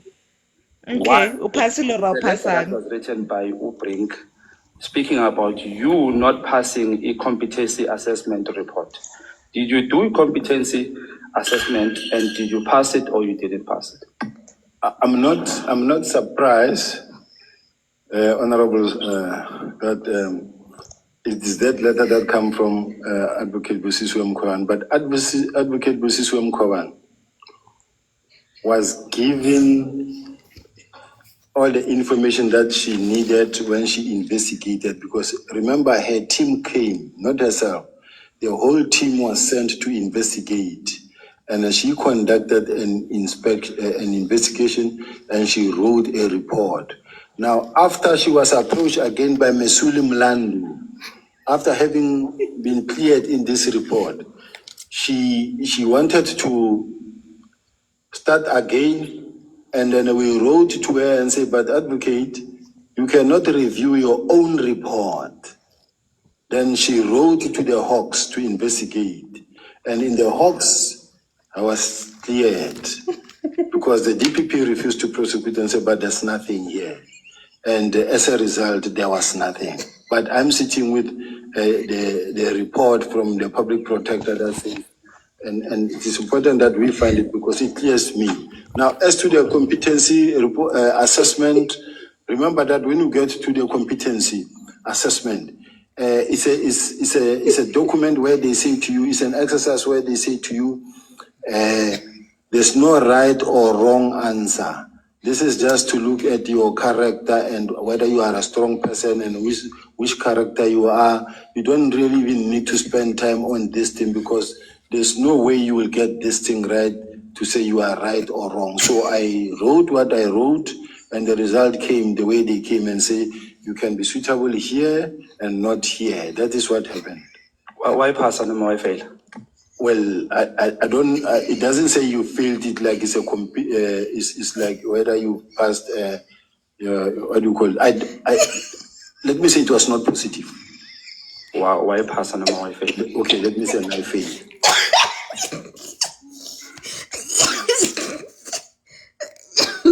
I'm even joking. It's actually worse than I remember. It's actually worse than I remember. It's worse than I remember. I didn't Uphasile listen to noma it Now, I wayefeyila. mean, afterwards. the question is, upasile noma upasanga.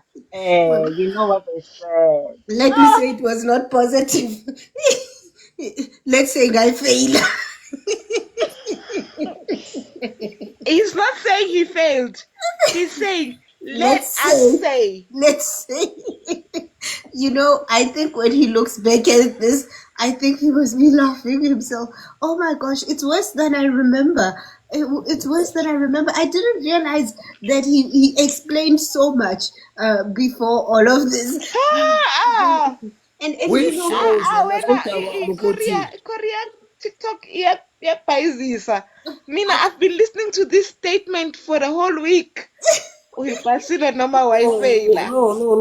I You know don't what? think we are a He's mall. I don't highlighting. think we are a mall or He's a shopping highlighting mall. to what was happening during the week because when she was like referring to Tupac that Mukwanase is gonna come at night and kill you and Tupac stuff washona like that. 97. And I'm Ungena like, kwindaba what the zaka-2025. fuck is he talking about? This guy is absolutely like insane, you know. But okay, I'm not allowed to say Ukhotha that. uTupac umzwile. Utu, they say they're gonna come at night and shoot Miss me. Media umzwile makakhotha uTupac. but Because but Nkandla and Mkhulu uthumela remember abantu sister wami ingoma kaTupac angithi. uyazuteni sister wami uthe sister akafuna ubanjwa ngokuthi because Mkhwanazi is gonna come and shoot him because uzobe khupha a-rifle the time eyomconfiscata i-cell phones and all that stuff bengayombamba Mkhwanazi uthi azokuqala kancane sokushaya zokubambela i-cell phone bathi hayi i-WhatsApp Umfanazi i-WhatsApp yakhe ngizokubamba messages. ngawulele. Hey, Kunengoma wathi kaTupac ethi mangazibambe ngizokubamba malele ngawulele. makaze ngihleli mangazi ngothi umkhwanazi uyadubula yabo. I'm like this kind of this kind of Guys, thing. please, But anyway, this tap, was tap, like tap on your screen. If you're new to the live, click on my profile picture. but all I And want can I say Miss Media? we have to go orderly, okay? The conversation is getting a little bit disorderly, and that's it's a little bit problematic for me. So we have to go in order. People must finish their submission, and then we go to the next one. Finish my Also, submission, ne? yes, Guys, ne? also, Abantu, okay. can I just explain?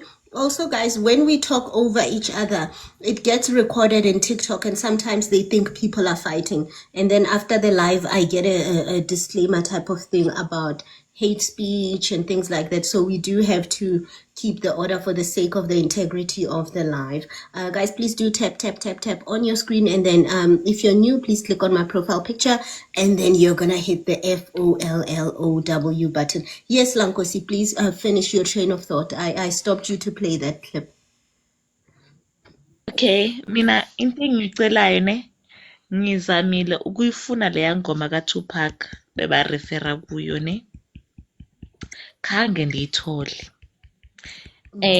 If kunomuntu oyazi I figured ukuthi it's one of those songs ezibheniwe ne ngicela ningithumele I've got all of ingoma zikaTupac kwi-USB ne ngicela igama ngizositholela mina ingoma ngicela ukuyimamela like makathi ngizokufuma because uthe ingoma yakaTupac leyo ithi ndizokufumana ulele apparently the translation of the song ithi angifuni ukuyisho the way i-sound because izoyenza ukuthi i-live iwene ithi ngizokuthola ulele ngizokuthola mara ulele ngizokuthola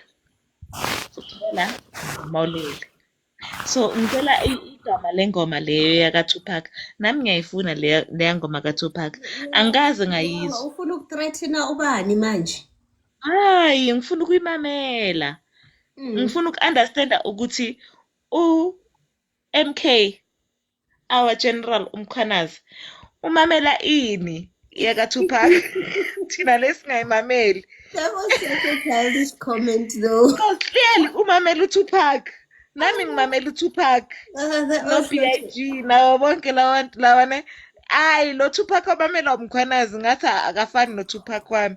Angiyazi le ngoma bayikhothile. Kuthiwa Le udear paramenda mama. bayikhothile. Bathi udear mama le yangoma. Bathe ngizokuthola mawulele. Thank you very much, Lankosi. We will find it for you. We will find it for you. Guys, I'm still having my dinner. Ne? I told you I'd take a while. I'm still having my dinner if you see me going off screen. Thank you very much, Lankosi. Sbu Kado, how are you doing, Sbu? Usekhona? Angikhona ngiyabingelela host nakuma-panel lapha ama-comment.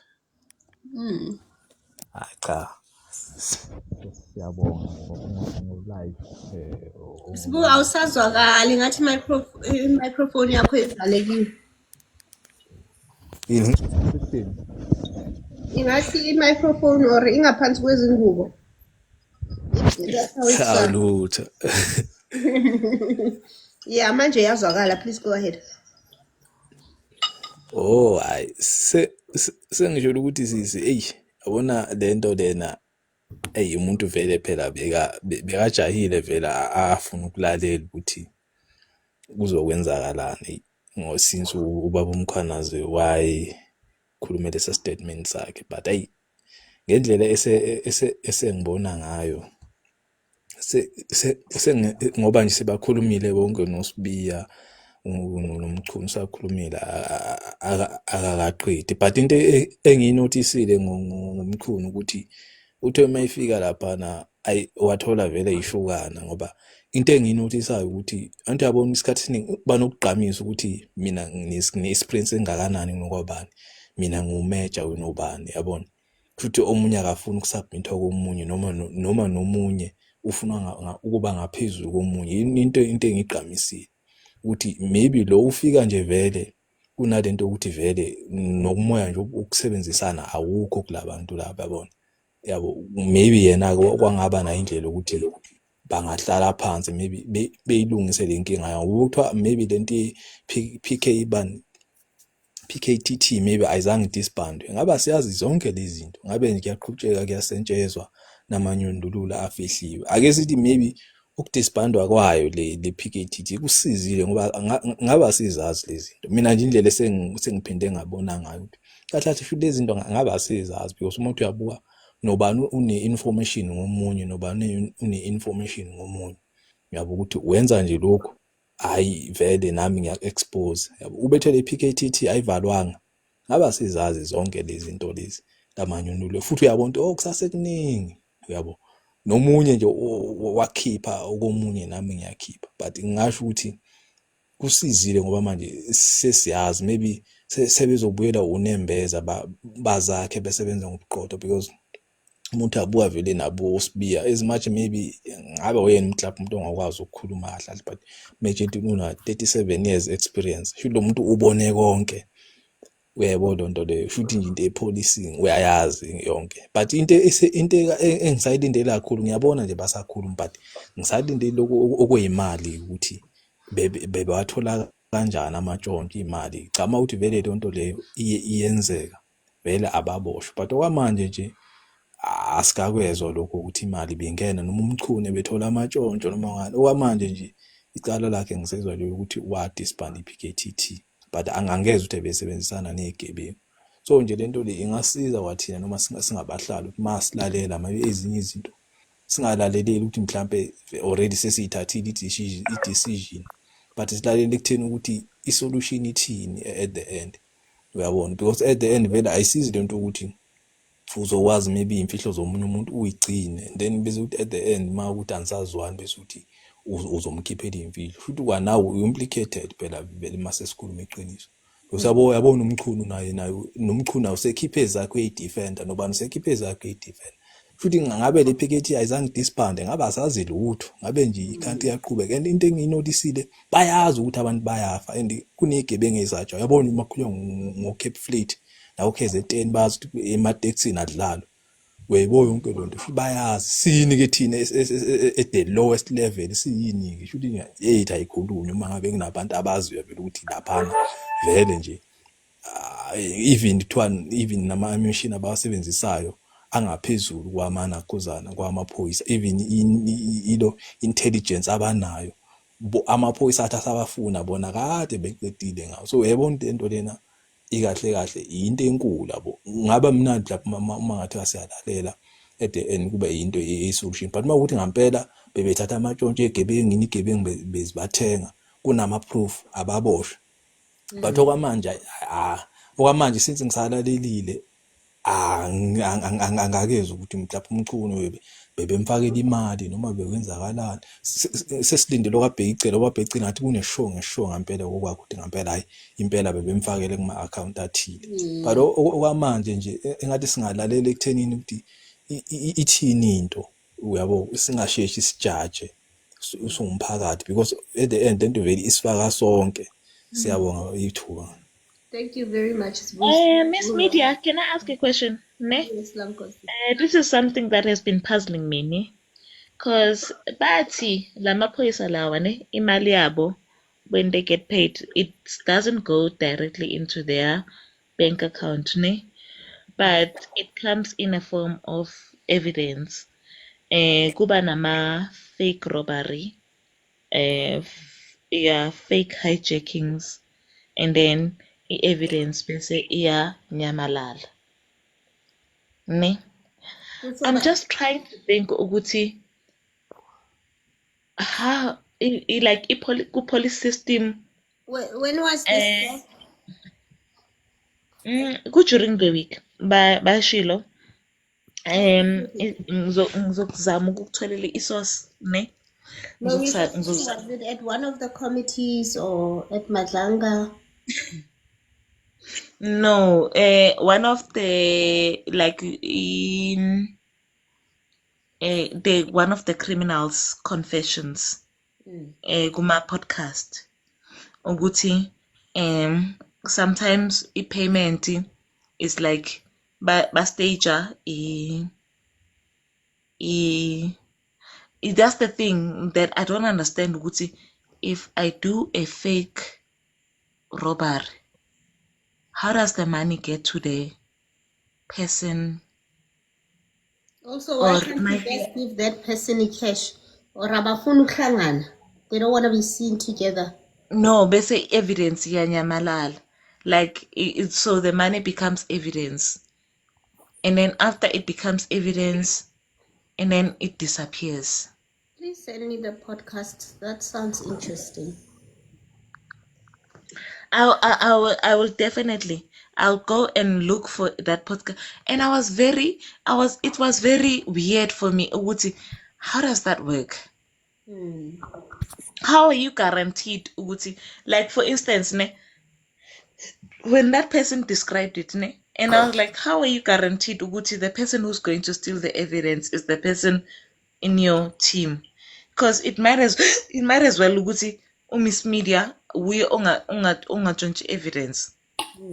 And she's not even part of our team. How are you sure that we fake isiyachayisimoto SPV and then imali yathathwa iyiswa as evidence and then besiyanyamalala? Okay. Are you sure? Let's hear what House of Tiani. How are you? I'm well, and yourself? I'm very well, thank you. Awesome stuff. Thank you so much for allowing me on your platform. You're welcome. Look, I just the way that I see it. Firstly, I just want to. I couldn't stop laughing at the video that was presented. The general basically he basically demonstrated everything that encompasses incompetence. That's what he did. Nothing he said made any sort of reason or sense. The questions were direct. The questions needed no translation. You understand? And yet the answer that we were receiving from him was comical, to say the least. I couldn't stop laughing. I can't lie. It's So still you funny. say I'm gonna you go say watch it you- again before I sleep. I saved it as a video. So you're like saying it's the my questions sleeping thing. didn't get translation, but the answers did. Yeah. Look, the thing is, it's like saying why did you say that the kettle is pink? Yeah, but the kettle is because it's angled like this and it is looking like what? Anyway, that's not the that's not the point. Crowding That's not around the the slogan is the exactly reason house. Chris Axel is the the reason. way that I see it is look, the way that I see this is that the constitution has been breached. The lieutenant general has presented evidence that is unshakable, that is very factual, that is very direct. It presents names, it has voice notes, it has in fact, what we're looking at is Everything. irrefutable evidence. Now, the thing is with irrefutable evidence is that you cannot just dismiss it on the basis or on a nuance of saying that, yeah, but because it might look like this. It does not look like this. It is exactly that. You understand? It's not an allegation, it's not an accusation, it is The exactly that. facts. So the fact of the matter is, what we're looking at right here is that the general has presented the facts. We have observed and seen the facts as a country. If I can, as an individual who is not learned in politics, understand the fact that this person or the individuals that are implicit in this are guilty, then I see no reason why the country has to go ahead and waste state sources and funds to dance around a point that is obvious. That is frustrating. What's even more frustrating is the fact that we have come to a place as a country, as South Africa, where we have opened up avenues for these kind of things to happen, where it's become a norm, and it shouldn't be the case.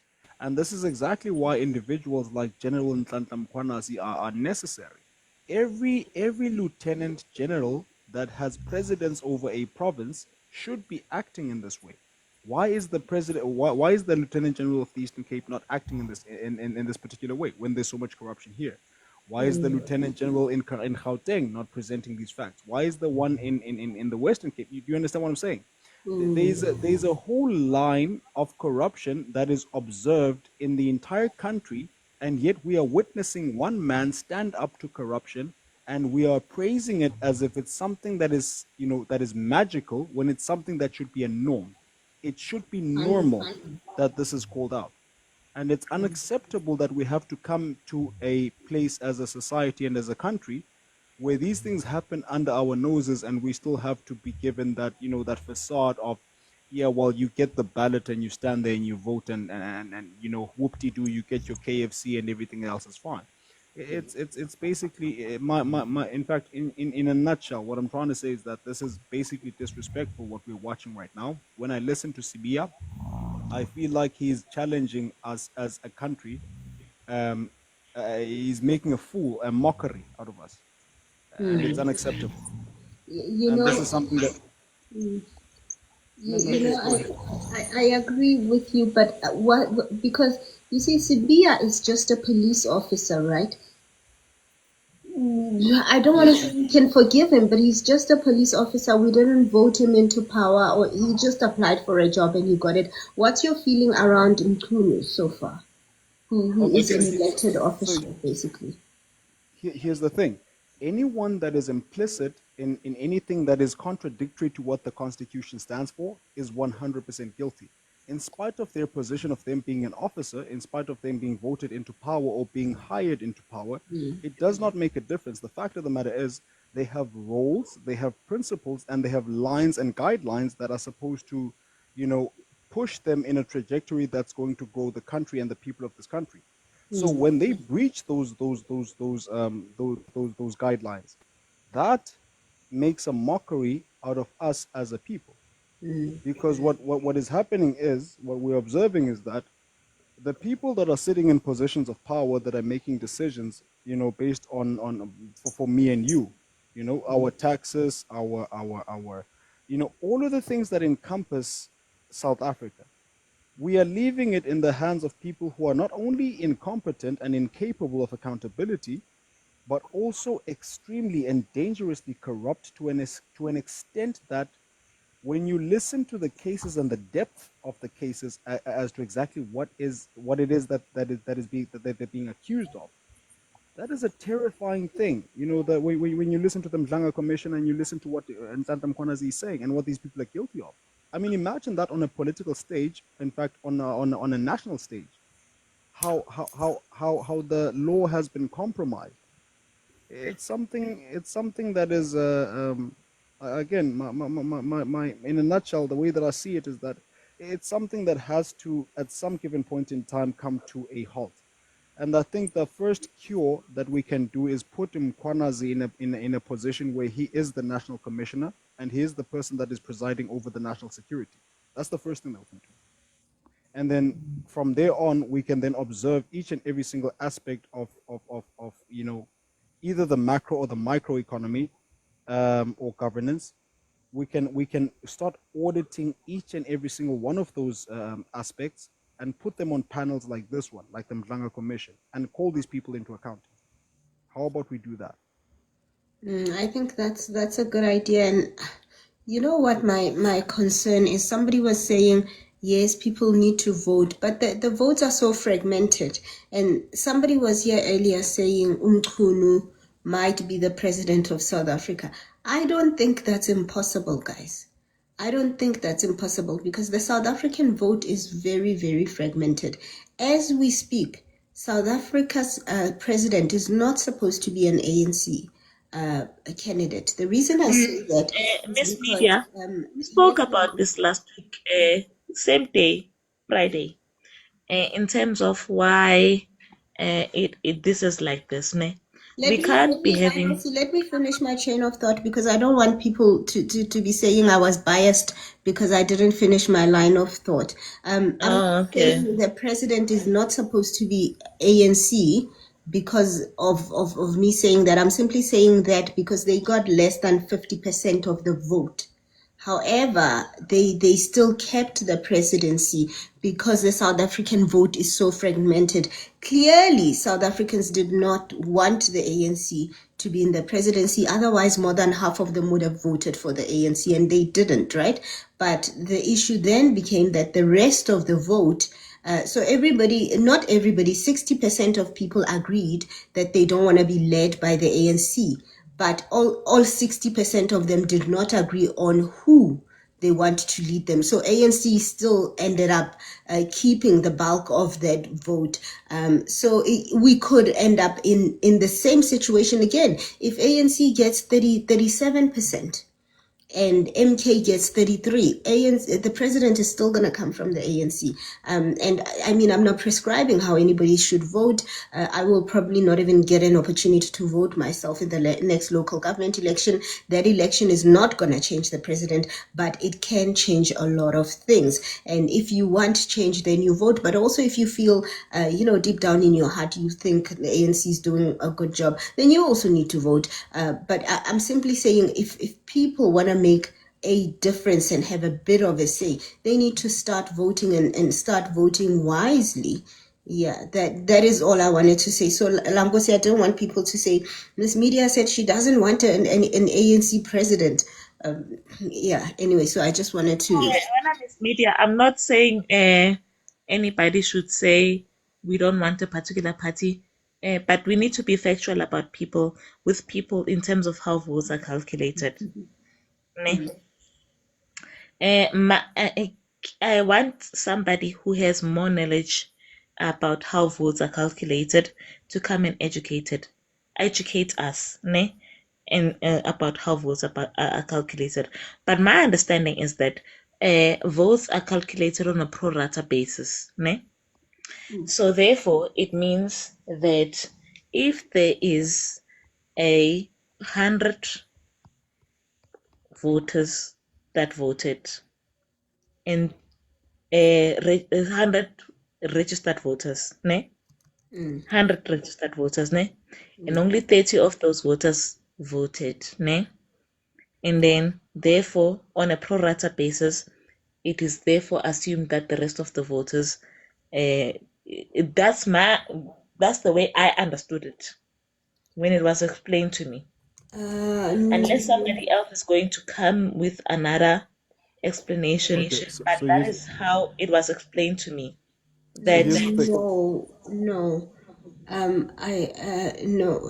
I think it's the House of Dani. Please go ahead. No. Sorry, I was just referring to. I was going to refer to the whole ANC tangent. I just wanted to quickly tear that apart, like I was doing in the comment section right there. The ANC has encompassed anything else that is. They've encompassed nothing that represents leadership. What they have done is compromise the country to an extent where we are now a laughing stock for the rest of the world. That's what they've done. In fact, we when we look at our history, we look at the apartheid government that unalived its people, and now you're also looking at a government that is starving its people. So which one is worse? You understand? So in 30 years of power, where you have demonstrated 23.4 trillion rand of misuse in terms of funds, that is by far the most appalling thing that I've ever seen in terms of business ethics and everything else that encompasses leadership. So yeah, that's just in a nutshell. Sorry, I was just basically speaking towards that fact. Can I ask something, House, ne? If for one day, ne? If for one day, we can actually do a protest, ne? A silent protest, ne? If for one day we don't trade on the JSE. So here's the thing. On multiple platforms, we have presented many boycotts, much like one that you're presenting right now for the JSE, or where in fact there have been many on multitudes, where we have presented boycotts to say that we are not going to do this, we are not going to do that, and yet still the ANC is still in power. Yet still we are still under the same governance. We are still under the same, we're still privy to the same, the consequences. They remain the same. We have still the same people that put us at a disposition as a people. So if that is so the gist of what I'm saying is that in spite of what we might strike and boycott, the actual change that needs to happen is that there needs to be a change in regime. There needs to be competence that replaces incompetence that is sitting in positions of power right now. That's what we need. Not boycott. It doesn't work otherwise. Otherwise, it's not gonna work. You know what I'm trying to find when I House, ne? It's not that I'm trying to boycott or anything like that, ne? Because the ANC, to be quite honest, ibanjelwe idlozi. And when I say that, abogogo nabomkhulu will still vote for them. I don't know what that means. Ngisho ukuthi like the old parents who are from apartheid regime, who come from exile. I get what you mean. Go ahead. So, amadlozi to those people who come from exile, who are still living, those are the ones who are still voting for the ANC. But you know what, Lankosi, let me before House you respond to that. It's because also young people do not talk to their families about elections. Everybody just goes about their way. That's why the other day I made an example. I said my grandmother, who's now late, there was one election that I went to her house after I voted. And I said to her, so who did you vote for? And she was like, oh, I voted for EFF. And I was like, why? And she said, I like that boy. And I was like, what do you mean? You like that? I like that. You know why I like that, ne? When I miss media. You know why I like that, ne? It represents something other than I voted for you because you brought me liberation. But you see, Lankosi, this is what I'm saying, that sometimes it's not that these people are just voting for the ANC or they're married to the ANC. Some are, but some you can have a conversation with them, but we also don't make the effort to have a conversation. At that time when my grandmother voted for EFF, I didn't even know that she knew about EFF. She must have seen them on TV or something. I didn't even know. So I was shocked. So I think we also have a duty to not force our parents and grandparents to vote a certain way, but at least have the conversation with them, tell them what's happening at Madlanga, tell them what's happening at the ad hoc committee. But also, Lankosi, I wanted to answer your question about votes, because I think that's very important to address. Votes in South Africa are counted one by one, individually, the way you would count anything. Then they prorate the seats. So you have 400 seats in parliament, and then obviously they cannot give everybody the seats, then they prorate the seats. But your vote is just one vote, it's just one. The way That's what I was alluding to. Like so one by one, and then from there. Do you know why the Kiss Party had a seat every year? It's for people like me who didn't trust anybody. We always voted for the Kiss Party because we looked at everybody and we were like, no. At least the keep it simple party. We know you're not going to win, but we are going to vote for you because we don't have an option but to vote for you. Kiss Party.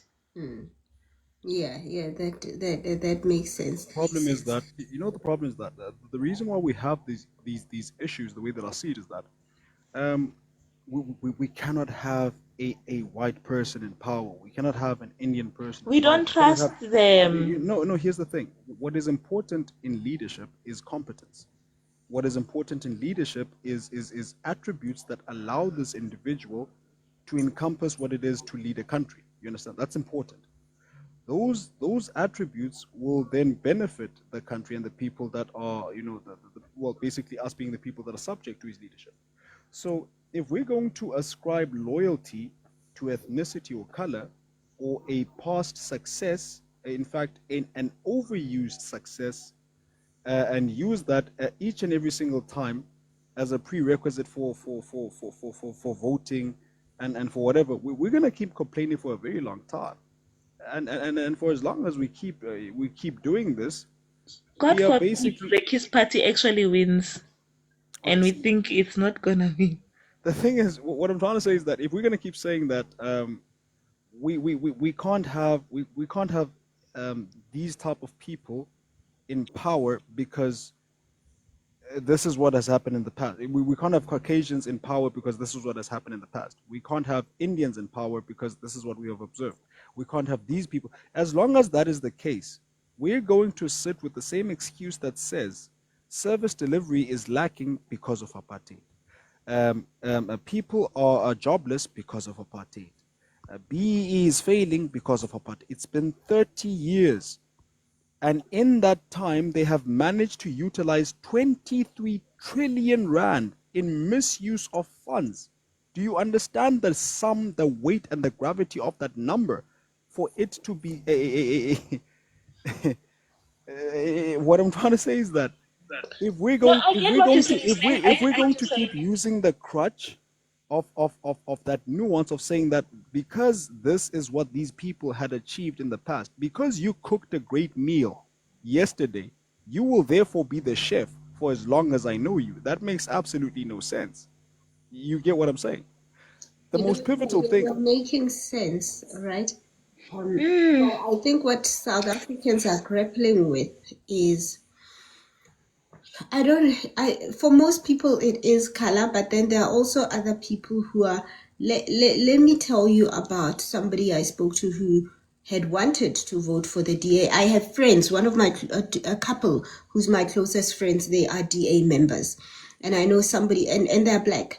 And I know somebody else that wanted to vote for the DA, right? But now and then certain things come up because remember, people are looking for a party that they can trust. And I had a conversation with this person because obviously, I think I'm talking mostly to people about elections. And last week they said, I trusted the DA not because of color or anything, but I thought they were one of the most moral parties in the country. And so I got very disappointed when they didn't recuse themselves after one of their members was implicated in an issue in parliament. So I think a lot of parties, including the DA, the ANC, let's not even count the ANC, I'll count the other alternative parties, a lot of them are finding themselves wanting in terms of how they prioritize their identity as a party versus protecting their members. And the DA has done well in protecting their members, for not protecting their members, like acting quickly on corruption and issues like that. For instance, That's a lie. That's a there lie. was. That's a lie. Can If I that finish was my true, train of thought, and then okay. you can rebut? So, for example, there was some guy who was accused of being racist, and he was let go or disciplined. There was that one who was let go by Ramaphosa, but he was let go. And then came the commission, and then one of them was implicated, and then they wouldn't remove her. So that was a little bit inconsistent for them. So I think the challenge is that for most people, almost, no, I'm not talking about people with political parties. I'm not talking about people who belong to certain political parties. I'm talking about people like me. I don't belong to any political parties. I don't know who I'm going to vote for, right? So right now I'm watching and I'm seeing what everybody is doing. And you are seeing them not want to recuse their member, even though the member is accused of something in this ad hoc committee. Then you are like, oh, double standards. And then you see PA do something else, and you're like, oh, is that how you think?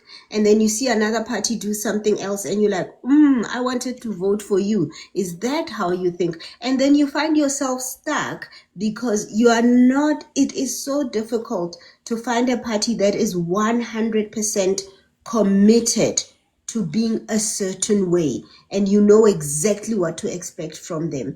A lot of them are having an identity crisis. Lankosi, please go ahead. Okay. Just a second before I want to answer you. Manguzula, that's what I was doing in my mind. Process of elimination. I've eliminated everyone. Okay. For me, when I assess the party, I don't assess it based on the person reputation, ne? But based on past actions in a district, ne? So there was Helen Zille who built toilets without covering once upon a time, and then everybody's going to brush over it as if it's nothing, ne? And then we are not going to forget about the Great Wall of Midrand, which is still there, by the way. Great Wall of Midrand between Tembisa and Midrand, it's still there. They have not demolished it. The us and them. That, I think that wall should never be demolished. It's a political statement, us and them. This is where they end, and this is where we begin. The Great Wall of Midrand, where Tembisa citizens said, you know what they did, the DA, when they took over the Midrand area. So they won the local municipal party elections in Midrand and Tembisa area. What they did is that they took on a third-party provider to supply electricity to sell the vouchers. You know, the vouchers for when you buy electricity to citizens. What then does is that it creates an extra cost to the end user. If anybody doesn't know that, if you've never lived in an estate like that, then I don't know, you'll never understand. Isn't that common I have. practice in South Africa, though?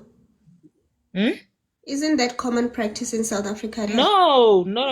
You must buy electricity direct from Eskom. It's cheaper. Yes, you must, but that's not how it happens in our municipalities. No, I buy in my house. I buy electricity direct from Eskom. Some people do, but many do not. In my knowledge, there are many. No. What happens is that the more third parties that you employ to provide electricity, you're trumping up the costs. Yes, And that is true. You're trumping up the costs to a society that is already disadvantaged. What purpose does it serve? Yes, but I am saying I understand and I agree with you that it increases the cost. But I'm also saying many municipalities in South Africa use third parties electricity suppliers. It's not only those ones. It's not an isolated situation where the DA did this. No, yes, I'm it not can be that protecting the ukuthi DA. many I'm use simply that, ne? saying it happens It can in be many that places. many societies use that when I miss me, ne? I'm not disputing that. It's that part is not in dispute. But then when you assessed your community, did you think that it would be better for them to use a third party provider as opposed to buying directly from Eskom? Yes, Lankosi, that is true what you are saying. But I'm saying many municipalities in South Africa do that. So it cannot be that because the DA did it, it's an anomaly. It's not strange. Am I making sense? It's not strange. It's what municipalities do, regardless of what party is running Is the it fair to municipality. the end user? No, It's not the fact ukuthi it's strange or not. Is it fair? There's a principle that we always in financial services. I work in the financial services industry, ne? Just because something is a norm doesn't mean that it's fair to the customer. So therefore, in assessing whether a custom is fair or not, you must place yourself in the shoes of the end user. Is it fair? Okay, so Lankosi, I've just pulled up a list of some municipalities that do this. I'm not Your saying argument, that no, it's you were not a saying, norm. no, I'm not disagreeing with you, but you were arguing that the DA did something bad which was not fair. And I am saying to you, you are correct. It is not fair. However, this is how many South African municipalities operate. So if you're going to say the DA did this bad thing, then you have to say George municipality also did this bad thing. Ekuruleni does it. Albert Lutuli does it. Alfred Duma local municipality does it too. So I am simply saying that argument is correct. And you are correct that electricity does become more expensive. But I think it's a generally practiced thing. It's not a special bad thing that the DA did to their people. So while I agree with what you are saying, I'm just not agreeing that what you are saying is a strong argument to say the DA was bad in the You first know place. what? And by the way, Why guys, it I'm not a becomes a DA bad person, thing, right? ne? Oh, you know how it becomes a bad thing when I miss media, ne? Mm. It's not that the DA. It doesn't matter which party that does it. In my view, ne? Yes. It doesn't matter which party does it, ne? In essence, basically, in an already strained society that is strained ukuthi I'm still ngisahlanganisa imali yeshebo I don't know if it's okay for me to speak my native language. Ngisahlanganisa imali yeshebo and ngisahlanganisa ini and then on top of that wena uzongicabeza ngendaba yokuthi kumele ngibhadale ugesi, kumele ngibhadale nesupply yakho yogesi, nani nani nani nani nani nani nani kuyilokhu hayi kuba kuningi shem, kuningi, it's a lot. It's a lot. Thank you very much, Tingwana. I always struggle to read your name because of the font you are using. Yeah, thank you very much, Lankosi. I understand completely what you're saying, and I'm not disagreeing Uthi with you. ngwana angeke asikhona le Yeah, yona. I'm struggling. I always struggle to I read know that. I can't. I've got an eyesight problem. And manje kuyi-Friday engaka ngizofaka ama-specs. Wena uzofuna ukungihlaza. Okay. Ufuna ukungihlaza ngikhipha ama-specs manje. Okay, so guys, please tap on your screen. If you're new to the live, please click on my profile picture and hit the red button that says FOLLO. But anyway, we can just talk about it on a general, like everybody akhulume ukuthi what their views are. But Yes. for me, I was like, yo, guys, we are already strained as a society. It is a And lot. then That's why they had a strike in Tembisa because of that, because they were increasing electricity and then they put a levy, increased electricity 2 months later, they put a levy. But let's hear what young chairman has to say. Oh, you're young chairman of Tembisa. You're the right person. Young chairman of Tembisa. Please go ahead. You are the right person. Yeah, good day, everyone. Good day to you. Yeah, I call myself young chairman of Tembisa because I'm one of the active young people who are trying to uplift the young people yabo, when it comes to sports. Yabo. I have an organization called Imvuselelo Sporting Organization. I started it in 2021. So the organization basically it's fighting drugs and crime in the community by hosting sports events during the school holidays, of which it has done well in the past years. I can say more than 20 young people have professional contracts in sports. There's players that are playing for Kaizer Chiefs, Orlando Pirates, that comes from the tournament that I've been hosting in the past years, even today. So my reason to come to this platform is that, you know, I've been following the ad hoc committee and the commission, and General Mkwana has raised a big concern when it comes to drugs. You understand? We have a serious drug problems in our communities these nowadays, and me in the community of Tembisa where I stay, every day there's a case of a murder, and those murders are done by young people who are into drugs. At first, we used to complain about nyaupe, but now there's a drug that is taking over. It's called crystal, of which General Mkwanazi spoke about it to say, these drugs are the ones that makes these young people to do these horrible things, to even kill people, abuse their parents and everything. But me, I'm here to blame our leaders when it comes to that, because if you can look at what happened in 1976, young people went to the street to fight for their rights and for better education.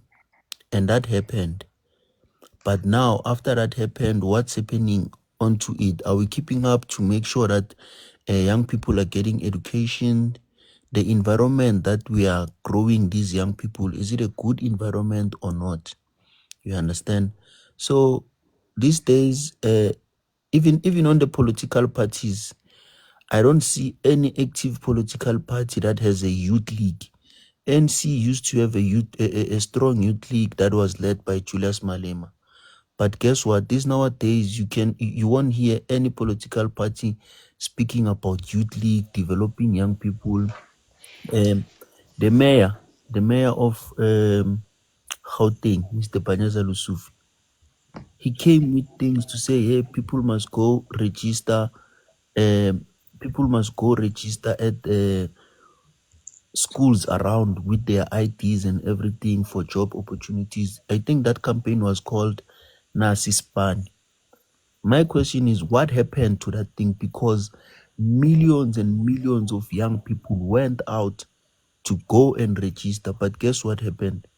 There is not even one day where we heard that Nasi Spani has employed 10 people, Nasi Spani has employed young kids. For me, I feel like, and that thing happened during the elections.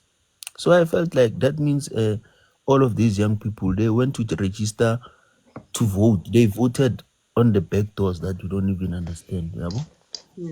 And then yet, if you look at the Amapanyaza, if you can go look at the people who are working there as Amapanyaza, I'm telling you, it's old people, it's people who can't even run 5 meters. Then you ask yourself, where do we put the young people? You understand? And those people, it's people that are taken from homes to say, hey, kunomsebenzi asambeni. The youth, it's being ignored, and trust me, crime is not gonna go down because of the drugs are all over. If now you can go out and speak to a young person, he's gonna what mindset do you have? Do you have any plan of a business? He's gonna tell you, I made a plan that I have. I want to sell drugs. There's money in drugs. We have sports facilities that have been abandoned.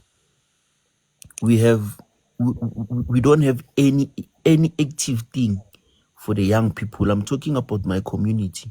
There's nothing that it's focusing on youth. You understand? And yet, that time we say we want to fight crime, we want to grow young people.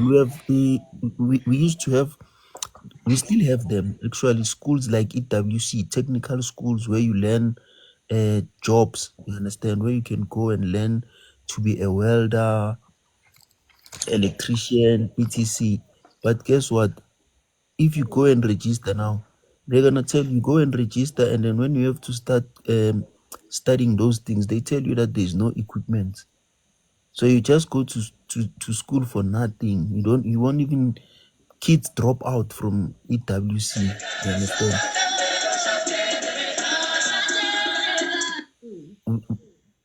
We don't see any growth from young people. You understand? We are just being ignored, and all we have to see, all we have to serve here in this country as young people is to fight for ourselves. You understand? There's nothing that motivates young people, and this thing is really affecting. I'm telling you, in the next coming 10 years or 15 years, we will be living in a country of young druggies. We won't have healthy youth that we can say tomorrow this is the president of tomorrow. If you can go out and walk around the streets, there is no young person that you can say, this might be the next president. This might be the next doctor. You understand? We're no longer having those dreams as young people. The only dream that we have is to go into crime. You know, drug dealing. You understand? So General Mkhwana has even said that his young nephew, if I'm not mistaken, uthe umshana wakhe, Yes. he's into drugs, and that's a big problem. You understand? Even him as a general, he's dealing with that at home. So can you imagine if a general is dealing with a young person from his family that is a drug dealer, yet he's dealing with big criminals like this. So can you imagine that Not a drug dealer, a drug user. a Oh, drug user, user. sorry, yes, he's dealing with a drug user at home, and then yet he's dealing with he's running, he's chasing big drug dealers. You understand? So that's why I'm saying in the next 10, 15 years, the country will be dead. We won't have that positive thing to say this is what can change in our country. And yet, if you can look at our South African sports now, we are doing well, and that's the time where we need people to come and invest into our sports and developing young people. But guess what? We have a minister that is now having a professional team. He's up there. He doesn't care about the development structure. He has a team now. They took that boy that was in TA. I forgot his name. He's now in a Patriotic Alliance. That boy was coming good. He was roasting and exposing facilities that were built and not finished, and the money was eaten. But guess what? They took that boy, they put him under Patriotic Alliance, and then it was done. Wavale kumlomo. You understand? So those are the things that we need to look at as a country, because our kids are not in safe hands. We are not safe as youth. Thank you So very much, young man. yeah. Guys, all of you are saying No problem. Oh, sorry. All of you guys are saying I look tired. You know it's 9 p.m. for me. It's not even 10 p.m. And also I was telling somebody I was supposed to go live earlier, and I took a 3-hour nap during the day. So I don't know what's gonna happen to me if I try to go to bed now, because I already had a 3-hour nap today. So yeah, that's not happening anytime soon. But I am gonna go offline soon because I want to watch Married at First Sight. I found Married at First Sight, the French one. And hey, kubi laphayana ingathi kusemadlanga. like South Africa. I can't watch the South African one because in Korea you can't watch DSTV. Is it on Hayi DSTV? wena babambane ngehluthu. Really? You need a VPN to watch it DSTV. But somebody said I can get Hayi ngothenga i-VPN ngitshela babambane ngehluthu babizana ukuthi amaxoxo they insult yo. A South African one. Idlala kuphi? Which channel? Showmax. It's Showmax on DSTV. Showmax is not on DSTV, ne? In Showmax is a subsidiary at DSTV. Oh, but you need to subscribe separately for No, you can subscribe to Showmax without subscribing to DSTV. Oh, is it worth it? How much is it? The last time I checked, one device is like 50 rand. Oh, that's not too bad. I don't really watch TV at all. I only watch TV on the weekends. I watch Netflix. Oh, 59 rand is not bad. I must cancel Netflix and take Showmax. Netflix is like 200. The prosecutor. Oh, okay. I will get Showmax. Let me Google it now. And it's different from DSTV, right? Oh, they have a free trial. I'll do a free trial. 90. No, if you've got a friend or like South Africa on a Showmax, angakunikeza ama credentials. Oh, Chomingi. Just get VPN. Oh, Puchoni. I will ask around. I will ask But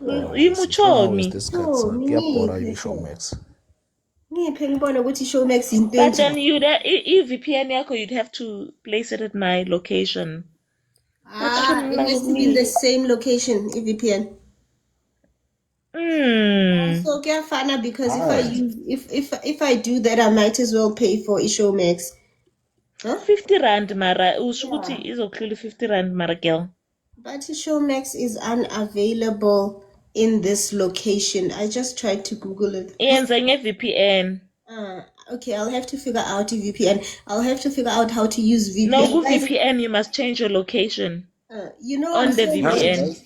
I'm so lazy. I don't even know how to use a good VPN. I used a VPN once when I was in China. No, if VPN, you must choose location. Uguti, what do you want? A location yako? Yes, VPN to show. I'm a VPN to use them. In Korea, if I go to a website and it needs VPN, I just give up. But which one should I use? On stream. Okay, let me try on stream. On stream VPN. Okay, try that. Thank you very much. I've just been watching the French one because that one is on Netflix. So I've just been watching that one. Uyibukele Netflix lately? I've been watching Married at First Sight, the French Netflix one on Netflix. Yeah. Amadoki uwabukelile? I bugela Utabo Bester. Hey, wena kuno Edkin. Miss Media. So oh, yes, sorry, Tingwana, yes, please go ahead. Hi.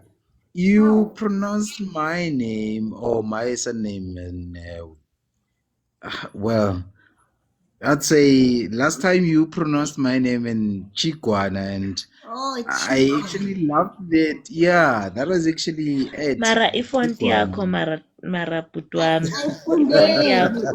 I'm sorry about that, guys. Sorry about that. Please go ahead. But it's actually Chikwana. Chikwana. Oh, Chikwana kanjani manje. Is that TJ? Usho kanjalo last time, right? Oh, last time I was smart. Yeah, maybe pussy wine girl. You're very smart that time. Very smart. Things change. Yeah, but Miss Media, in honest, just being honest, you always smart, and thank you for the content you give us. And I think it's way too valid because you always give us updates in terms of what is happening with regards to the newly updates, especially what is happening at the Madlanga and ad hoc. and I really do appreciate that. Thank you very much, Tikwana. Chikwana. Yes, my Chikwana. hello, ma. Upasile noma upasang. I would say it was not positive, but it was not the result of being positive or not. But let's say I failed. Let's say I failed.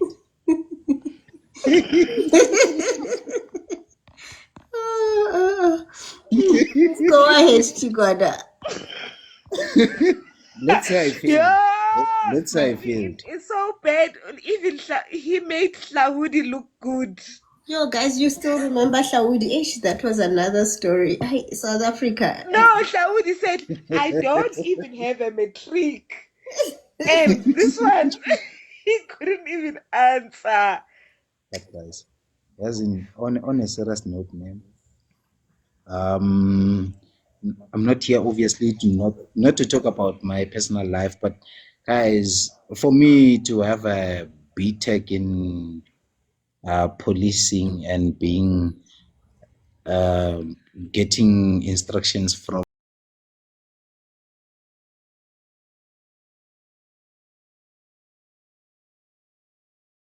Ngiyaxolisa. Miss, ngicela ungangishayi please. I think my brother, you are moving too quick. What you are saying, it's a serious problem. I'm sorry, I'm not controlling you, but I'm saying maybe some our Yamanto can have an input on that. Because serious, this thing of being led by abantu who are uneducated, it's a serious problem. Tiga, Yes. has been waiting. What do you mean, Tiga? Ushikwada has been waiting for so long, so let's just give him the grace to give his. Miss Media, I think you are misunderstanding Yes. the environment. Okay. Maybe in my efforts to try and but I think you're misunderstanding the environment, ne? So what Tika is saying is that he's supporting what Tikwana is saying, and it's like it's very problematic when you're being led by people who don't even know what you're doing. Oh, okay. I just heard the part where Diga is saying, "My brother, you're moving too fast." I just heard I think it's a matter of delivery. It's a language and one. But from what I understood, what he's saying, it's very problematic when you are being led by people who don't even know ukuthi ekuseni mawuvuka mawuthi uyespanini uyoyenzani. Okay, my apologies. Like tell me. I understand. Like tell me ukuthi ngiyenzani espanini. I've been led mina by people like that, ne? Ngifike espanini, ngishaye espan sami, ngiphume ngihambe. And then from there, bathi, oh no, this person is getting paid for nothing until the day I resigned. And then they're like, no, come back. I don't know if you understand. I understand. Thank you very much, Lankosi. Sorry about that, Tigwana. I thought it was a rebuttal already of what you were saying before you finished. No, that's what he was saying, which is problematic being led by people who don't know what you're doing. Oh, fantastic. No, it's fine. Sorry, guys, for disturbing. I'm really sorry. No worries, Tigger. I think I had it wrong. No, it's fine, Tigger. Fine, man. Fine. It's fine.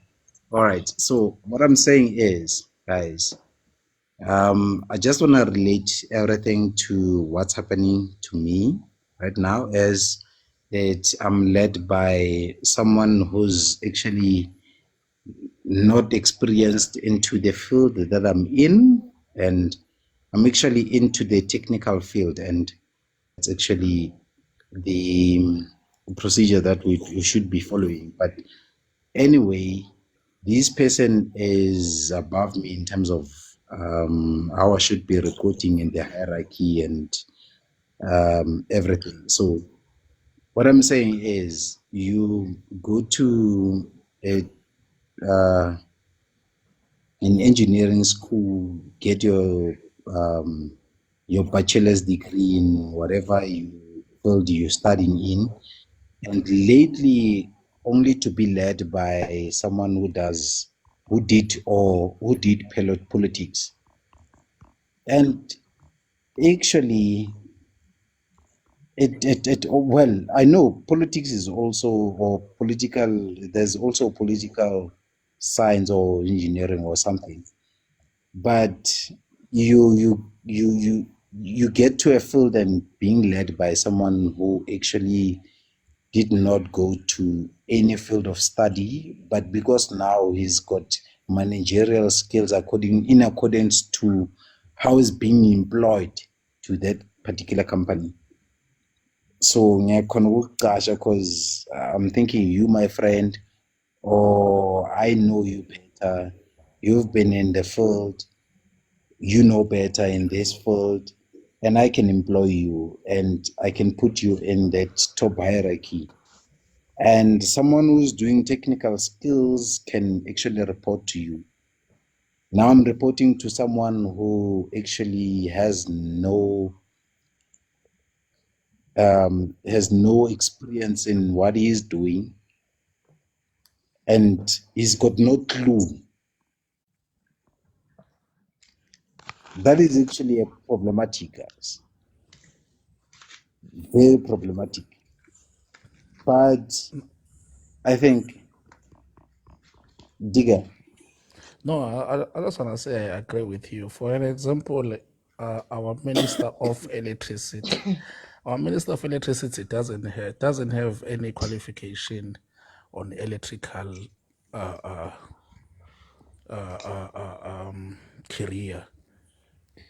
He's done I think mechanical or chemical. I think it's chemical. Chemical it's even worse. It doesn't relate even a little bit to electrical. At least mechanical. Who are we talking about? The Minister of Electricity. Remember, there is a minister strictly for electricity. We have a name and a surname. I'll confirm. Hey, What's his name and surname? Hey, I don't know the name of that guy. Got that man. He's Soto, I think. Maras, I have a laptop in front of me. We can easily confirm. Just check electrical minister.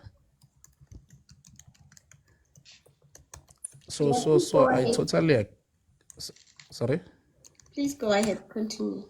No, I'm saying I totally agree with Ubafo. It's very sad to be led. Actually, I think that's our main problem here in South Africa. Because if you check, all our ministers doesn't have qualifications on the position they are holding. So it's very problematic. A minister will move from this position to this one, move from here to this one. Yeah, that guy.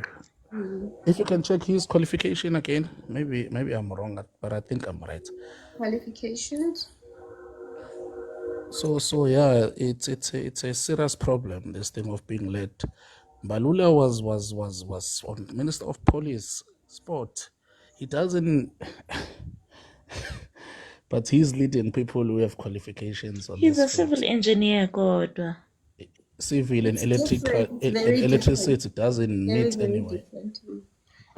Very different field, completely. So I'm speaking about this minister because I understand the engineering, because I'm in engineering as well. I understand what you're saying. I wanna ask. But no, my brother, it says that he's a civil engineer. He's a doctor in civil engineering.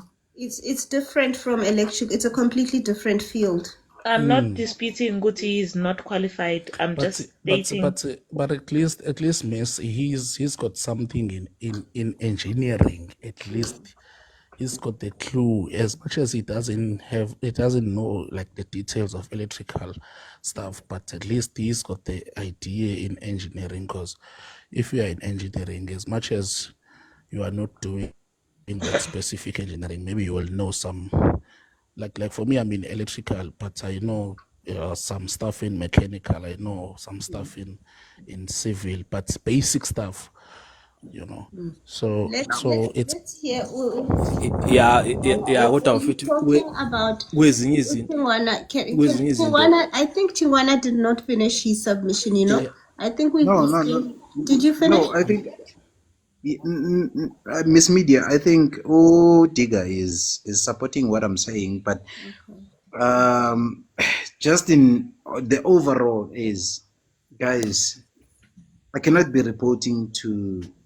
Okay, but okay, it's fine. Ukuthi nje kuyenzeka, but hey, kubuhlungu guys, because we go the learn, do practical experience. We go to the field and get our hands dirty, trying to improve ourselves and getting ourselves better. And at the end of the day, we get someone into the field that's not even experienced into the field and has no managerial skills, and that person is actually now managing you. Kubuhlungu, guys. I mean, it's way painful. So I'm thinking Odiga was supporting my input into this. Yeah, that is just that from my side. I just wanted to relate to that fact that Mkhwanazi said that if you take him to the mine and he's got no interest into the safety and mining industry and all that, and now you exposing him to that and you taking him to that field, he's not going to ask relevant questions in terms of what he should be asking. So yeah, that's just my submission. And guys, I'm so disappointed to Umkunu or into Umkunu for not taking cognizance of the Poppy Act. You can't be going around recording people, guys, for the fact that you're recording someone and you've got no consent. You cannot be going around and be recording people without their consent. Can I say something? Ne? There's a misconception with regards to recording people in regards to that. Ne?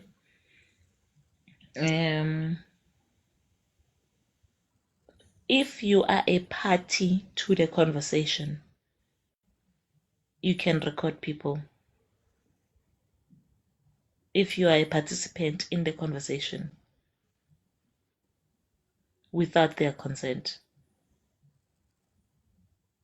But if you never participated in the conversation, that's a different conversation all on its own.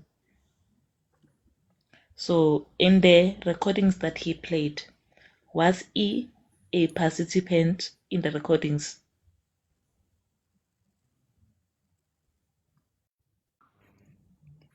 So it was not it was not illegal, guys, how that whole thing happened, right? If you consent yourself and you're the only one who consents, if you're part of the conversation, you can record. That recording can then be used for various legitimate purposes, including using it as evidence. If you are recording that conversation because somebody says, I want to unalive Miss Media, and you are recording it so that you can let me hear it and warn me that somebody wants to unalive me, there's nothing wrong with that. And they have taken this recording and they've used it as evidence at the commission. So legally, there's nothing wrong that they did. Legitimate legal reason. There's a clause in the Popia Act, legitimate legal reason. But that's why I'm saying that if they're using it as evidence, remember Mkhunu said he saw that as a threat. So according to Mkhunu, this recording is to show that he was being threatened. His life was being endangered. So that is a legitimate reason. And he has used it as evidence. not for any other reason. So legally, there won't be much to hold them on. But of course, ethically, recording people, telling people in your office to record other people, that's an ethical problem. And it might be even be a problem in terms of the Employment Act. But in terms of just the recording itself by itself, there's no legal The Popia Act justifies, I think it's 9 reasons why you can do it. It's 9, only 9 reasons why you can do it. And one of them is legitimate legal reason. If you feel, Uguti, there is a legitimate legal reason why you need to do it in the Popia Act. So I don't know. Yeah, no, guys, no legal lines were crossed. I know it feels weird to us, but no legal lines. But then it's a very thin line also, Miss Mead, because at the point, I think when he was recording, probably he was not sure if there is a legitimate legal reason. Well, according to the RICA Act as well, we're gonna go into the issue of publication, right? Of these things. But recording for yourself for any reason is okay. When you go to the Popia Act, we are now moving into the realm of distributing it or sharing this information. Yes. And this Yes. is not what I'm referring to. I'm referring to the provisions of the RICA Act where we talk about just recording, just the issue of recording itself. And what you then do with the recording, that's going to go into a whole other realm. But the act of recording and possessing that recording is okay. If you are party to that conversation. If you are a part of that conversation, it's not okay if you are not part of the conversation. So if your voice is nowhere in that conversation, I try. So guys, I just want to add. Sorry, I just want to add. Remember, Uguti, police. You have a right to record police if you feel like what's happening is not according to the law. So Umchunu can argue. Who by told saying, you that? You can. You yeah, can. the police. Who told you that? Lankosi, the police themselves brought out a press release like that just a week ago or two. They actually put it on social media that people must know that they are allowed to record the police. Yes. And it's not. So Umkhunu can argue by saying ukuthi Umkhwanazi he's a police, so he felt like what he's gonna say, what he's gonna do is not according to the law. That he was protecting himself, and then done. Oh, Jehovah's my God. I'm a technicalities. Let's hear other people. Let's give other people a turn. I'm a technicalities. I love these technicalities. Remember to tap on your screen, and also if you're new to the live, click on my profile picture and hit the FOLL. Miss Media. Remember, Miss Media, if you and I were representing Mkwanas, would you not love to be on the defense team? Like, it would be so nice to prepare if I like Mkwanas.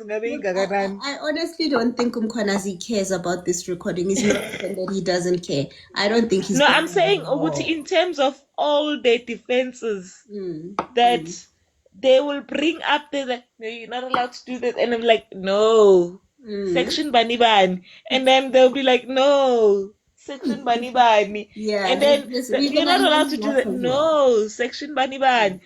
Right now, Sibia said, brought up Chris Excel. What's he social media.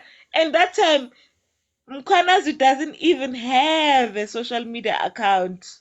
I think it's because they know that they basically almost can't be held accountable for anything they say there, so they're milking it. But Tandaka, let's hear what Tandaka has to say. Tandaka, how you doing? Yeah, P. Yeah, P. Guys, We are led South Africa. We have been led. Angisafuna ukuthatha kule issue ebikhuluma ngothingwane lapha. Issue of abantu babekwa ku-position without any experience for that department. It's painful. It is very painful the way even uMr Mkhunu beka-dismissa ngako indaba ka-Mr Mkhwanasi. Kushuthi akuna regard, akana a form of ukuthi yazini, you know what? Regardless of what is happening between the two of us, yes, your concerns are valid. Akunanto afuna ukuyi-admit lapha. Sorry, Puta. No, it's me. I played a video by mistake. Akho nto afuna ukuyi-admit wrong, and he was even actually asking ukuthi yini into wrong that you feel ukuthi I've omitted. Angiboni any wrongdoing that I have done la, and khona manje nina you're posing ukuthi ngathi there is something wrong that I did, and as a minister I took a decision. And akaboni any form of consultation anyway. I-position yakhe nje ufike wadampa lapha kwa-policing, and he doesn't consent to anyone, even I think to a point where he was actually supposed to say even the president cannot tell me what to do. So there is no policy in place for him to, when he make a decision and take a steps of go and consult. And yiyo lento esikhuluma ngayo ukuthi iba painful komkhwanazi, people who knows the policies of the procedure that needs to be done in policing, and then there you put someone that is arrogant and ongafuni even acknowledge ukuthi yazini, this where I made a mess la. And what pains me yesterday, to a point where he's saying that he told even the president decision I take. So our president knew all along about this issue Mkhunu. So he didn't see any wrongdoing. It was brushed off like, you know, it's something that you do every day. It's a norm. But imagine for the people abashonelwe, imagine for the people abanama cases that are open, imagine for someone who's sitting in jail, angakanikwa nje at the time in court ukuthi azozidefend if you're innocent, and then someone for yena kuba nje a normal thing that you do just to take a decision and then just guys, I don't wanna lie. And for you, submitted ngendaba reported to people who do not have the qualification for that position. Yay, you have to come to private sector.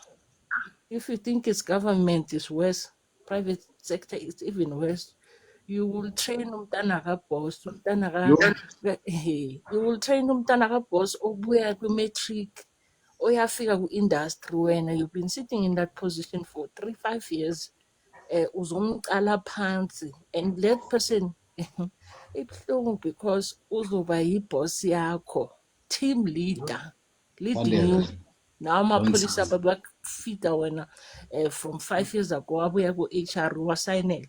That person will figure today and you're going to train that person. That's how it works. That's how painful it is in South Africa to be an employee, especially emnyama. Thandeka, I know what you're talking about, ne? My boss thought he could replace me, ne? Until he discovered the day ukuthi I'm one of 37 who have a license yokuyenza lento engiyenzayo. So basically, I'm one of 37 people in the whole of 63 million people in this country. There's only 37 people in this country that can do what I do. And then wakhuluma isibhunu acabanga ukuthi angisazi isibhunu, athukana ayi-1 ahleli la eceleni kwami acabanga ukuthi angisizi isibhunu. And then bheka-ke, angithi mina ngisangoma, ngaqeda lapho ngamqedelela ngamphephetha ngathi Thekwena ngijwayela kabi. Lankosi yazi phinde kube buhlungu kakhulu ne just to be neutral nyana kancane, because now it happens, and this thing actually happens in government and private sector, and I think in private sector actually yenzeka kakhulu, because now we actually being employed to some people that are actually there because of their relatives to, you know, the boss or something. And ibuhlungu kanjalo because now you actually don't know where to run to, because even if you report to your descendants, you know with my descendants Utwami, actually. Tingwane, ngitshele, to do what I do, you need a license for yona. If I'm not driving, you need a license. It looks simple, lento engiyenzayo. On a daily basis, it looks simple. But to do what I do, you need a license. And to get that license, 5 years of, first of all, is 2 years.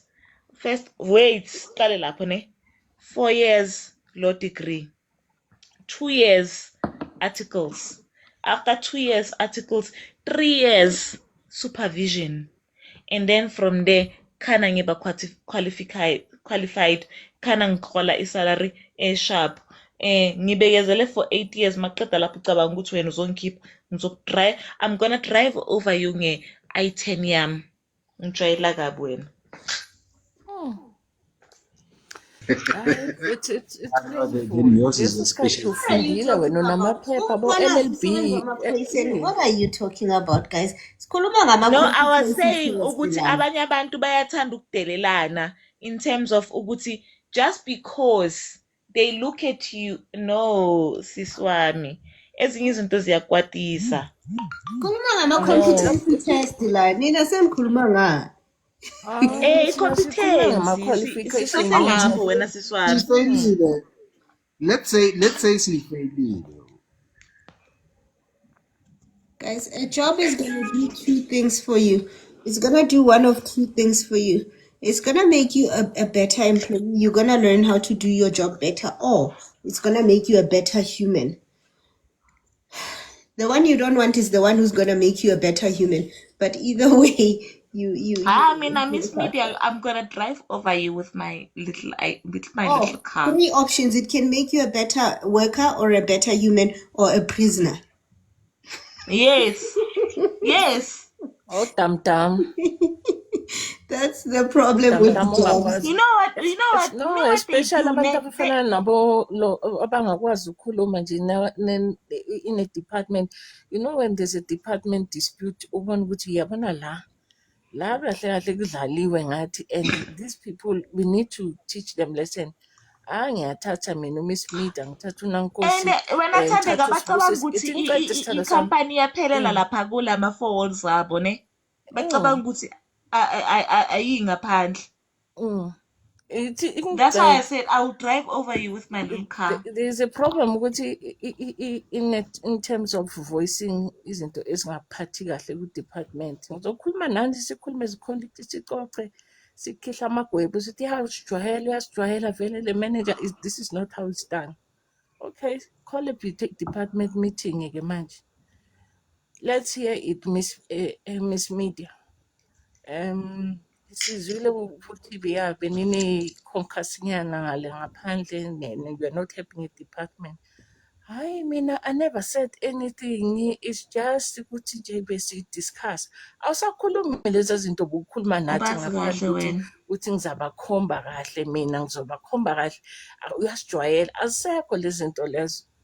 If akukhona abanye abantu abanjalo, and those are the people who are dragging us to the drain. I want to respond to what you said, but mawuceda. No, guys, No, it's fine. in case bangixosha, what if my boss is listening to this thing? Guys, ngiyajoka ne. I'm serious.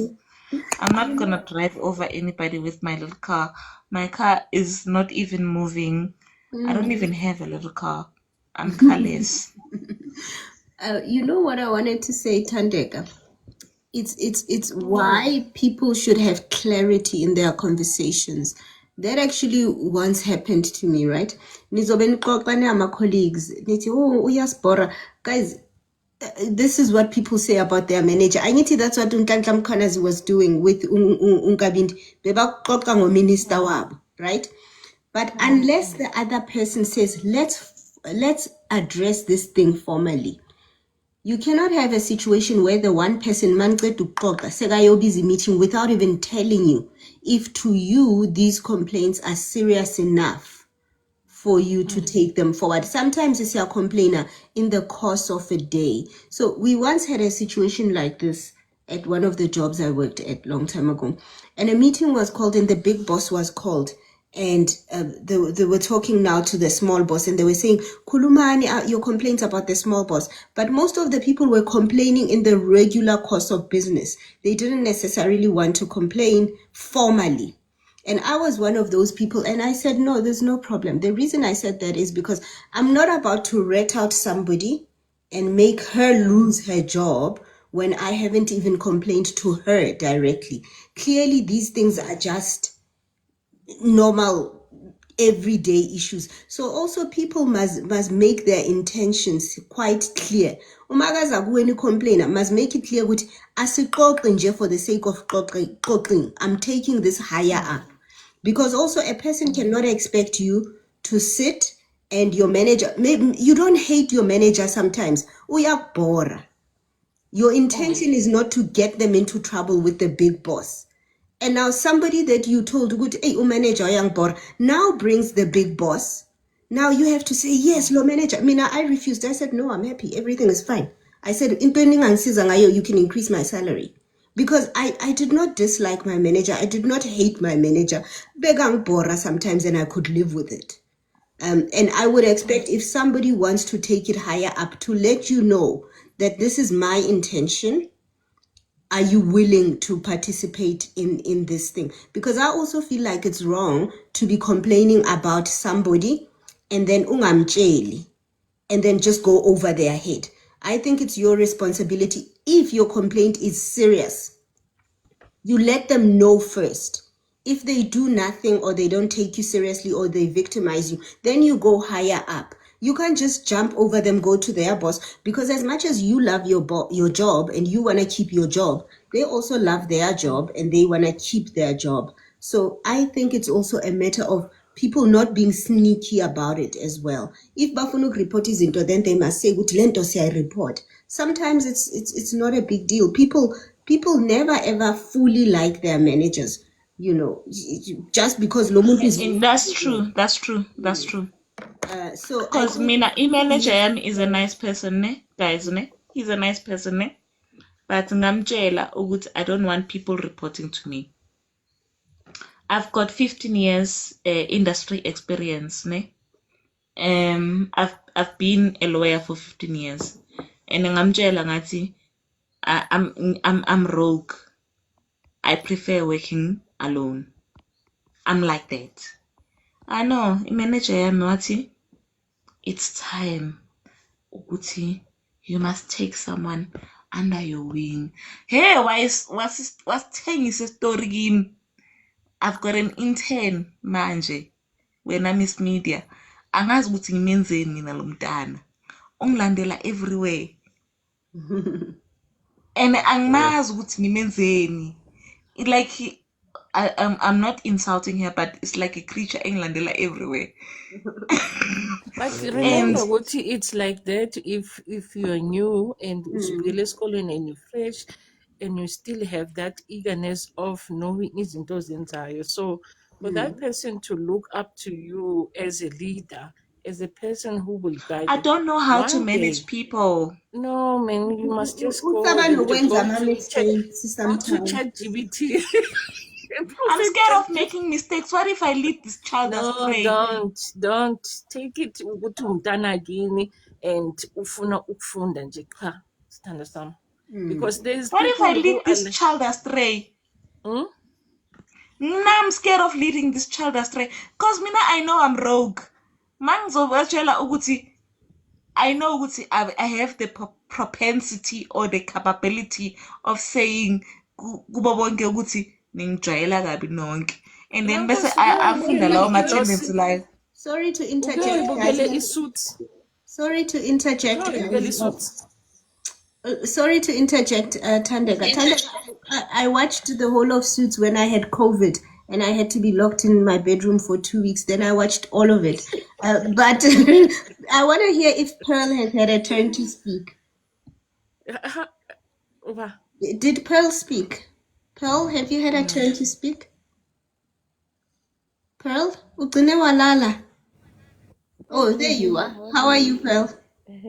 I'm good, and you? I'm very well, thank Hey, you. good evening. But thank you for the opportunity. Just to say, add on what Pearl, awuzwakali kahle shamsi A sami. little bit louder, Pearl. Hear me now? Yes. Yes, much Okay, I was on my better. headphones. Yeah. Lovely. Sorry. Just to say, thank you again. Just to add on statements Tandega, I think growing up would always wanted to be in the government sector and so forth. Excuse me. But then school private. It's sad because it's a two world where it's black and white. And then nabo they wanna prove ukuthi bani. So here you are with school and the years of experience and so forth, and uzofundisa umntwana wakhe okhulela phambi kwamehlo wakho makaqeda isikolo matric even, and then you teach them to be in your position or even above that. How do you address that child? How do you like you be in a situation do you now respect or guide or and the child being told kahle ukuthi ayikho into azokutshela yona lo. So it's I'm just adding the statement because it's so sad. Currently I'm off. I don't know if I mentioned it before. I'm currently on disability plan where I was off since the 26th of August ngangena esibhedlela till 20 September. I underwent a surgery, a lung biopsy. We didn't know what was wrong with me. The diagnosis says it's pulmonary fibrosis. So I struggle to breathe. And umsebenzi wami is always on the road. So the heat is something else. But what I'm trying to say is they're looking at their best interest and they're like, okay, it's peak season. What do we do? Senzanjani, uyagijima sisi or what? Thinking to say my well-being, ngapha abantwana bami, what? And the company is saying we'll support you. And don't know if it's right to mention it's a company by Jews. So with that given, we don't know where we stand. I'm not scared in a way, but I'm just trying to say, should hit the fan, what do we do? And how do I, with the laws, like Kosi, please advise, indlela inqubekelo yaphambili, where do I stand? Asinamaloya ekhaya. Can you yeah. dismiss Maukul? Anguzama? Is it a South African company? It's a small one. It's international, I'm not sure, but I've been with them for over 15 years. Oh, but back on in South Africa, they had offices in South Africa. Yes, back on. Yes, So back on. it means then they have to follow our labor laws. So okay. So I think you will be fine because we can't dismiss you. As media, if they followed our labor laws, OCC would be at a disadvantage. Why is that? For a situation like this, fibrosis in my lungs, there is no cure. Yes, it's untreatable. It's treatable, but yeah, true. There is no cure. But does it make you Yes. unable to work? Yes, I'm Uh, currently on oxygen support in the house. yeah, it means you can't go into the office. You have to work remotely Yes. most of the time. Yeah, I can't move around. I can't be around polluted air. I just have to be indoors. So we Yeah, are just understand the disease impact. Oh, I didn't know, Pearl. Oh, wow. That is quite challenging. You know, I thought it was just a temporary situation. No, no, no, no, no, no, no, no, no, no. no. So It's a permanent situation. Ewukuthi, hey, Jehovah's Magat. it's But sad, can't ma. the But company change her Hey, position? like why? no, Ngo-5 o'clock we ekuseni. can Pearl. we just please, Pepisan. We were in the Why process of uzongikhalisa ngo-5 o'clock ekuseni? Ngiyaxolisa, mama. We in the process of discussing a new position in next year because the doctor has booked me off until 31st of December. Oh, Jehovah. Reason being, I need to You know readmit what they're myself. doing right now, ne? Can I tell you what they're doing right now? They're not preparing for you to move up in any other position. Instead, anybody they hire right now, they know, in as much as I know, it's incurable, and we are just talking about is cut. How long do you have? Okay. How long do you have? What did your doctor? How honest was your doctor? How long How do you long have? do let me tell you, they said 5 to 10 years. But now it is what it is, but I don't want to put it in my mind. Number two, akunankulunkulu emhlabeni man. Stay positive and believe, and yeah, it is what it is. But what I'm trying to say is the plan that they put me in, but it will support me for 3 to 6 months. I don't know if I'm making sense. And then we will discuss the position within the group from next year because the field is a no-no, the office is a no-no. So we in the essential environment where I deal with food. So we're now looking more into logistics, replenishment planner, and so forth. So it's something that I have been doing, but now I need paper for it. So in this 3 months left is where I was now looking at upskilling myself with some logistics, procurement, so things like that. So I didn't ask for this. Unfortunately, now I need to be supported by my health team because they've asked for a full medical report. So in that given, I'm following up, I'm doing that, and then I need to do a handover. So I just wanted to have clarity because I know HR is not my friend now. I just needed clarity to know what's the way forward. Let me sit back because I've submitted all the relevant documents that they've asked for. And yes, positiveness is the key. Thank you, Edke. And I'm glad I've got the support from my parents, especially my dad, the kids and all that. But given in the public sector, I was just on that point when Sister would singajabuleli government and but the public sector is also just a whole lot on its side, I'm so yeah. posting a link. What I would have Can I just advised, ne? get in go Pel Pel? I'm sorry that you're going through this. I didn't realize the way you just said it. It was like just another maybe 2-3 months out of the office. So I'm really sorry that you're going through this. I cannot imagine how it must be because now you have to worry about being healthy, but also kunalendaba le sitting on your shoulders. You are that is not nice. Mina when I spell ne, I know it's gonna be selfish, mina, but it's done, it's done.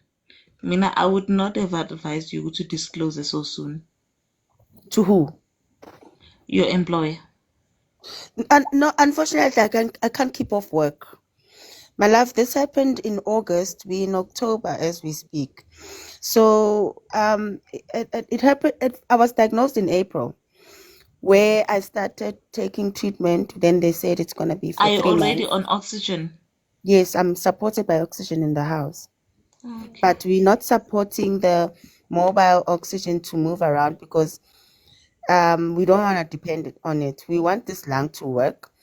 The treatment is steroids. It's yeah, it's a lot, but sorry, we need to also look at my well-being njengesisho ukuba ngaphandle nalo moya. Where did you used to stay?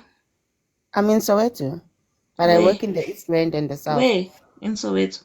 Naledi Extension 2. Mamela, there's a class action. Yeah. Where? Mamela, yakhumbula eSoweto when they built Soweto. They put roof. They Okay, put I can't. roof where Orlando, they've already gone through that, ne? But the rest of Soweto has not gone through that, ne? I don't know who's managing the class action, ne? So what's happening is that, ne? What you're going through is not your fault. So a roof that they used to put on, they were asbestos roof.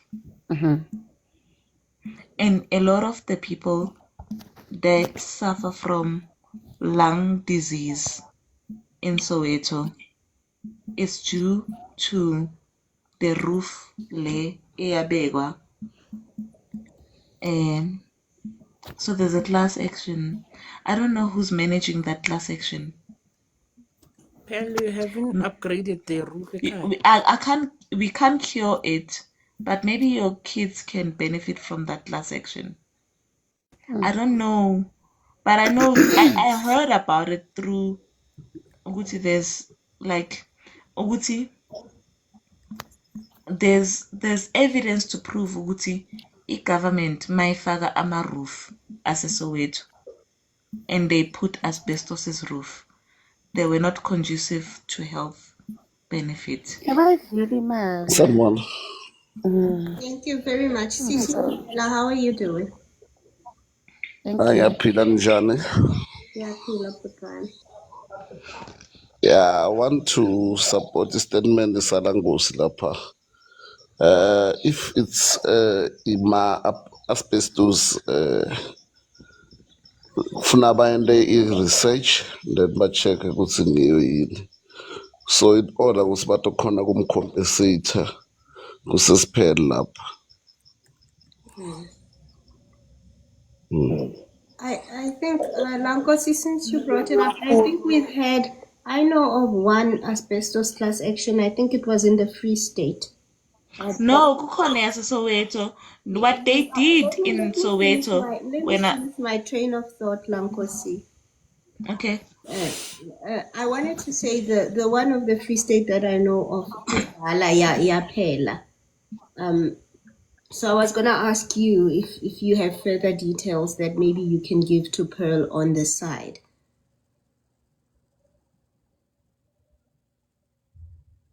I was going to say abantu base-Orlando collectively they made a class action.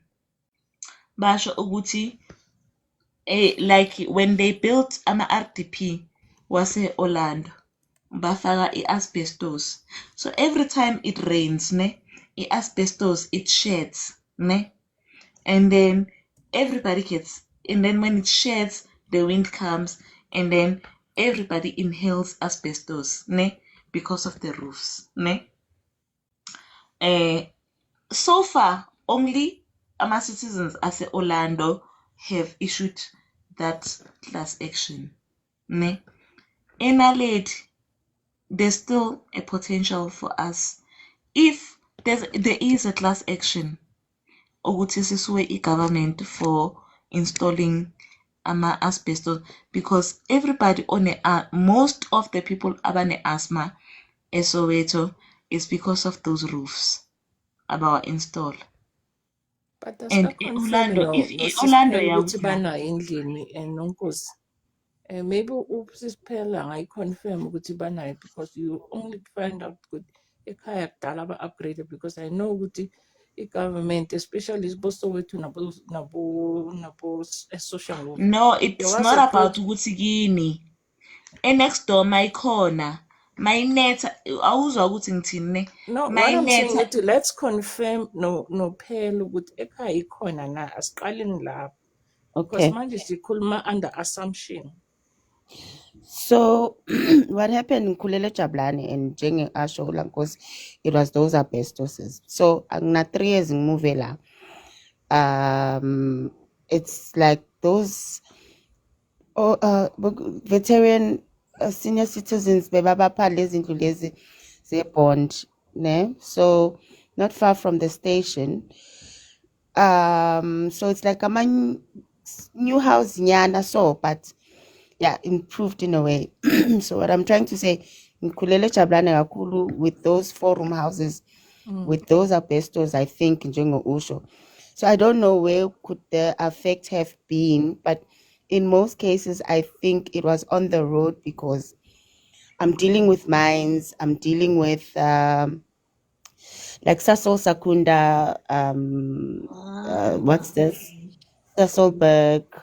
So the environment has been very toxic in a way. I wouldn't know where it has catch up because when I started, I was retrenched in 2019. Then COVID came, and then in 2022, I got rehired by the same company, and then I had to produce my COVID certificate where I haven't tested. So signing the contract, everything done, and then like, can we have your certificate? I'm like, no, I didn't take it. So unfortunately, we can't hire you. We need that. Sorry. So in that given, I was like, oh, it's a personal choice. But then I went, I think at that time, Bukona lay 2 weeks. Ngabuya kuba ngabatshela ukuthi, so it's 2 weeks, but no, we'll wait for you. And then, yeah, 6 months down the line, the lockdown was uplifted. I was so sad. It was devastating because only after then I started getting sick. Vaccine. And yes, and I that's the thing. I can't explain it, but I'm happy that I came to terms of what I know. What am I dealing with? Sorry. I am sharing a link lapha ngizoyiposta la on our chat or ngicela ngiyithumele umsharele yona kwi-DM okay. because manje angeke akhona ukuyikhophisha. Yeah, Okay, thank you. it's just ama-lawyers lawa dealing with labor issues, and in your case, what to do with your condition. Bakhona na Facebook. I normally see them posting a whole lot of things. They deal with labor issues.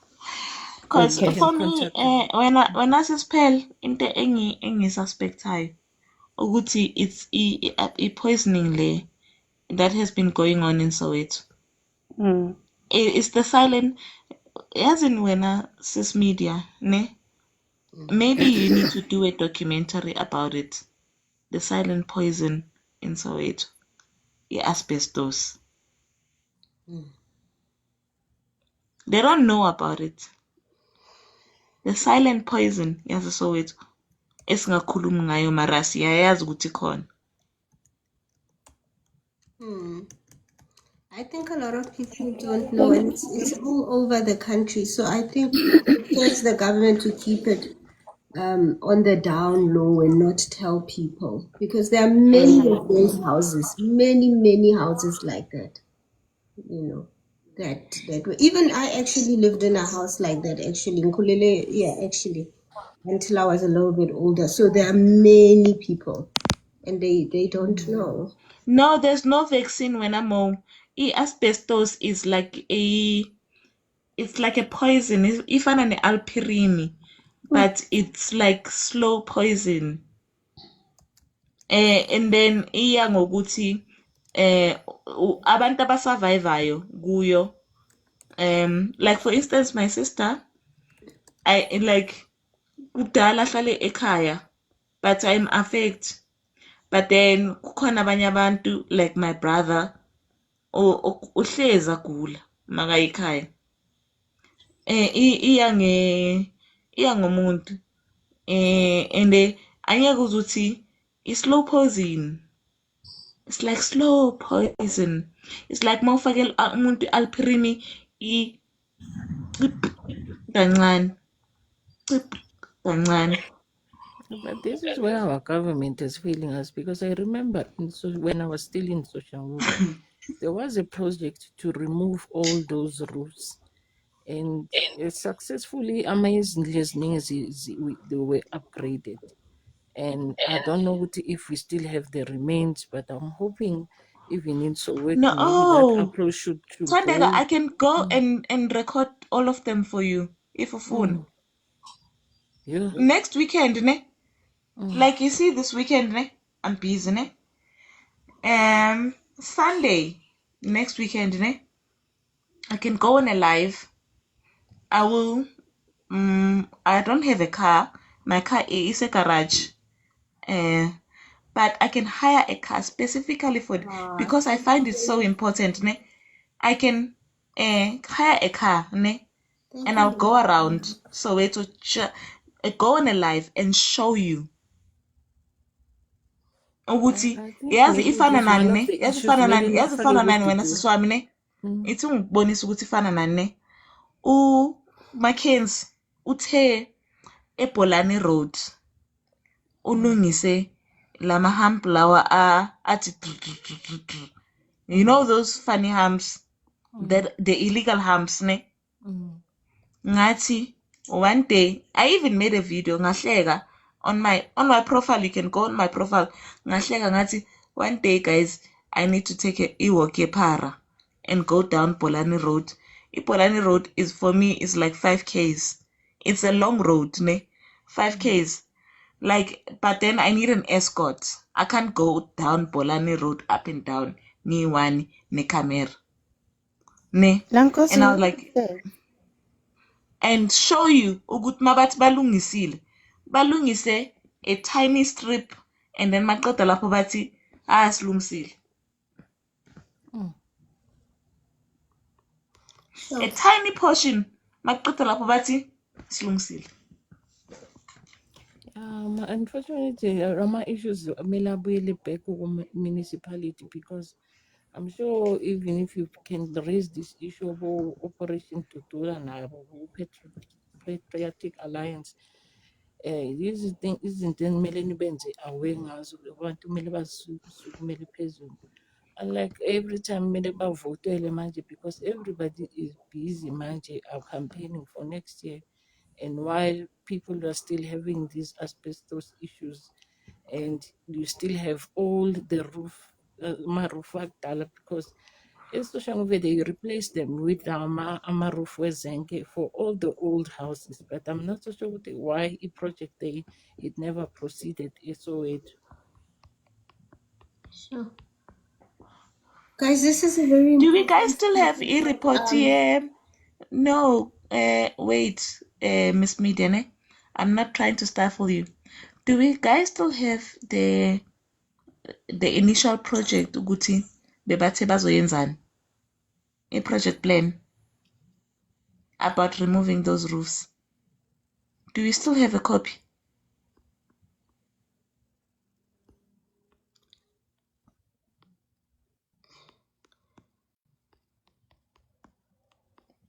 Or do we have somebody who can access the copy of what was supposed to be done ngama asbestos roof? yeah, they will need to be removed completely. Yes, do we have a report about that?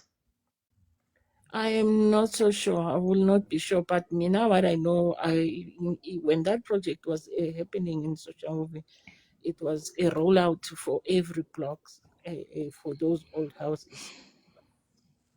I know ukuthi there was a report about that. Do we have a copy of the report? It should be on media. On if we can maybe Google it, it should be there. And then we compare what.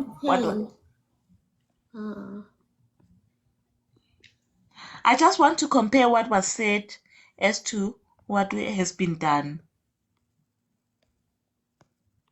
Yeah, I'm sure you can just do that on your own capacity. Maybe Google it should be there.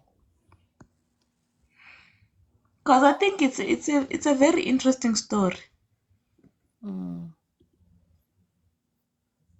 Sikwaziyo nje ukuthi u-AC walutha laphaya okunye nokunye. Ifana nale yaseBolani Road le uKatie McKenzie athi ulungise amahamp. Bathe i-333 ichaza ukuthini ne? Kunama-hump, illegal humps eBolani Road ne. Katie McKenzie went on news bathini morning live wathi uzolungisa wonke ama-illegal humps eBolani Road. He only fixed 2. And then after lapho wayeka kanjalo. Ngathi one day ngifuna ukushaya iwalk ephara. Ngi-expose uKatie McKenzie. But then indaba ukuthi I'm busy with work as well. Ngathi ngifuna ukushaya iwalk ephara. Ngirekhode ngibonise wonke umuntu ukuthi umjida ufixe only 2 humps. The rest of the road sisashaya obo illegal humps. Now going back to the Pearl, I've sent you a link privately. Just contact those lawyers and they will give you a clear guidance on what to do from here on. Okay, thank you so much, Mama. It's a labor issue. Okay. At Lankosi, I just want to add, I use that road all the time when I travel from Jablani to Naledi. Yes, the road is widened. I think it's to alert and slow down around, but the road. No, those are illegal humps. No, They're no, not no. supposed to be No, there. no. There's road markings.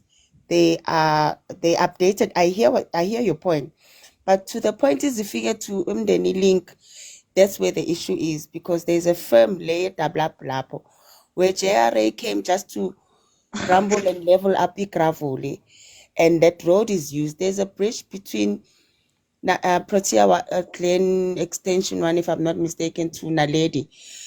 There was a umvula eyanetha 2 years ago. Kwa flood up, kwa izindlu zabantu zangena amanzi nani. They have not fixed that bridge. I don't know ikhansela yakhona kwenzakalani ngayo. It's still there. What I'm trying to say is it leads to that. It's part of the road works of EJRA.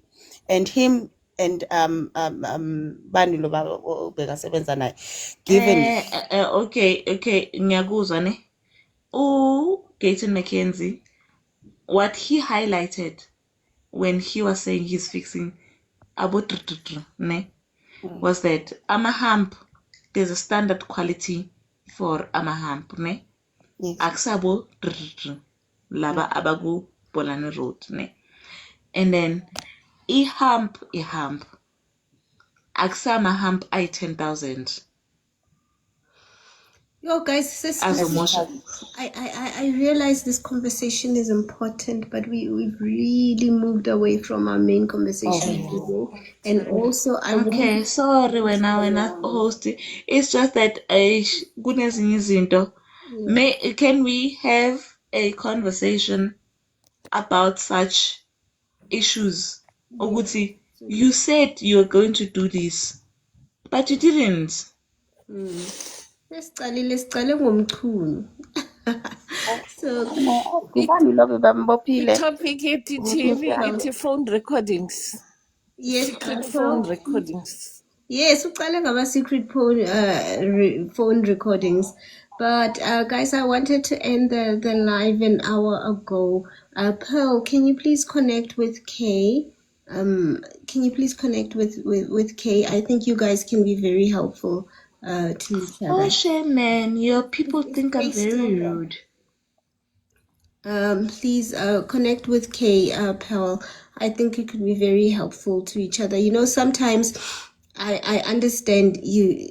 It's important to have all the job things taken care of and all these class actions and other things, but also sometimes just to talk to someone who understands what you're going through or what you've gone through and who has been there themselves. So I think, you know, you might have a lot to talk about with I think Kay. also Melo Kulmene Mayor, say Orlando, ne? Because there was a class action in Orlando about this thing. Okay. No, thank you so much. I will try to reach out. Not a mayor, I think it's a councillor. A councillor say Orlando. There was a guy, a councillor say Orlando, ukuthi, or it's public record food, ne? I'm a court case. You can just go to court and pull the records. Okay, I'll do my research. But yeah, thank you, ladies and gents. I really hope you come right, Pearl. I think what you're going through is so difficult. And thank you very much for sharing that with us. I was very worried. I was very worried when Lankosi asked you those questions because, you know, sometimes you want to keep things to yourself until you yourself want to talk about them. But thank you very much for being gracious and for teaching some of us. I didn't know. I didn't know about this kind of illness. So thank you very much, Pearl. I do appreciate it. And I hope you're gonna feel much better soon. And I hope your situation, your symptoms, and it gets sorted out. I don't think you need any more things to worry about, you know, when you have such a serious thing to be worrying about. Condition, yeah. Ngiyabulela. Thank you guys. Ngiyabonga. Thank you very much. I wish you well, ne? Denzel, Denzel wayangezi lapho because ama-comments Denzel, wakhe nje are interesting lapha. Commenta phansi. Guys, I'm gonna have to end the live here for today. I had meant to end it hours ago. It is it 4 a.m. for you or 5 a.m.? What time is it for you guys? 46. It's 5 a.m. 5 to 5. For me, it's Miss Media, if you are interested in the case, ne? Le ebengitshela Miss Pearl ngayo, ne? Yeah. Please. It's a very long case. It's it's very big files. Akusi file nyana ozoyifunda. It's probably going to take a year for you to read it and for you to be able to understand ukuthi kwenzakalani. Because we had to prove ukuthi isifuba mabathi abantu siphethwe isifuba. It's because of the roof. Asbestos roof was Soweto. So we had to prove. And so I'm so disappointed abantu mabathi ngiyabhora what because it's a very important case. Yes, Soweto. It's a most recent case, food. Miss Media, thank you so much for the platform. Keep up the good work. Thank you so much, Miss Media. So much. Thank you, girl. Have a good day. Have a good day, everybody. Tandega Konja Ute, where are you from? Where are you based? Albertine. Albertine. Ah, okay. No, I'm thinking about somebody else. I'm thinking, it was somebody else. She's off. She said she was in, was it Ireland or the UK? But naye kusekuseni naye bengifuna ukubuza ukuthi what time it is. I think uthe 1 hour away from South Africa. I wanted to see ukuthi abobana bangalalanga. Yeah, 48. Le ama-mines wena Khayini akekho umuntu oke wayi. I know there are still open mines eSoweto and they're still making people sick, ne? There has not been, the only class action ebekhona ile asbestos, ne? And maybe masinga-approva ukuthi ama-mines yiwo now asigulisayo, maybe we can win. Kylie, I don't know. Manje inkinga amazamazama ayabulalana sithando sami. It's another issue. No, it's not about kuya ema-mine. It's proving ukuthi your sickness is related to the mine. Okay. I'll do my research. All right. Thank you very much. Everybody, I shall see you maybe tomorrow, maybe Sunday. But you guys know I don't like coming live on weekends, right? I like to rest so that you be fresh. Sibonubani Monday, guys. Who are we seeing on Monday? Please rest. At the moment, I'm not in Korea. I'm in another European country. But I'm not in Korea. I don't want to say where I am. Ngisaba abantu basemadlanga. Ngisaba abantu Uzowa from 22nd floor. Now uzozibona sowuwile. Langa. Ngisaba abantu basemadlanga. Uzozithola sowuwile. So Monday, imadlanga, I'm not sure what's happening on Monday, but I know ukuthi siyobona ubaba Angithi umkhulu. bathe imadlanga bazoyenza i-secret manje. No, not completely, only for a few witnesses. So I don't know if they're going to be back on Monday. We shall find out. But thank you everybody for joining the live. I appreciate each and every one of you. Guys, I shall see you maybe in a weekend, but definitely on Monday. Maybe I-series le. Miss Media kumele senze i-series after la. Absolutely. Pearl, thank you very much. Oh, Lady Luck, thank you very much for the heart signal. That's a nice way to end the live. Guys, I do appreciate each. Lady Luck, are you trying to make my day? Because it's working. Thank you very much for the hand heart as well. Lady Love was so guys, cute, definitely man. I'll see you on Tuesday. On Monday, but maybe I'll see you at the weekend as well. But yeah, I do. Long time, my babes. Huge. I think if I wasn't watching it with you guys, maybe I was gonna be sitting at home crying by myself and saying, No, you know what I wish? I wish me at the time in Klala overseas the corners and so. Yeah. Maybe I wouldn't have been so lonely. No, this is a terrible thing to happen to our country. As much as we are laughing and we are entertained and whatever the case may be, this is a terrible, terrible thing. I wish we didn't have to come here as a country. You know, today when we were talking about, oh, Lady Luck, thank you so much. Oh, Lady Love, you're doing the most. This is so Today, beautiful. when we were talking about all the money that's been squandered, in my mind, I was just imagining ukuthi eJoburg ngabe kunjani, ama roads how they would be. I was just imagining in my mind. The hospital private. Oh, you're so sweet. Oh, this is so beautiful. Oh, Lady Luck, that's so nice of you. Oh, thank you so much. Making my day. Thank you for making my day.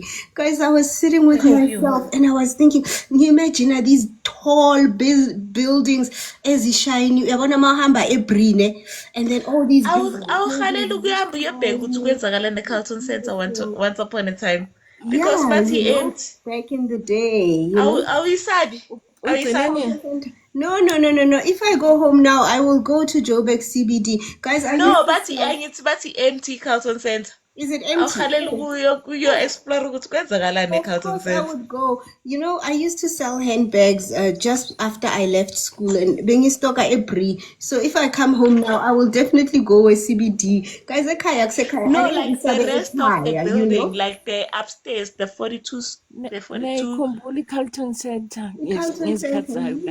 Yeah, the other floors, our floors are off from the public. Have you seen them, guys?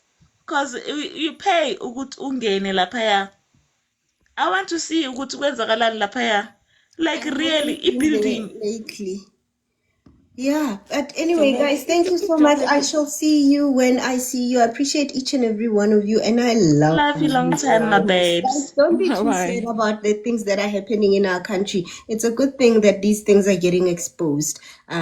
We don't want them. We wish they were not happening, but at least they're getting exposed. We're gonna be fine. We're gonna be just fine. We're gonna be fine. We are cruising very nicely. Goodbye, everybody. We are cruising very nicely. Goodbye to Adele. Bye bye Adele. Bye bye CDE. No Nhlanhla. Goodbye to me Denzel BKL. Linda the investigator. I see you. Eyakwa Nontanda. Oh, Eyakwa Nontanda. Okay. Somashi, I see you. Mkulu, you still here? Bye bye. Shakes General Vamashidi. Ukona Nevin and Beard King. Bianca, I see you. Majolo, I see you. Tola, I see you. Zuzu, I see you. Good night, everybody. See you next time. Love you long time. Love you most. We've been live for a long time, 6 hours, guys. Ooh, wow.